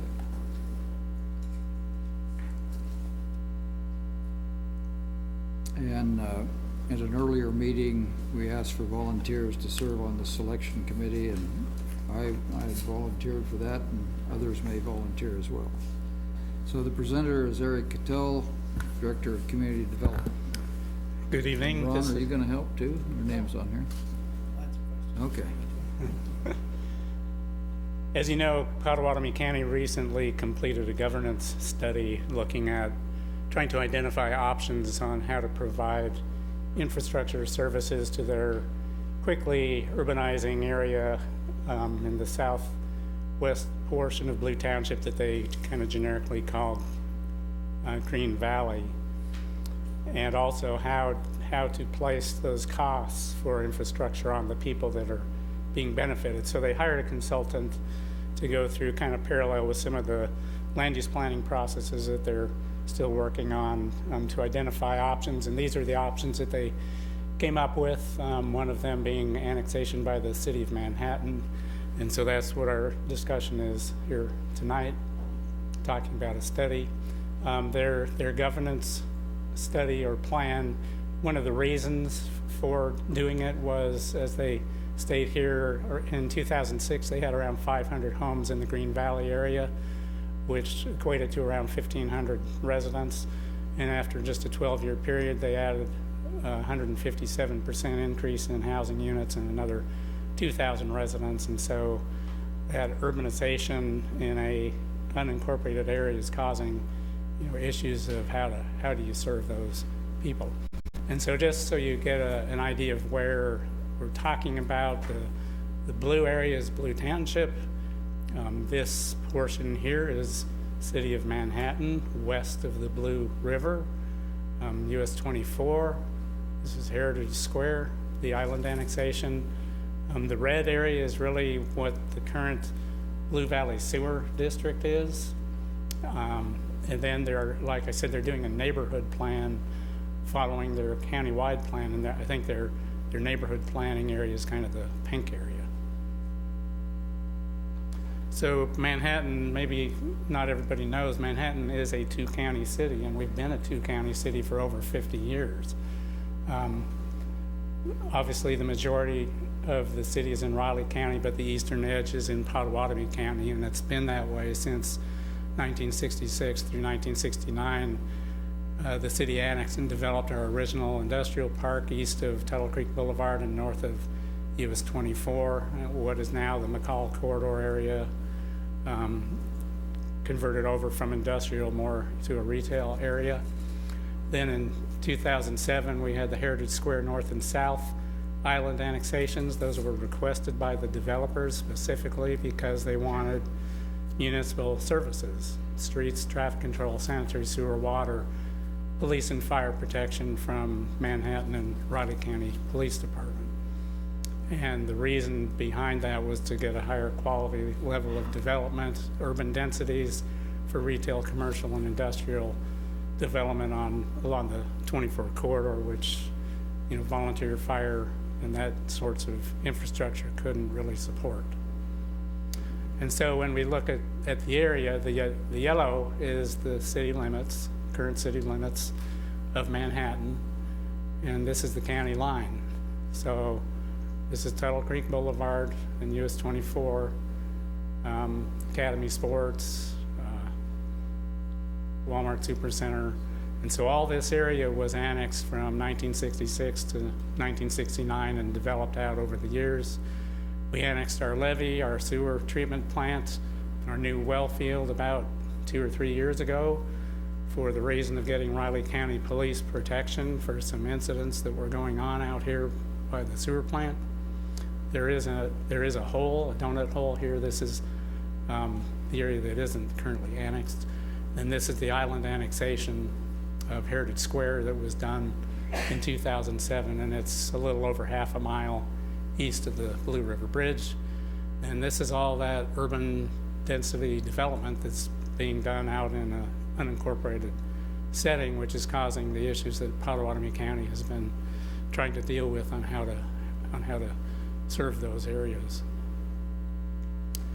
There's also been a pretty long history of planning coordination between the city and Pottawatomie County. Starting in 1987, we did a plan called the Urban Area Plan, and it was all 4 of those entities, Manhattan, Ogden, Pot, and Riley counties, and it really was looking at the highway corridors leading into Manhattan and what was the economic development potentials for those corridors. Then in 2002, Pottawatomie County did a Highway 24 corridor plan from the Blue River Bridge to Wamego. They invited City of Manhattan planning staff to serve on their steering committee on that project. In 2003, we did the first Manhattan Urban Area Comprehensive Plan, and that was Manhattan and the 2 counties. Both counties served on our steering committee. All 3 entities, all 3 planning boards, and all 3 governing bodies adopted that plan unanimously. 2009, there was another US 24 corridor plan done. This was really more of a KDOT-driven project, and it went from Manhattan Town Center to Airport Road in Wamego, and it included all the jurisdictions along that corridor, and it's what we use now and what Rob uses now for access control decisions that he brings to you. Then in 2015, we had the latest update of the Manhattan Urban Area Comprehensive Plan, and again, that was jointly developed by the city and the 2 counties, and it specifically identified the Green Valley area as one of the major growth areas for the Manhattan region, and on the map, and I'll show you this in a minute, it's called the Blue Township Urban Growth Area. It also conforms to the JLU's recommendations of, directing noise-sensitive land uses, which is primarily residential, away from Fort Riley noise impact areas. This plan was also unanimously adopted by all 3 planning boards and all 3 governing bodies in 2015. Then we did in 2017, Chad kind of led the process along with the Corps and with the 2 counties and the city to create the Big Blue River and Kansas River Floodplain Management Plan. And then finally, we've been talking really ever since the Urban Area Plan, and then more recently that island annexation. We've been talking with Pottawatomie County about the idea of should the Manhattan Urban Area Planning Board jurisdiction expand out because we have that island annexation and include Pottawatomie County representation, and that's just been some kind of ongoing discussions to various levels. This map is showing in the gold color is the 2003 Comprehensive Plan Study Area. Again, the Blue River is primarily the county line until you get right into here.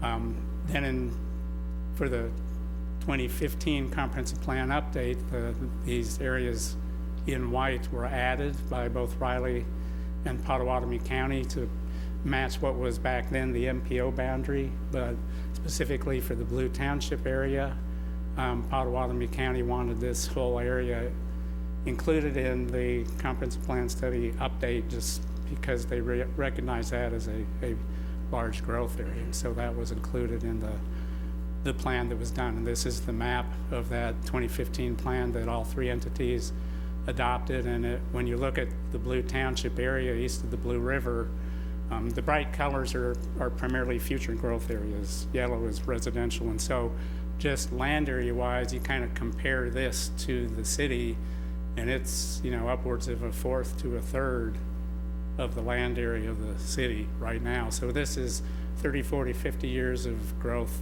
potential out here. So zooming in on that map, and just to point out some things, the city's current urban service area boundary is identified on our comprehensive plan map by this solid purple line. That's a little hard to see, but it comes right here. This is the Blue River Bridge right here.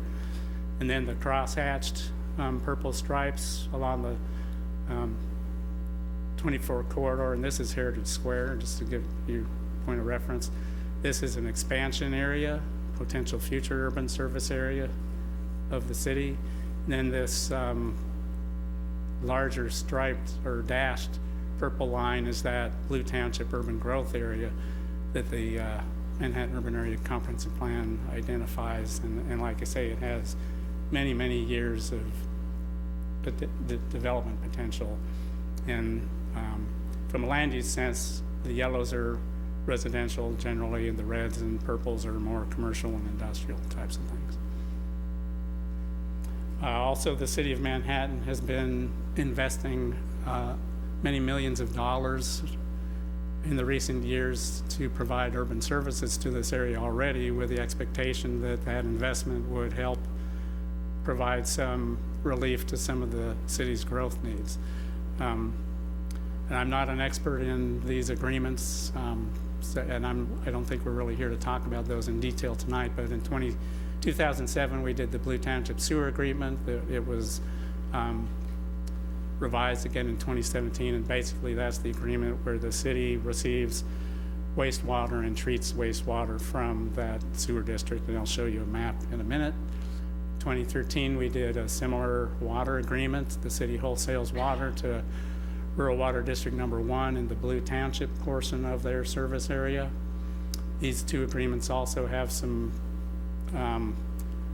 wording about mutual maintenance responsibilities on some of the lift stations and pump stations, that kind of thing. Brad Clausen in our fire department has been working with Pottawatomie County on providing building plan review and inspection services, and I think they're nearing a final agreement, and they will be doing building plan review and inspection of all construction in the Blue Township Sewer District, and that's anticipated to start in January 2020. Fire department has mutual aid agreements. They respond to fire, rescue, and EMS calls between the Blue River Bridge and the sale barn area, and I think adjacent properties to the sale barn, and any structure fires located in the sewer district. Then finally, the city has had a traffic signal maintenance agreement with KDOT. We maintain the traffic signal at US 24 Green Valley Dempsey Road, in addition to the one that's in the island annexation at Heritage Square. So this is a map of the current Blue Valley Sewer District. And the Blue River Bridge is right about here. Heritage Square is here. There are some holes in it, donut holes in it, but as new developments come in, that sewer district just kind of expands automatically through the agreement. This is the water district. I think the red line is basically where the water district is now, and this shaded red area is kind of the service corridor that the city has, and it's hard to see here, a striped area that's an expansion area. The Timber Creek neighborhoods are not in the water district. They're served by a different water system. Before we move on from the water and sewer district, I do have a really quick question. I don't want to dig into plans, but I wasn't familiar with mutual aid on the fire, and I know for the water and sewer district, really all of those services, they pay a premium for those things for us to provide those services. Is that the same on the fire aid agreement, or? No, it's really just a mutual aid agreement among emergency services. Oh, okay. While we're stopped, Eric, I do have a question too about the new school. Does our water or sewer go over that far to the new school site? I think, if I'm correct, the new school site is right here. Okay, there, I see. It's All right. adjacent to the rural water Is that district's line. Yeah. Okay. So it's on the west. It used to be over at the Yeah, east they edge of moved the here. site. Yeah. It's right here now. Okay. Gotcha. Okay. And So it is for water. It's actually adjacent to the rural water district's line, not all Right. of the yellow, our line ownership stops at the pump station, you might show. Which is where right that is, here. Alec. On Excel? From there north to the This- tower is all the rural water district's Yeah. infrastructure, Right, but we do supply the water. yeah. What about sewer? Well, the Is it sewer new again. Sewer would be is here. nearby. This is the school site right Okay. here. Commissioner Morris, it's within the district. Okay. that's what I Whether wanted there's to a know. line nearby, that's something no. Robert can talk I just to wanted later. to know whose district, how it would be served. Thank you. Yeah. So again, this is showing water, but this kind of this light shading area pretty closely. I think it matches the full extent of the sewer service area, not the current sewer district, but the kind of the future big picture sewer service area. And I'll show you a map here of that as well. So I'm getting to the request for proposals. Phase 1 is an annexation study of the Blue Township sewer service area, and I say the blue line, which is this map is just an updated map of the 2007 sewer district agreement map exhibit.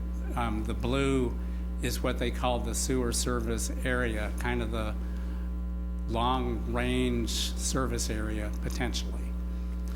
The red is updated as of about a week or two ago on the developments that have occurred in Pottawatomie County since that 2007. The big one is this one here, and then they just went north of Juniata Road right here recently.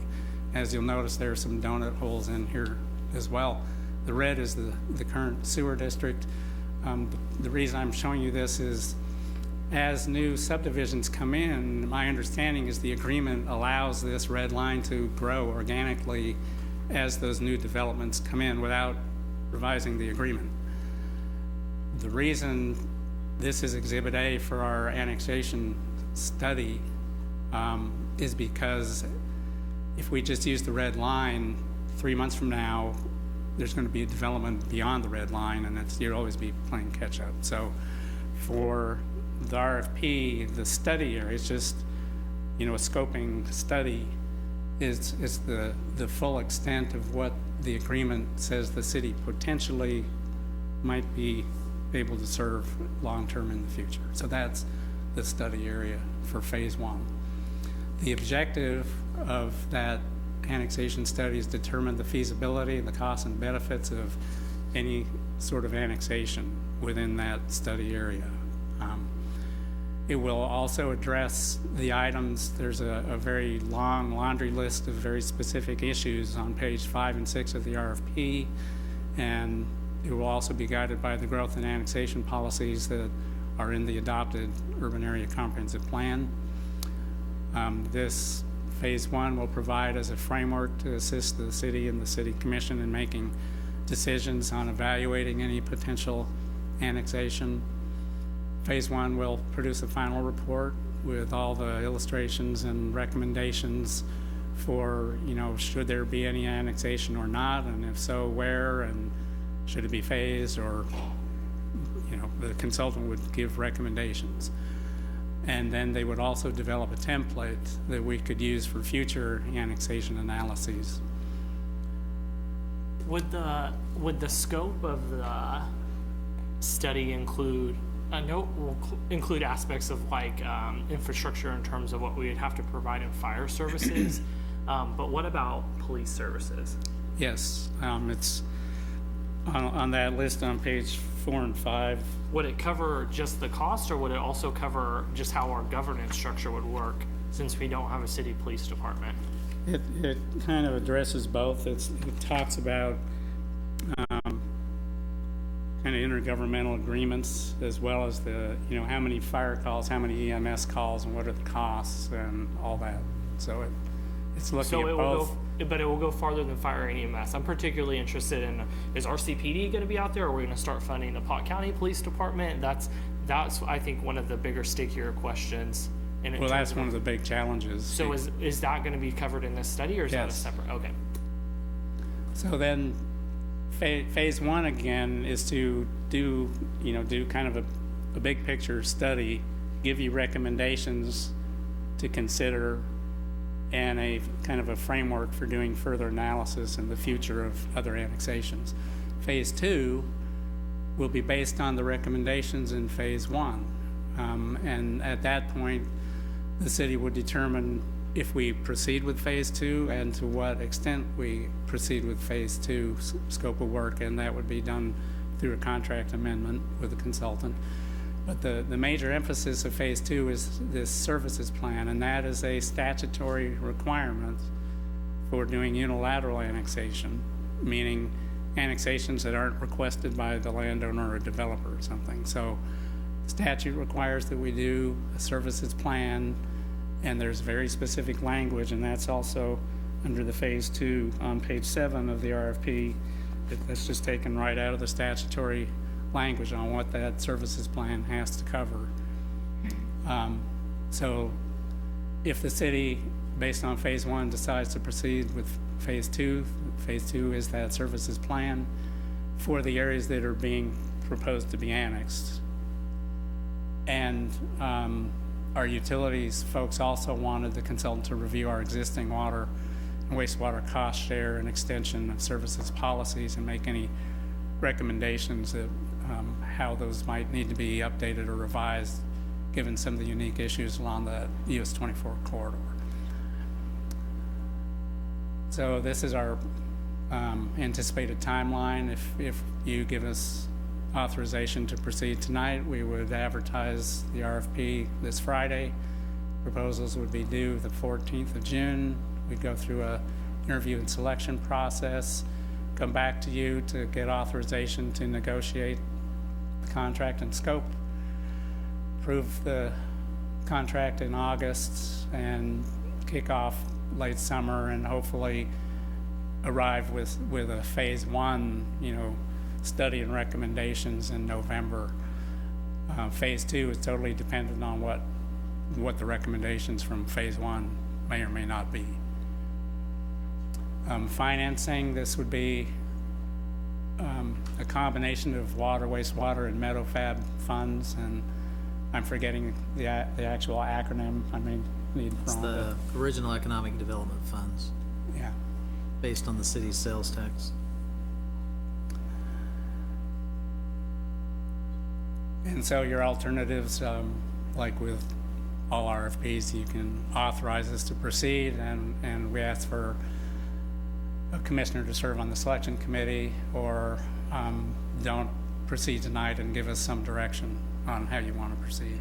And our recommendation is to give us authorization to proceed so we can at least get that study done, so then what the costs and benefits and all the issues are for the city. And again, what is predicating all this is Potawatomi County's governance study, which says one of the several options on how to address urban density development in an unincorporated area is to be annexed by the existing city. And so that's why we're doing this. In addition to the several $1 million that the city has already invested in that 24 corridor. So, Eric, do Is you there any have projected cost? I mean, you said the financing source, but do we know how much money this is gonna cost? No, and this is kind of new ground for the city. The city has not gone out proactively annexing land. In the time I've been here, I can think of 4 annexations that were unilateral. The big one was Sargent Addition, which took about 15 years, and it's because they were polluting each other's wells, and the commission wanted a clear majority of the owners to sign petitions requesting annexation. Tatarax was the other one. The other 2 were small donut holes. One was on the north side of Campbell, right by the Lutheran church, and the other one was just. But basically, we don't know what it will cost for the So consultant. no, it's, and that's why in the RFP we didn't give a projected budget, because we want the consultant to give us what they think it will cost. So I have a question that I'm gonna try. And let me just finish the unilateral annexations that the city has done previously. The city did that services plan in-house because they were pretty small areas. I did talk to Wichita, who does a lot of annexation, and they haven't done an RFP process for services plan for a number of years. They just have a consultant on retainer that does theirs for them now, so. This is a request for proposals to just give us a cost for what this study would, how much money it would cost? No, not the study. Yeah? The Entire planning effort. yeah. Yeah. They Well, would perform the that's how I planning effort and the interpreted it, budget and for that. That's how I interpreted it, that this is the proceed You're- to you're- do the study, but the fact that you can't give us an estimate for what it will cost is the. Well, until we think get the RFP responses with budgets, With the cost. line in item it. budgets, and then you can decide to proceed with the I see. study or not do the study at all. And then we or would sign the Scale it way contract. back, maybe make the study area smaller, or, Okay, I understand. But we do think it's probably in that 75 to 100,000 yeah. range. Okay. That would probably be a good guess. All right, thank you. Ballpark is good. So I'm gonna try it because I'm getting ahead of myself a little bit here, and I know that. So I'm gonna try to phrase this question somewhat delicately. But one of the things that we obviously have to consider our costs, but Green Valley Blue Township, obviously, that area is going to weigh in. And I know in their governance study, when I saw some factors or saw some figures that if they became their own city, what like their likely mill rate would be. Do you know when they did that, did they assume that our mutual aid agreements would still be in place, or were they assuming you would be your own operating city completely? I think you'd have to ask Robert what So that's the one of assumptions were. That's one of the things I'd be curious to explore further as we go through this, because I think if Blue Township decides, especially the residents of Blue Township decide, or Green Valley, excuse me, decide they want to go a different direction, not get annexed by the city, Correct. I think that we should probably revisit all of those agreements at some point. I know right now we're charging a premium on many of them, and I think that should be factored in so that they can make their decision as well. And one of some of the items in the statutory services plan is what are the costs to the people that you're annexing? What is the change in cost to them, both positive and negative? I mean, things like flood insurance would go down because we have a 20% flood discount in Manhattan. Other types of insurance might go down, just depending, but other costs might go up. And so the services plan lays out all those relative changes in cost. That services plan, I guess, and maybe we'll see more when we actually get the bids of the scope, but a lot of times we think about this just in terms of infrastructure, but I think that we should even have conversations about, I'm still perplexed on why we don't do resident versus non-resident fees for our Parks and Rec, right? Like, or we're not making a profit off of our Parks and Rec department, and our community is subsidizing the maintenance of those buildings. And so every other community does resident versus non-resident, why wouldn't we? And so I would really want that service plan to be broken down so that the residents of that community, because I feel like we have conversations about whether this should be annexed or not annexed, but I don't think anybody realizes what the actual cost will be, including us, which is why we're doing the study. But I just hope it comes back with a lot of details for not only what our costs would be, but more driven down costs of what the residents' costs would be if they decided to become their own city.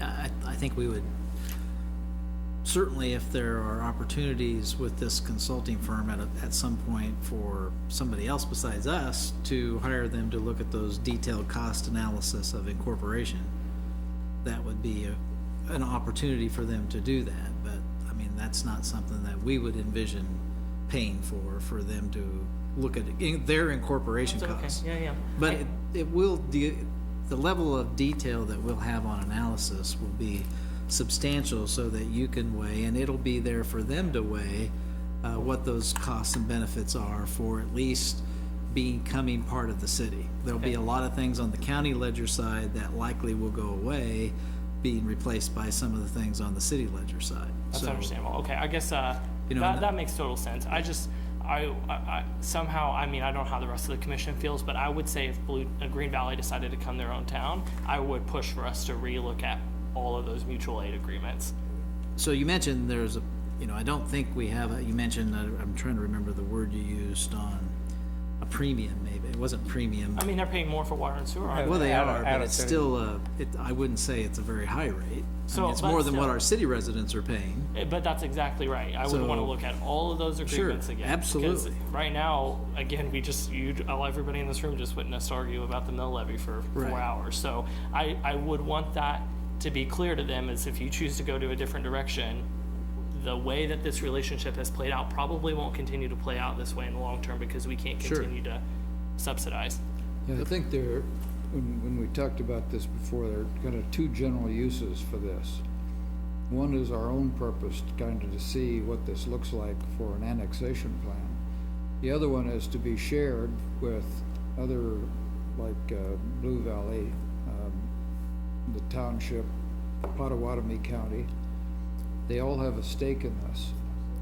So they can either look at the data that we have generated to get some idea of, okay, well, let's compare this against the cost of incorporation, for example. And then if they wanted, if there is more data required, they could just add on to this existing contract, because, I mean, a lot of that data is already captured. So I think this will kind of generate enough to start a real discussion. One of the things we're worried about is an emotional decision versus one that's made more with business in mind, so. No, I think, I don't want this to be lost on emotion, because I want people to understand the reason we're doing this is because we do have a good relationship with Potawatomi County. I think we were able to work very friendly within all the agreements, and even when businesses want to come to town, we work well together, even for economic development. We're able to show land in Potawatomi County and share here, as well as with Geary County. But when we're talking about annexation, this has consistently come up for the time I've been on the city commission, as well as in the next few debates. Excuse me, been here too long. So I think this provides us some kind of a foundation for discussion. It's not going to be a solution, but annexation consistently comes up, and that's a growth area. So I think this, I don't want anybody to assume we're annexing. That's not what we're doing. We're just looking at options to what those numbers look like as far as development, fees, utilities, emergency services, what all of that looks like. And this is a two-way street. This is a conversation that's going to continue happening with Manhattan residents as well as with Potawatomi County residents. So I don't want people to assume something's taking place or Manhattan is taking over or anything like that. This is just a study that we need to have some numbers for. That's my understanding is how we're going forward. Yes, so thank you. Well, I think we have to be informed, and I think this is having a consultant who has some experience in this area is the way we ought to go, and I think it's an appropriate expense. I'd like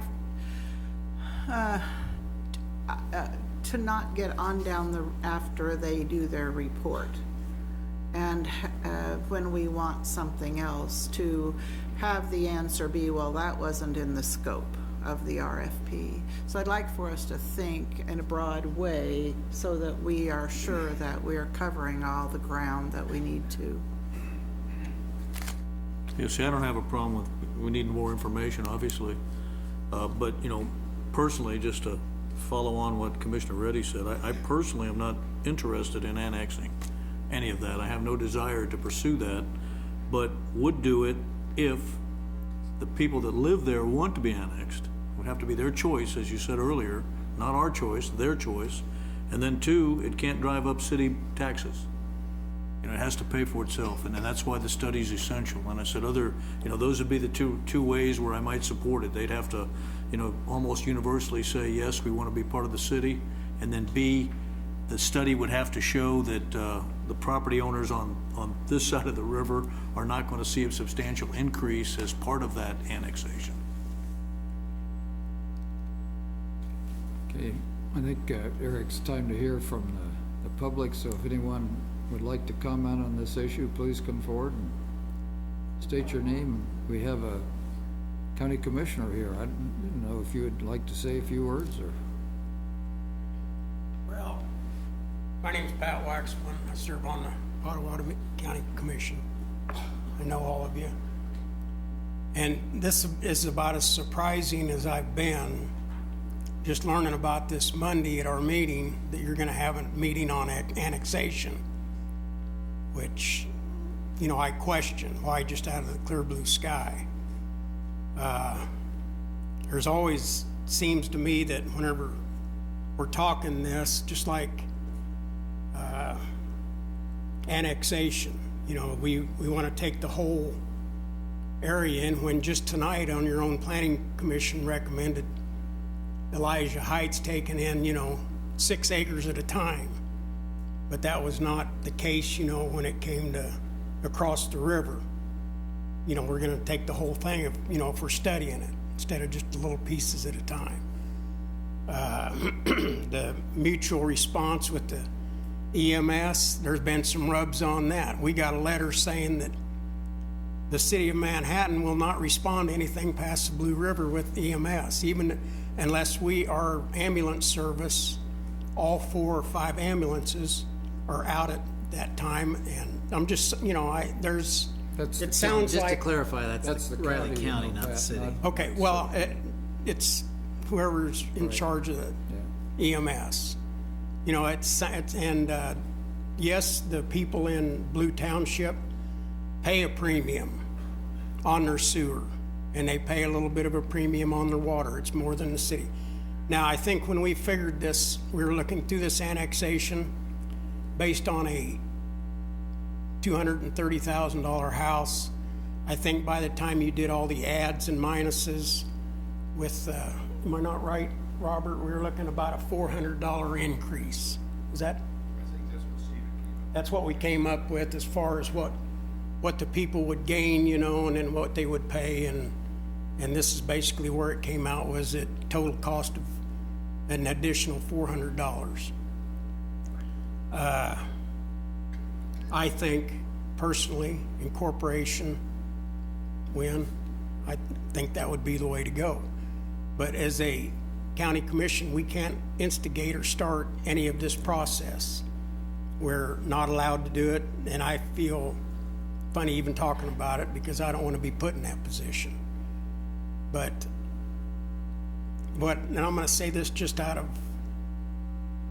I don't know, you all know me, you all know. Yeah. But sitting here for the last 4 hours, and then you've got a revenue. I'm just looking at this might be a new revenue source for you. But, you know what I'm saying, going, you know, listening to all your money that you're worried about and everything. And we are too over in Potawatomi County.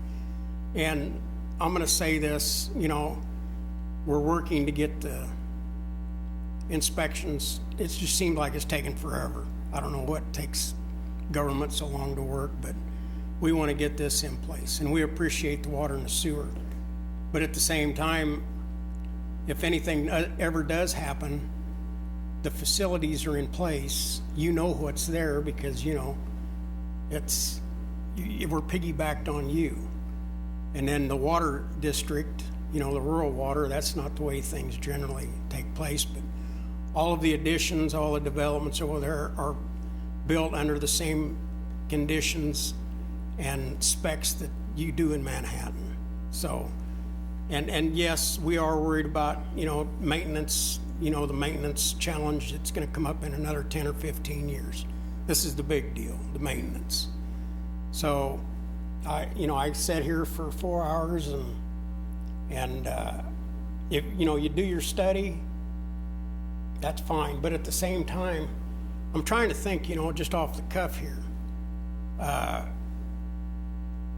Riley County is paid on a mill levy for their, right there in the area of Manhattan.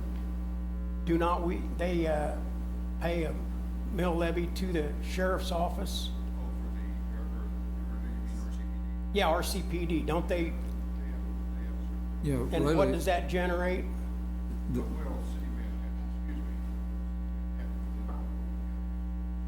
Yeah, the Yeah, way- that pays for the, Yeah, the way that works, Pat, is on operational costs, the county pays 20% and the city pays 80% of operational costs, which is around $22 million. okay, but at the same time, Potawatomi County responds to a lot of those incidents at Walmart, you know, and everything else, so it's mutual and back and forth, and I like to see it. I've been there 10 years, and it's gotten better, don't get me wrong, but at the same time, there always seems to be a little bit of a rub there. So, you know, Well, thanks very much. We appreciate you coming and waiting for 4 hours as we worked well, our way I'm to curious it. to see how things, you know, turn out, Yeah. because We'll- I think it's we're a gonna share this situation that needs to anyway, be addressed. Yeah, we just want to make sure that we share this with Pot County, obviously, when we go down this road, so. Yeah, and I would like to be, you know, have a person involved in that, Yeah. where we can kind I think that's a great idea. of be made aware of what's Just like going we've on, done in the status past, of I think things that's and the way good. things are going. Yeah, And it might even be a person or, you know, somebody from the commission or along that area, and maybe somebody, a person from the immediate area itself, so they can have a little bit of yeah. input. Thank you. Thank you. Yes, sir. I'm Marvin Price from Timber Creek. I've always enjoyed Manhattan. It's a terrific city. Most of the people, I've lived out there for 30 years. Most of the people that have come there have come after we have been there, and most of them would say they don't want to live in a city. They like it where it is. That's just the general feeling. I have nothing against the city itself. I like it and enjoy shopping here and everything that goes with it, but most people just don't want to live in a city, you know. It's just, there's some pluses in not doing that. Thank you. Okay, thank you very much. Hi, I'm Jenny Sue Hayward, and I live on Butterfly Lane in Manhattan, Kansas, the one in Potawatomi County, not the one that's on the campus. I am on the steering committee for the governance plan proposals that Pot County has put together. I've been to almost all the meetings where they've explained how each plan would work. And my understanding is that as far as being annexed into the city of Manhattan, that is not a decision that the residents can make, even if you were to survey and get what their opinions are, which is in the process right now. There are some of the subdivisions which we have quite a few residents, and the average median home price is $230,000. So that tells you how much we might be able to gain as far as being able, if we do incorporate into a city, to have the resources that we need to handle some of the things that are currently being handled by Pot County. That said, I'm very open-minded. I don't believe that I don't think there'd be much difference between the cost for people to have a city of their own or being annexed into the city of Manhattan, but it's going to be a huge population within the next, the estimate's 20 to 30 years. And I think there's a lot of things that need to be considered about annexing, and my understanding too is that if we did incorporate into a city, that we would readdress any mutual agreements we have right now for sewer, water, code enforcement, which has been something that Blue Township had wanted to do, but a township cannot do that. And I also attend most all the Blue Township meetings. I may be maybe 2 or 3 people that attend those and even know what's going on in the township.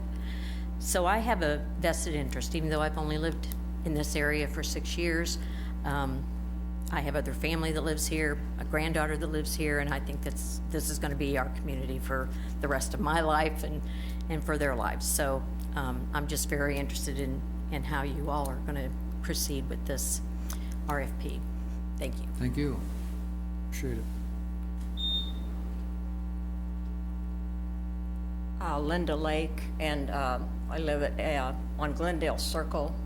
We've lived there for 43 years. That's in that area, of course, and just interested in finding out our options. As I see it, if we would incorporate into a new city, I can't even imagine everything you have for the city of Manhattan is already in place.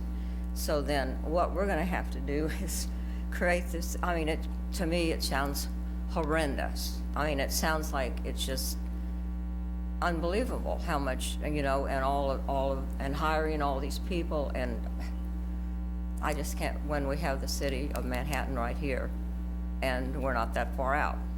What is it? 5 miles, 6 miles out. So it's not that far. So I want a comparison so we can look side by side, annexation versus incorporating into our city, into a new city. I just want to look at the comparison instead of just saying that we need to,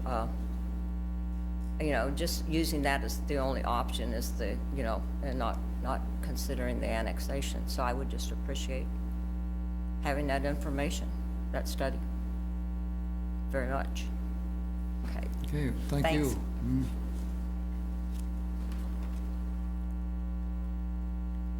Hi, I'm Gail Lorcher, and I actually live in the city of Manhattan right now currently.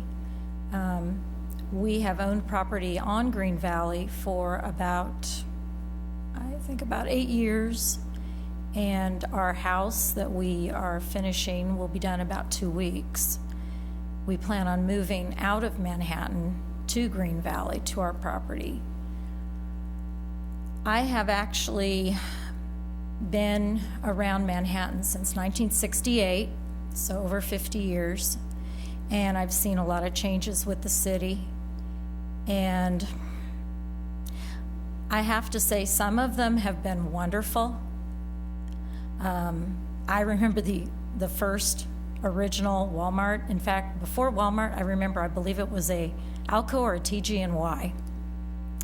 And I have to say that a lot of the businesses have vastly improved over the years. What I haven't enjoyed or I haven't liked to see is a lot of the taxes. And that is one of the reasons that we looked outside of the city of Manhattan to build our home. Because we saw a lot of our friends paying so much for their taxes for their homes. The mill levy just kept climbing, their taxes kept climbing. I currently have friends that have wonderful homes that are ready to say, enough, we can't afford the taxes anymore, we're moving.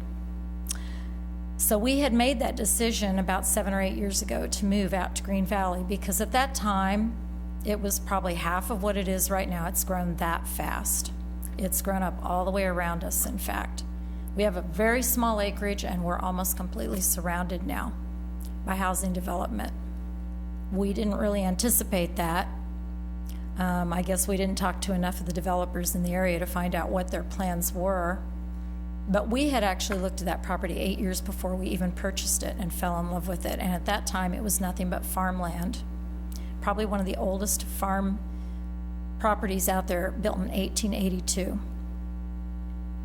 So we had big plans. And the Blue Township sounded wonderful because you had that country feeling.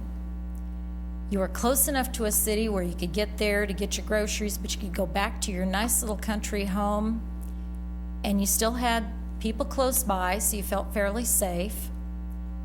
Loved taking walks with my friend that lived down in Eagles, just down a little bit further down the road. That was our exercise. We took our walks together a couple of times a week until she moved. She's gone. But I'll still continue to take walks if I live there. I don't want to see my property taxes go up in 5 more years because I'm going to be retired by then. I'm not going to be able to afford them. That was my retirement home, my plan. I really feel if this area gets annexed into the city of Manhattan, that's exactly what's going to happen, because that's what's been happening to everybody else in Manhattan. Every time there's something that needs to be built for the good of, I don't know, a certain group of people in the community or the university, or I don't know. There's probably a lot of different things that all these wonderful things have been built for. But we're talking about the entire community, not just a small group of people, maybe 300 out of the multi-thousands that we have. And everybody pays that owns property. And that's the problem. I don't mind the sales tax. I can decide whether or not I'm going to buy expensive bread or cheap bread, you know, and save that money, or maybe not buy bread that day because I don't want to pay a lot of sales tax. But you'll always have people that are going to do that. They're going to buy whatever they want because they've got the money to do that, or because they just want to do it. But when it comes to your home and you've got to pay high taxes year after year and it just keeps going up, you can't afford to live there anymore. You just can't. And yes, Jared, I pay $70 a month for my sewer bill out there on Green Valley, and I don't even live there. And I've been paying it for probably 4 or 5 months now since they put the sewer in. And that is a premium, because in Manhattan I pay about half that. So that is a premium. But you gotta know, I went to those meetings too, and the majority of people that stood up at those meetings were not wanting to become Manhattan. Sorry. Thank you.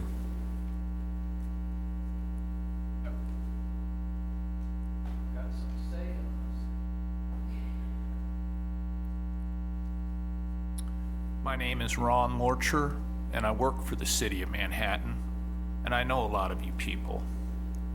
And what I'm gonna say, I hope, you know, because you have power over me, I hope I still have a job tomorrow. I've been to a lot of the meetings too. Several have been held in Green Township and surrounding. What I've gathered from the meetings that I've attended is that the people do not want to be annexed by the city of Manhattan. They'd rather incorporate into their own town. I've lived in Manhattan many years, and I've served the city for many years. And I've raised my family here, and in my opinion, there's no better city in America to raise their family in Manhattan. But I sat here for 4 hours hearing how we're gonna pay for all this and that and the other thing. And it just amazes me that, you know, here we have our little township out there, and I'm almost feeling like this is just a thing to grab more tax money to pay for all the things that are going on here in the city. Don't get me wrong, I love Manhattan, but I don't want the people that I know out there to bear the brunt, paying taxes, so everybody can have their own pet little projects. Yeah, I guess that's all I got to say. And I didn't mean to offend anybody. No, we appreciate hearing from you. Thanks.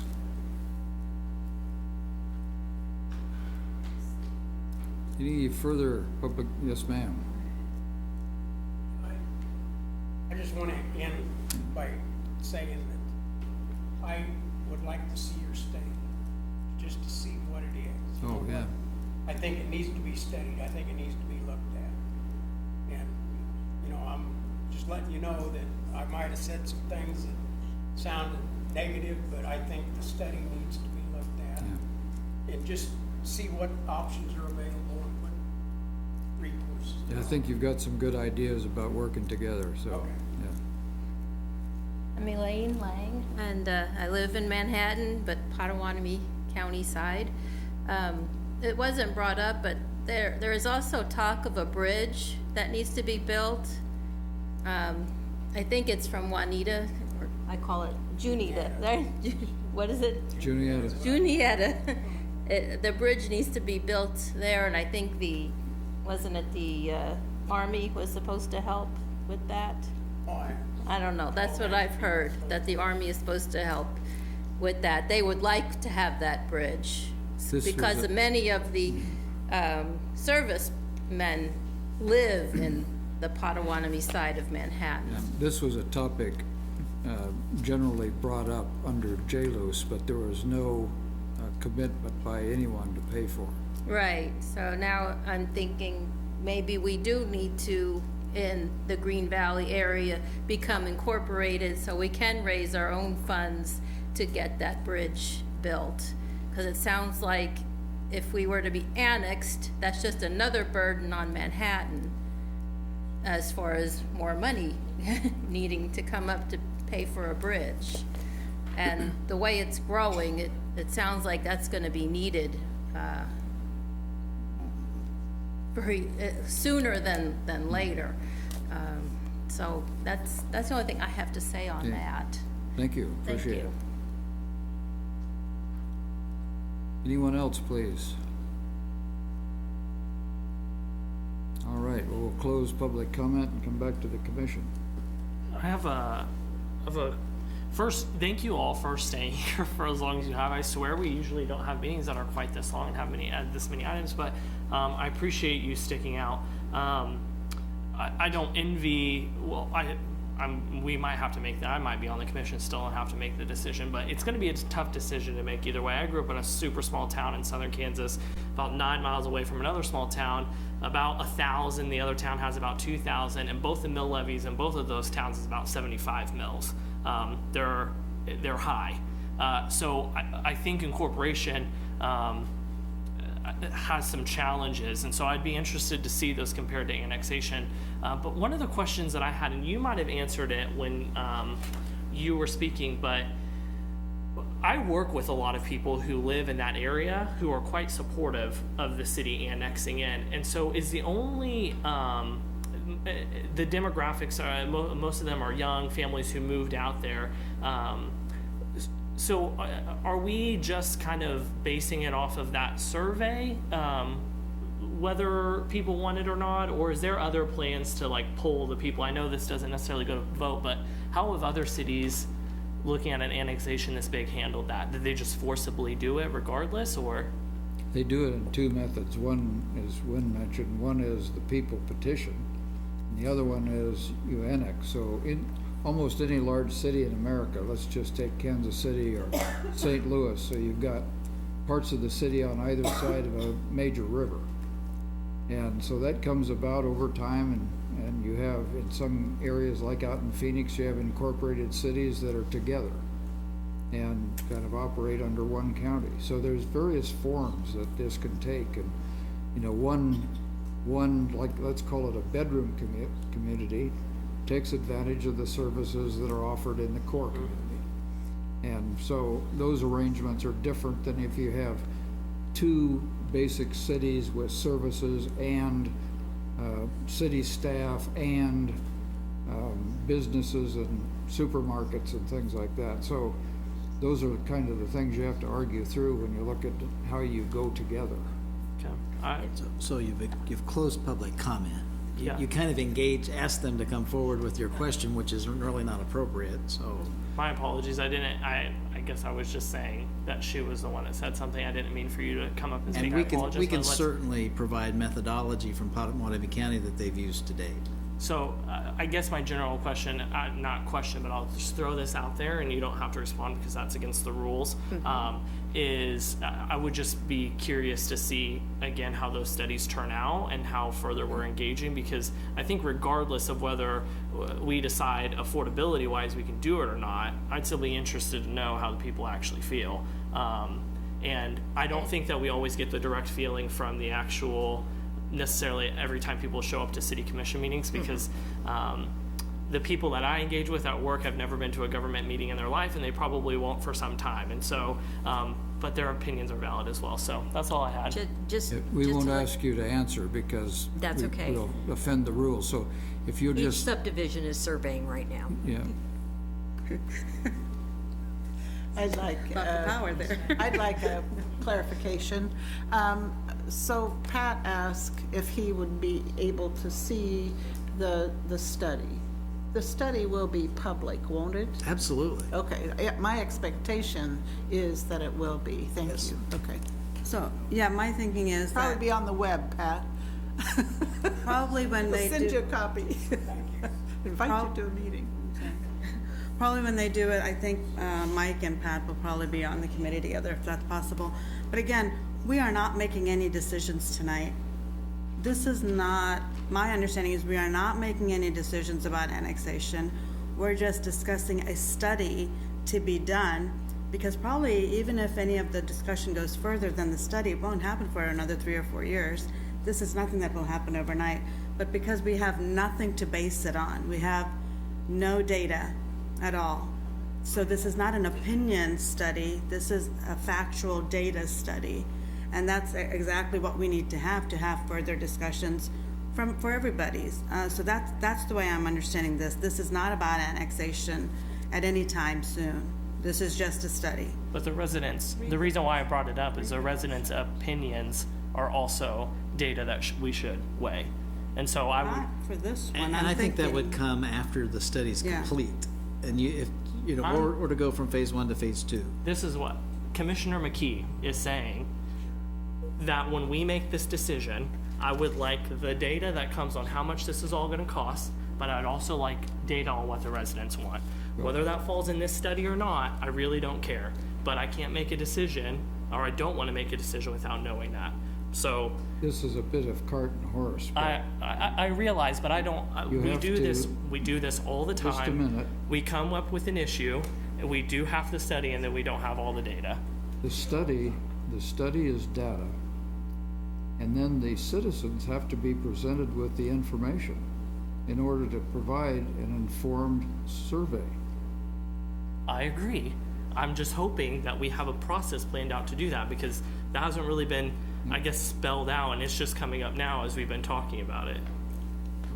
My understanding is they can petition, right, to be annexed? Is that correct?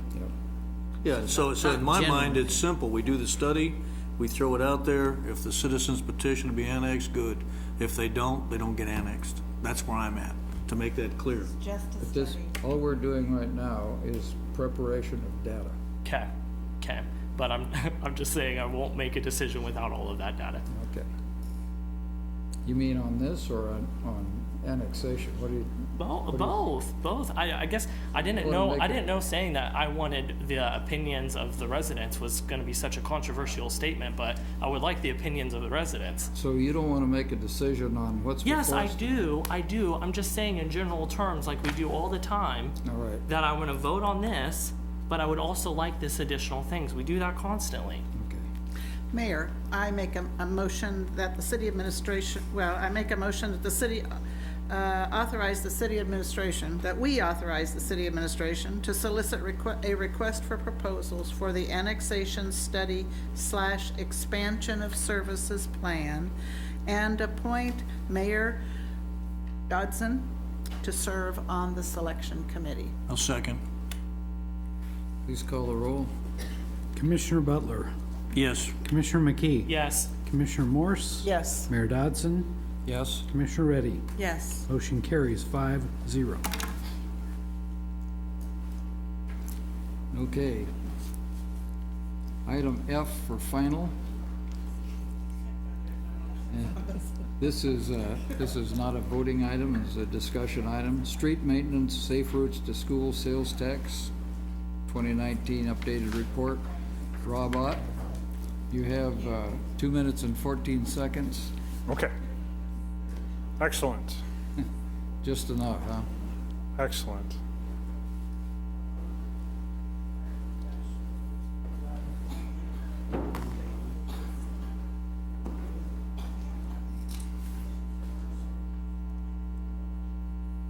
All right, Mayor, since I've used up 14 seconds loading up my PowerPoint, are there any questions?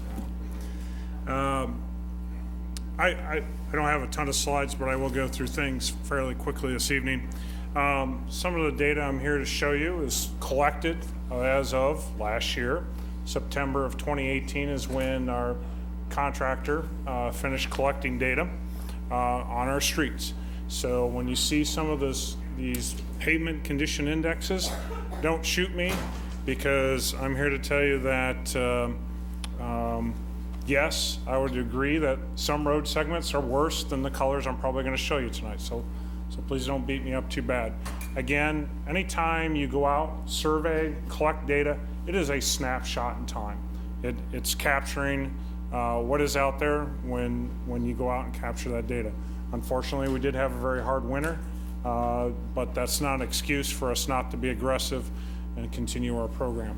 So in out collecting data and consolidating all our annexations and new roads that have been constructed, since I had prepared original slides prior to the vote for the sales tax for street maintenance, our road miles have gone up. We're now sitting at 481 lane miles. So for example, if a roadway has 5 lanes on it and it's 1 mile long, it's got 5 lane miles. If it's just got 2 lanes and it's 5 miles long, it's a 10 lane miles. So that's kind of how it's calculated. I have my favorite MPO classification according to the federal regulations. I used to have just 3 classifications, but I've got all these wonderful ones now. I have local, minor, major, minor arterial, and other principal arterial. So other principal arterial is typically like your K18. Minor arterials are our Kimballs, Anderson, Bluemont, and then major collectors would be like Denison, College, Browning, let's see here, what else, Miller Parkway, and then minor collectors, Venesta Drive, portions of it are minor collectors. So just trying to give you some examples of streets out there, even Casement Road, and Casement Road's a major collector, and what those different categories. Again, what I want to point out is that the majority of our lane miles is in the local, our residents, okay?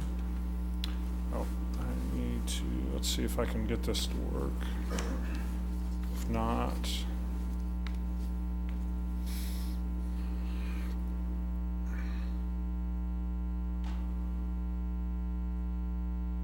awesome.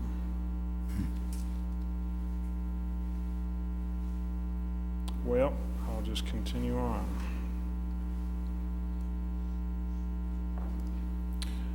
I will provide some PCI maps at a later date. I had an interactive map, worked just fine a few minutes ago. I had an interactive map basically of all the different segments of town. You could zoom in, zoom out, you could see all the different color codes, so you're gonna have to be stuck with some bar charts unless I can get to work at the end. Pavement condition index, again, breaking down. This is not a weighted average. This is basically taking all the segments within the local classification or minor collectors and simply doing an average. Right now, our overall average as of last September was sitting at 76. That is different than a weighted average. A weighted average is computed taking the length of the roadway times the PCI value, and then dividing by the theoretical max. Our weighted average is actually slightly lower than 76, but it is higher than 70. And that's always been kind of the goal. Again, this would be a snapshot in September. I would argue that our PCI index is probably lower this time versus September. Number of lane miles and what the PCI class range is. What I kind of gather from this chart, so this orange line here is our goal, which is to try and keep the overall health of the system above 70. And then these are the number of lane miles in these various bins or groupings below 70. What's concerning to me is that even in September, we had 73 lane miles were below 45. That's not a good, healthy number. That's not a very good pyramid that we have either.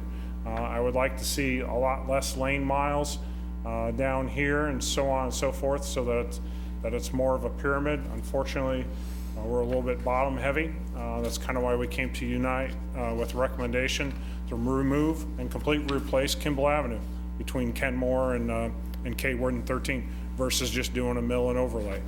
So we certainly have those types of segments out there. Plans for this summer, USD 383 has been put on high alert that as soon as they kick all the students out of the high school, numerous complaints about Sunset really honestly wasn't on the list last year. It is now because it's really fallen apart. The same thing with Points. So the concrete section over there by Points and Leavenworth, and then as well as Points between Sunset and Delaware, we're going to have to do quite a bit of work. Our street crews are going to go out and do that. Other areas, we may not make it to University and Harry up there on Todd Road. And we still have work on Gary Avenue on the east side of K113. There's still some streets up there that still need to be addressed as well. So this happens to be production of our crews over the years in terms of cubic yards poured per month by year. I actually like this chart better, which is just the average. Pretty common sense. January through March, we don't get a whole lot done. The same thing, it's all weather dependent when we get near Thanksgiving and obviously December. The majority of our high production for our street crews is through March through October. Obviously June and July tend to be our higher production. I have to kind of get out of a lot of neighborhoods that are near elementary and schools as well as the university as well. And so forth, but that's kind of the production of our crews. And I'll pull up my memo here in a minute and talk about what we need to produce for this next year. Planned contractor work, so this is using the gas tax to pay contractors. Tonight you just awarded Kimball Avenue and we have to get that under budget and crank that down to 1.5. What I will tell you is I anticipate going out probably late summer, early fall with an additional contract. Again, what we've always promised to the public is we will make sure we have dollars to pay cash, that we don't temporary note or anything like that for projects. So we'll make sure that we do have cash in hand, but I do anticipate another bid package late summer, early fall, and it'll probably be split between asphalt and concrete work. Contractor work with the sales tax or the special vote. That includes contracts that have already been awarded, which is Baker's Way, Gary Avenue, and Candlewood. We also have the Stag Hill area, as well as the Northview Streets and Berry Streets. Also, I didn't list it, but as you know, we're playing up on Venesta. We're real close to being done with Venesta Drive. After we're done with Venesta Drive, we go over to Kimball between North Manhattan and US 24 for those eastbound lanes and have to address all those joints that have failed there as well. Revenues. So what has been the revenues for the motor fuel tax? And I went all the way back to 2005 through 2018. Now you're probably wondering what the heck is going on here? How come we had such a large increase between 17 and 18 and even 16 to 17? So one of the things that we do with the Special Street and Highway funds is we often use those dollars as grant matches for various safety and capacity and improvement projects. The state of Kansas, or KDOT, isn't always very swift with closing and finalizing out projects. When there's a savings, that money comes back to the city, we put it back into the pot. When projects have negative change orders, obviously we pay more for those projects. In 16 and 17, especially 17 and 18, almost $400,000 was returned. And that's a credit to Brian Johnson and his team on the engineering in managing those projects. So we had a number of projects and we had some basically refunds between 17 and 18, and that's why you see that increase. And I think, Mayor, that was your question. It wasn't actually increased revenue. It was just we try and put, if we paid for a project somewhere, say, between 13 and 14. And, you know, we always have to pay up front, and we give that money up front to KDOT. And then when the project's all finalized, the pluses and negatives and final change order, if it's positive, we get that money returned. Unfortunately, sometimes it's 4 to 5 years later. Okay. And I think Rob? that- Yes, Sorry, yes, ma'am. Yeah. There was talk about increasing the motor fuel tax. Is that going to be happening? I don't believe, I don't know if Dennis is paying attention, but I don't believe there's any legislation. You still awake, Dennis? Okay, sorry, he's a new guy. I can still pick on the new guy. He might fire me tomorrow. There's nothing in the legislation, so there certainly was talk, Commissioner, but I don't believe it's even in committee anywhere. Yep. Okay, I'll keep going. Dennis will take care of me tomorrow, so.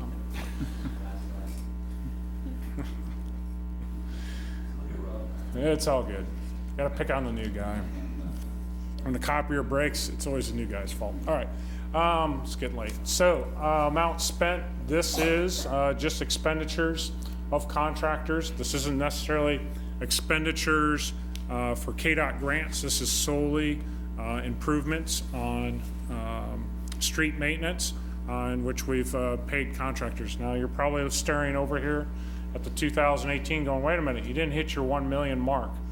Well, I think some of you know, you probably saw some pavement markings going down on Points Avenue and Kimball Avenue kind of early this year.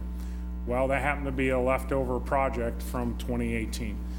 So even though we may have, that contractor may have been a little bit behind the 8 ball, I will guarantee you that we're still spending dollars. Our bar for 2019 might be a little bit higher above the 1 million, but again, our goal is always to try and average out at 1 million. Okay.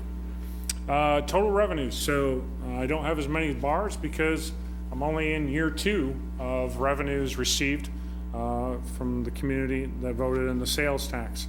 Obviously, in 2017, just under 1.5. In 2018, just under 2.5. And we have received some receipts for 2019. In terms of expenditures, again, you know, 2017, just a little over $500,000, and then 2018, quite a bit, 2.5. And again, we haven't spent a lot yet this year. Contractors are kind of just getting going and so forth. The amount of work. And if this slide's tough, I do actually have the PDF and I can kind of zoom in. Again, I talked about the Stag Hill area as well as the Briarwood area. Those are contracts that are already let. The little segment here in red is what you awarded or gave us direction on tonight for Kimball Avenue. I mentioned before Gary and Candlewood up here.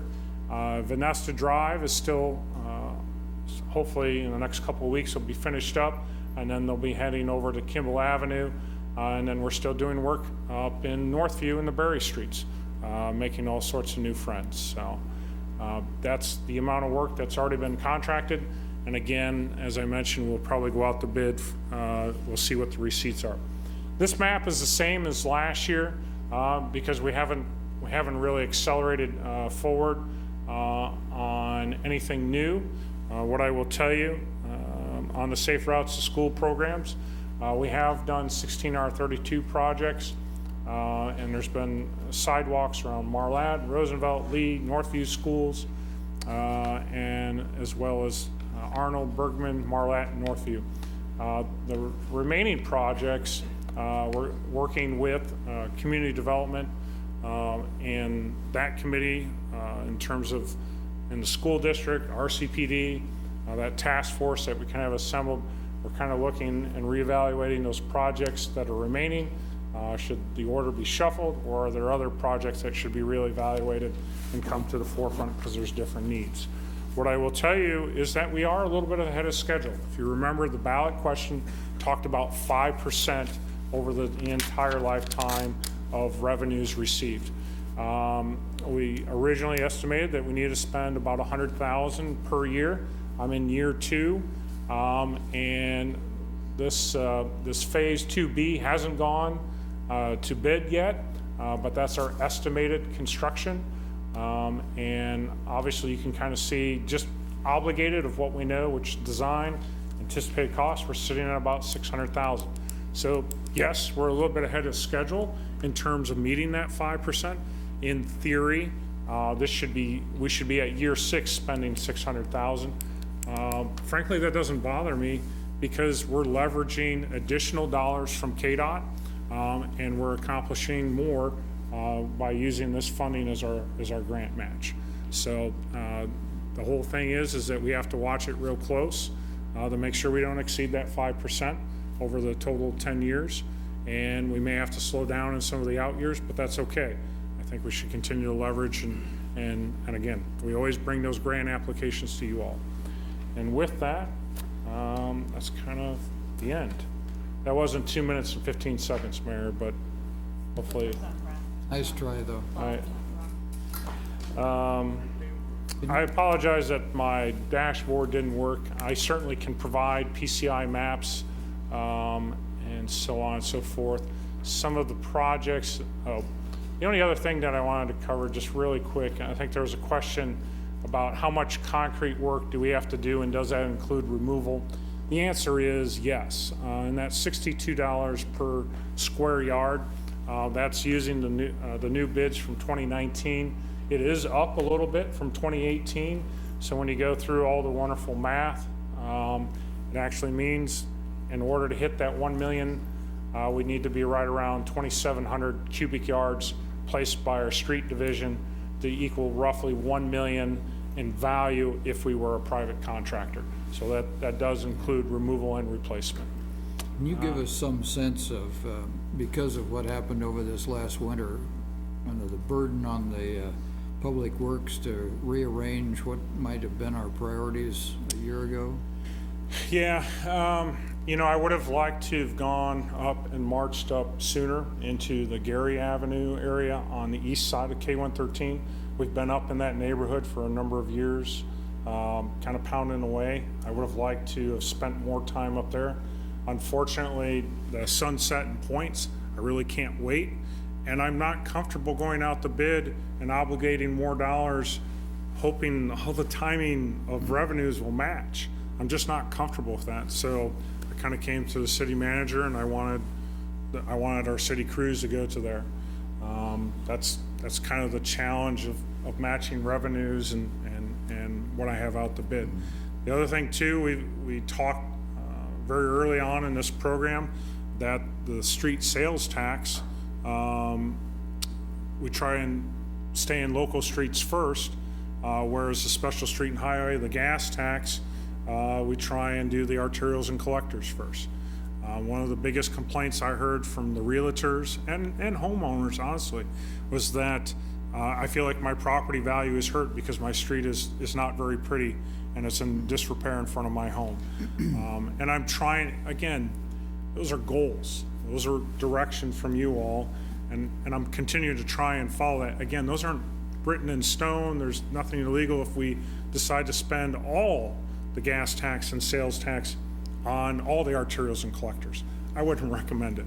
But anyways, Ron, I think you wanted to say something. I was just going to add that, given the severity of the winter season, the damage that we have, we'll certainly be readdressing things as we get towards fall to see if there's another package. The problem is even when we awarded a package last fall, the contractors couldn't hold crews long enough to really be able to accomplish much in that fall timeline. So we may obligate some things. With the purchase tonight of that 48-inch wide grinder that our crews are going to be using, we have a lot of asphalt edges that are just full of potholes that need to have a better patch put on them. And I think we're going to have some of our crews that'll be defrayed to that kind of work too. And most of those are on arterials. Yeah, and unfortunately that takes away from the concrete production side. It's just kind of how it is. The other thing too, in terms of priorities, Mayor, that you're talking about, I'll use Anderson Avenue as an example. I really didn't have Anderson Avenue from K-113 to Connecticut really on my list for 2019, but I don't think you need to be a rocket scientist to see all the alligator cracking and go, I don't know if this is going to make it through another winter. That's not the only segment. Marlatt Avenue between K113 and Browning's another one. There's a number of arterials. 17th Street's another one. You can see the beautiful bricks underneath the 2 and 3 inch asphalt. Those are things that were not on the list for 2019, and we're going to have to make some adjustments. When you go and look at making those adjustments, is there, I know you track these things because I've seen them on social media before, but is there a way that you could provide to us just kind of some high-level numbers of month by month potentially of how many potholes you filled in January comparatively to 2018, and further, like what were the costs to us comparatively? I know your crews are doing a ton of work, but there is definitely a community perception that we're not doing anything. Sure. And I'd like us to better disseminate that information. Absolutely. So I can give you a quick anecdote. I don't have the exact numbers memorized, but I would tell you in these 4 months, I have already or almost matched the entire 2018 year in number of potholes filled. So yeah, if you could give us those exact numbers, and then like we need to, I would further encourage the city to post those on social media. I'll probably make a social media post, send it over to KMED and Manhattan Mercury. Like I feel like anytime I talk to a member of the community, that's something that comes up and they feel like nothing's Commissioner, being done. I pulled up the city manager monthly report, and as of March 29 or year to date 2019, we've filled over 8,000 potholes, and last year at March we'd only filled 1,800. And that's in the city manager's report? Yes. Yeah. Awesome, thank you. And Commissioner, I had it in this memo, in this wonderful 9-page memo. Potholes filled in 2018, 9,952, and then as of April 1st, I had 8,239. Got it. Okay, thank you. So, Rob, No, that's a great question, because you're right. I hear the same thing. I had a gentleman, I'll get back to you. No, go ahead. I had the same thing. I had a gentleman chewing my third point of contact the other day, and he's like, I don't see your crews out there. And I laughed at him. I said, I literally had just gotten back to City Hall after I was chewing on my guys on a specific street on what I was directing them to do in terms of this milling. So it is a perception issue, and I didn't mean to laugh at them, but I mean, I just literally 30 minutes ago just got done directing the crews on an issue. So it is a perception. Yeah, well, Commissioner there's so Ray. many of them. But the other thing, I heard a couple of people say something about we're putting sand in our concrete and that's why it's not holding up or something like that, as though, I don't know anything about concrete or sand or mixtures that you put into potholes or anything else for that matter. That's not my expertise.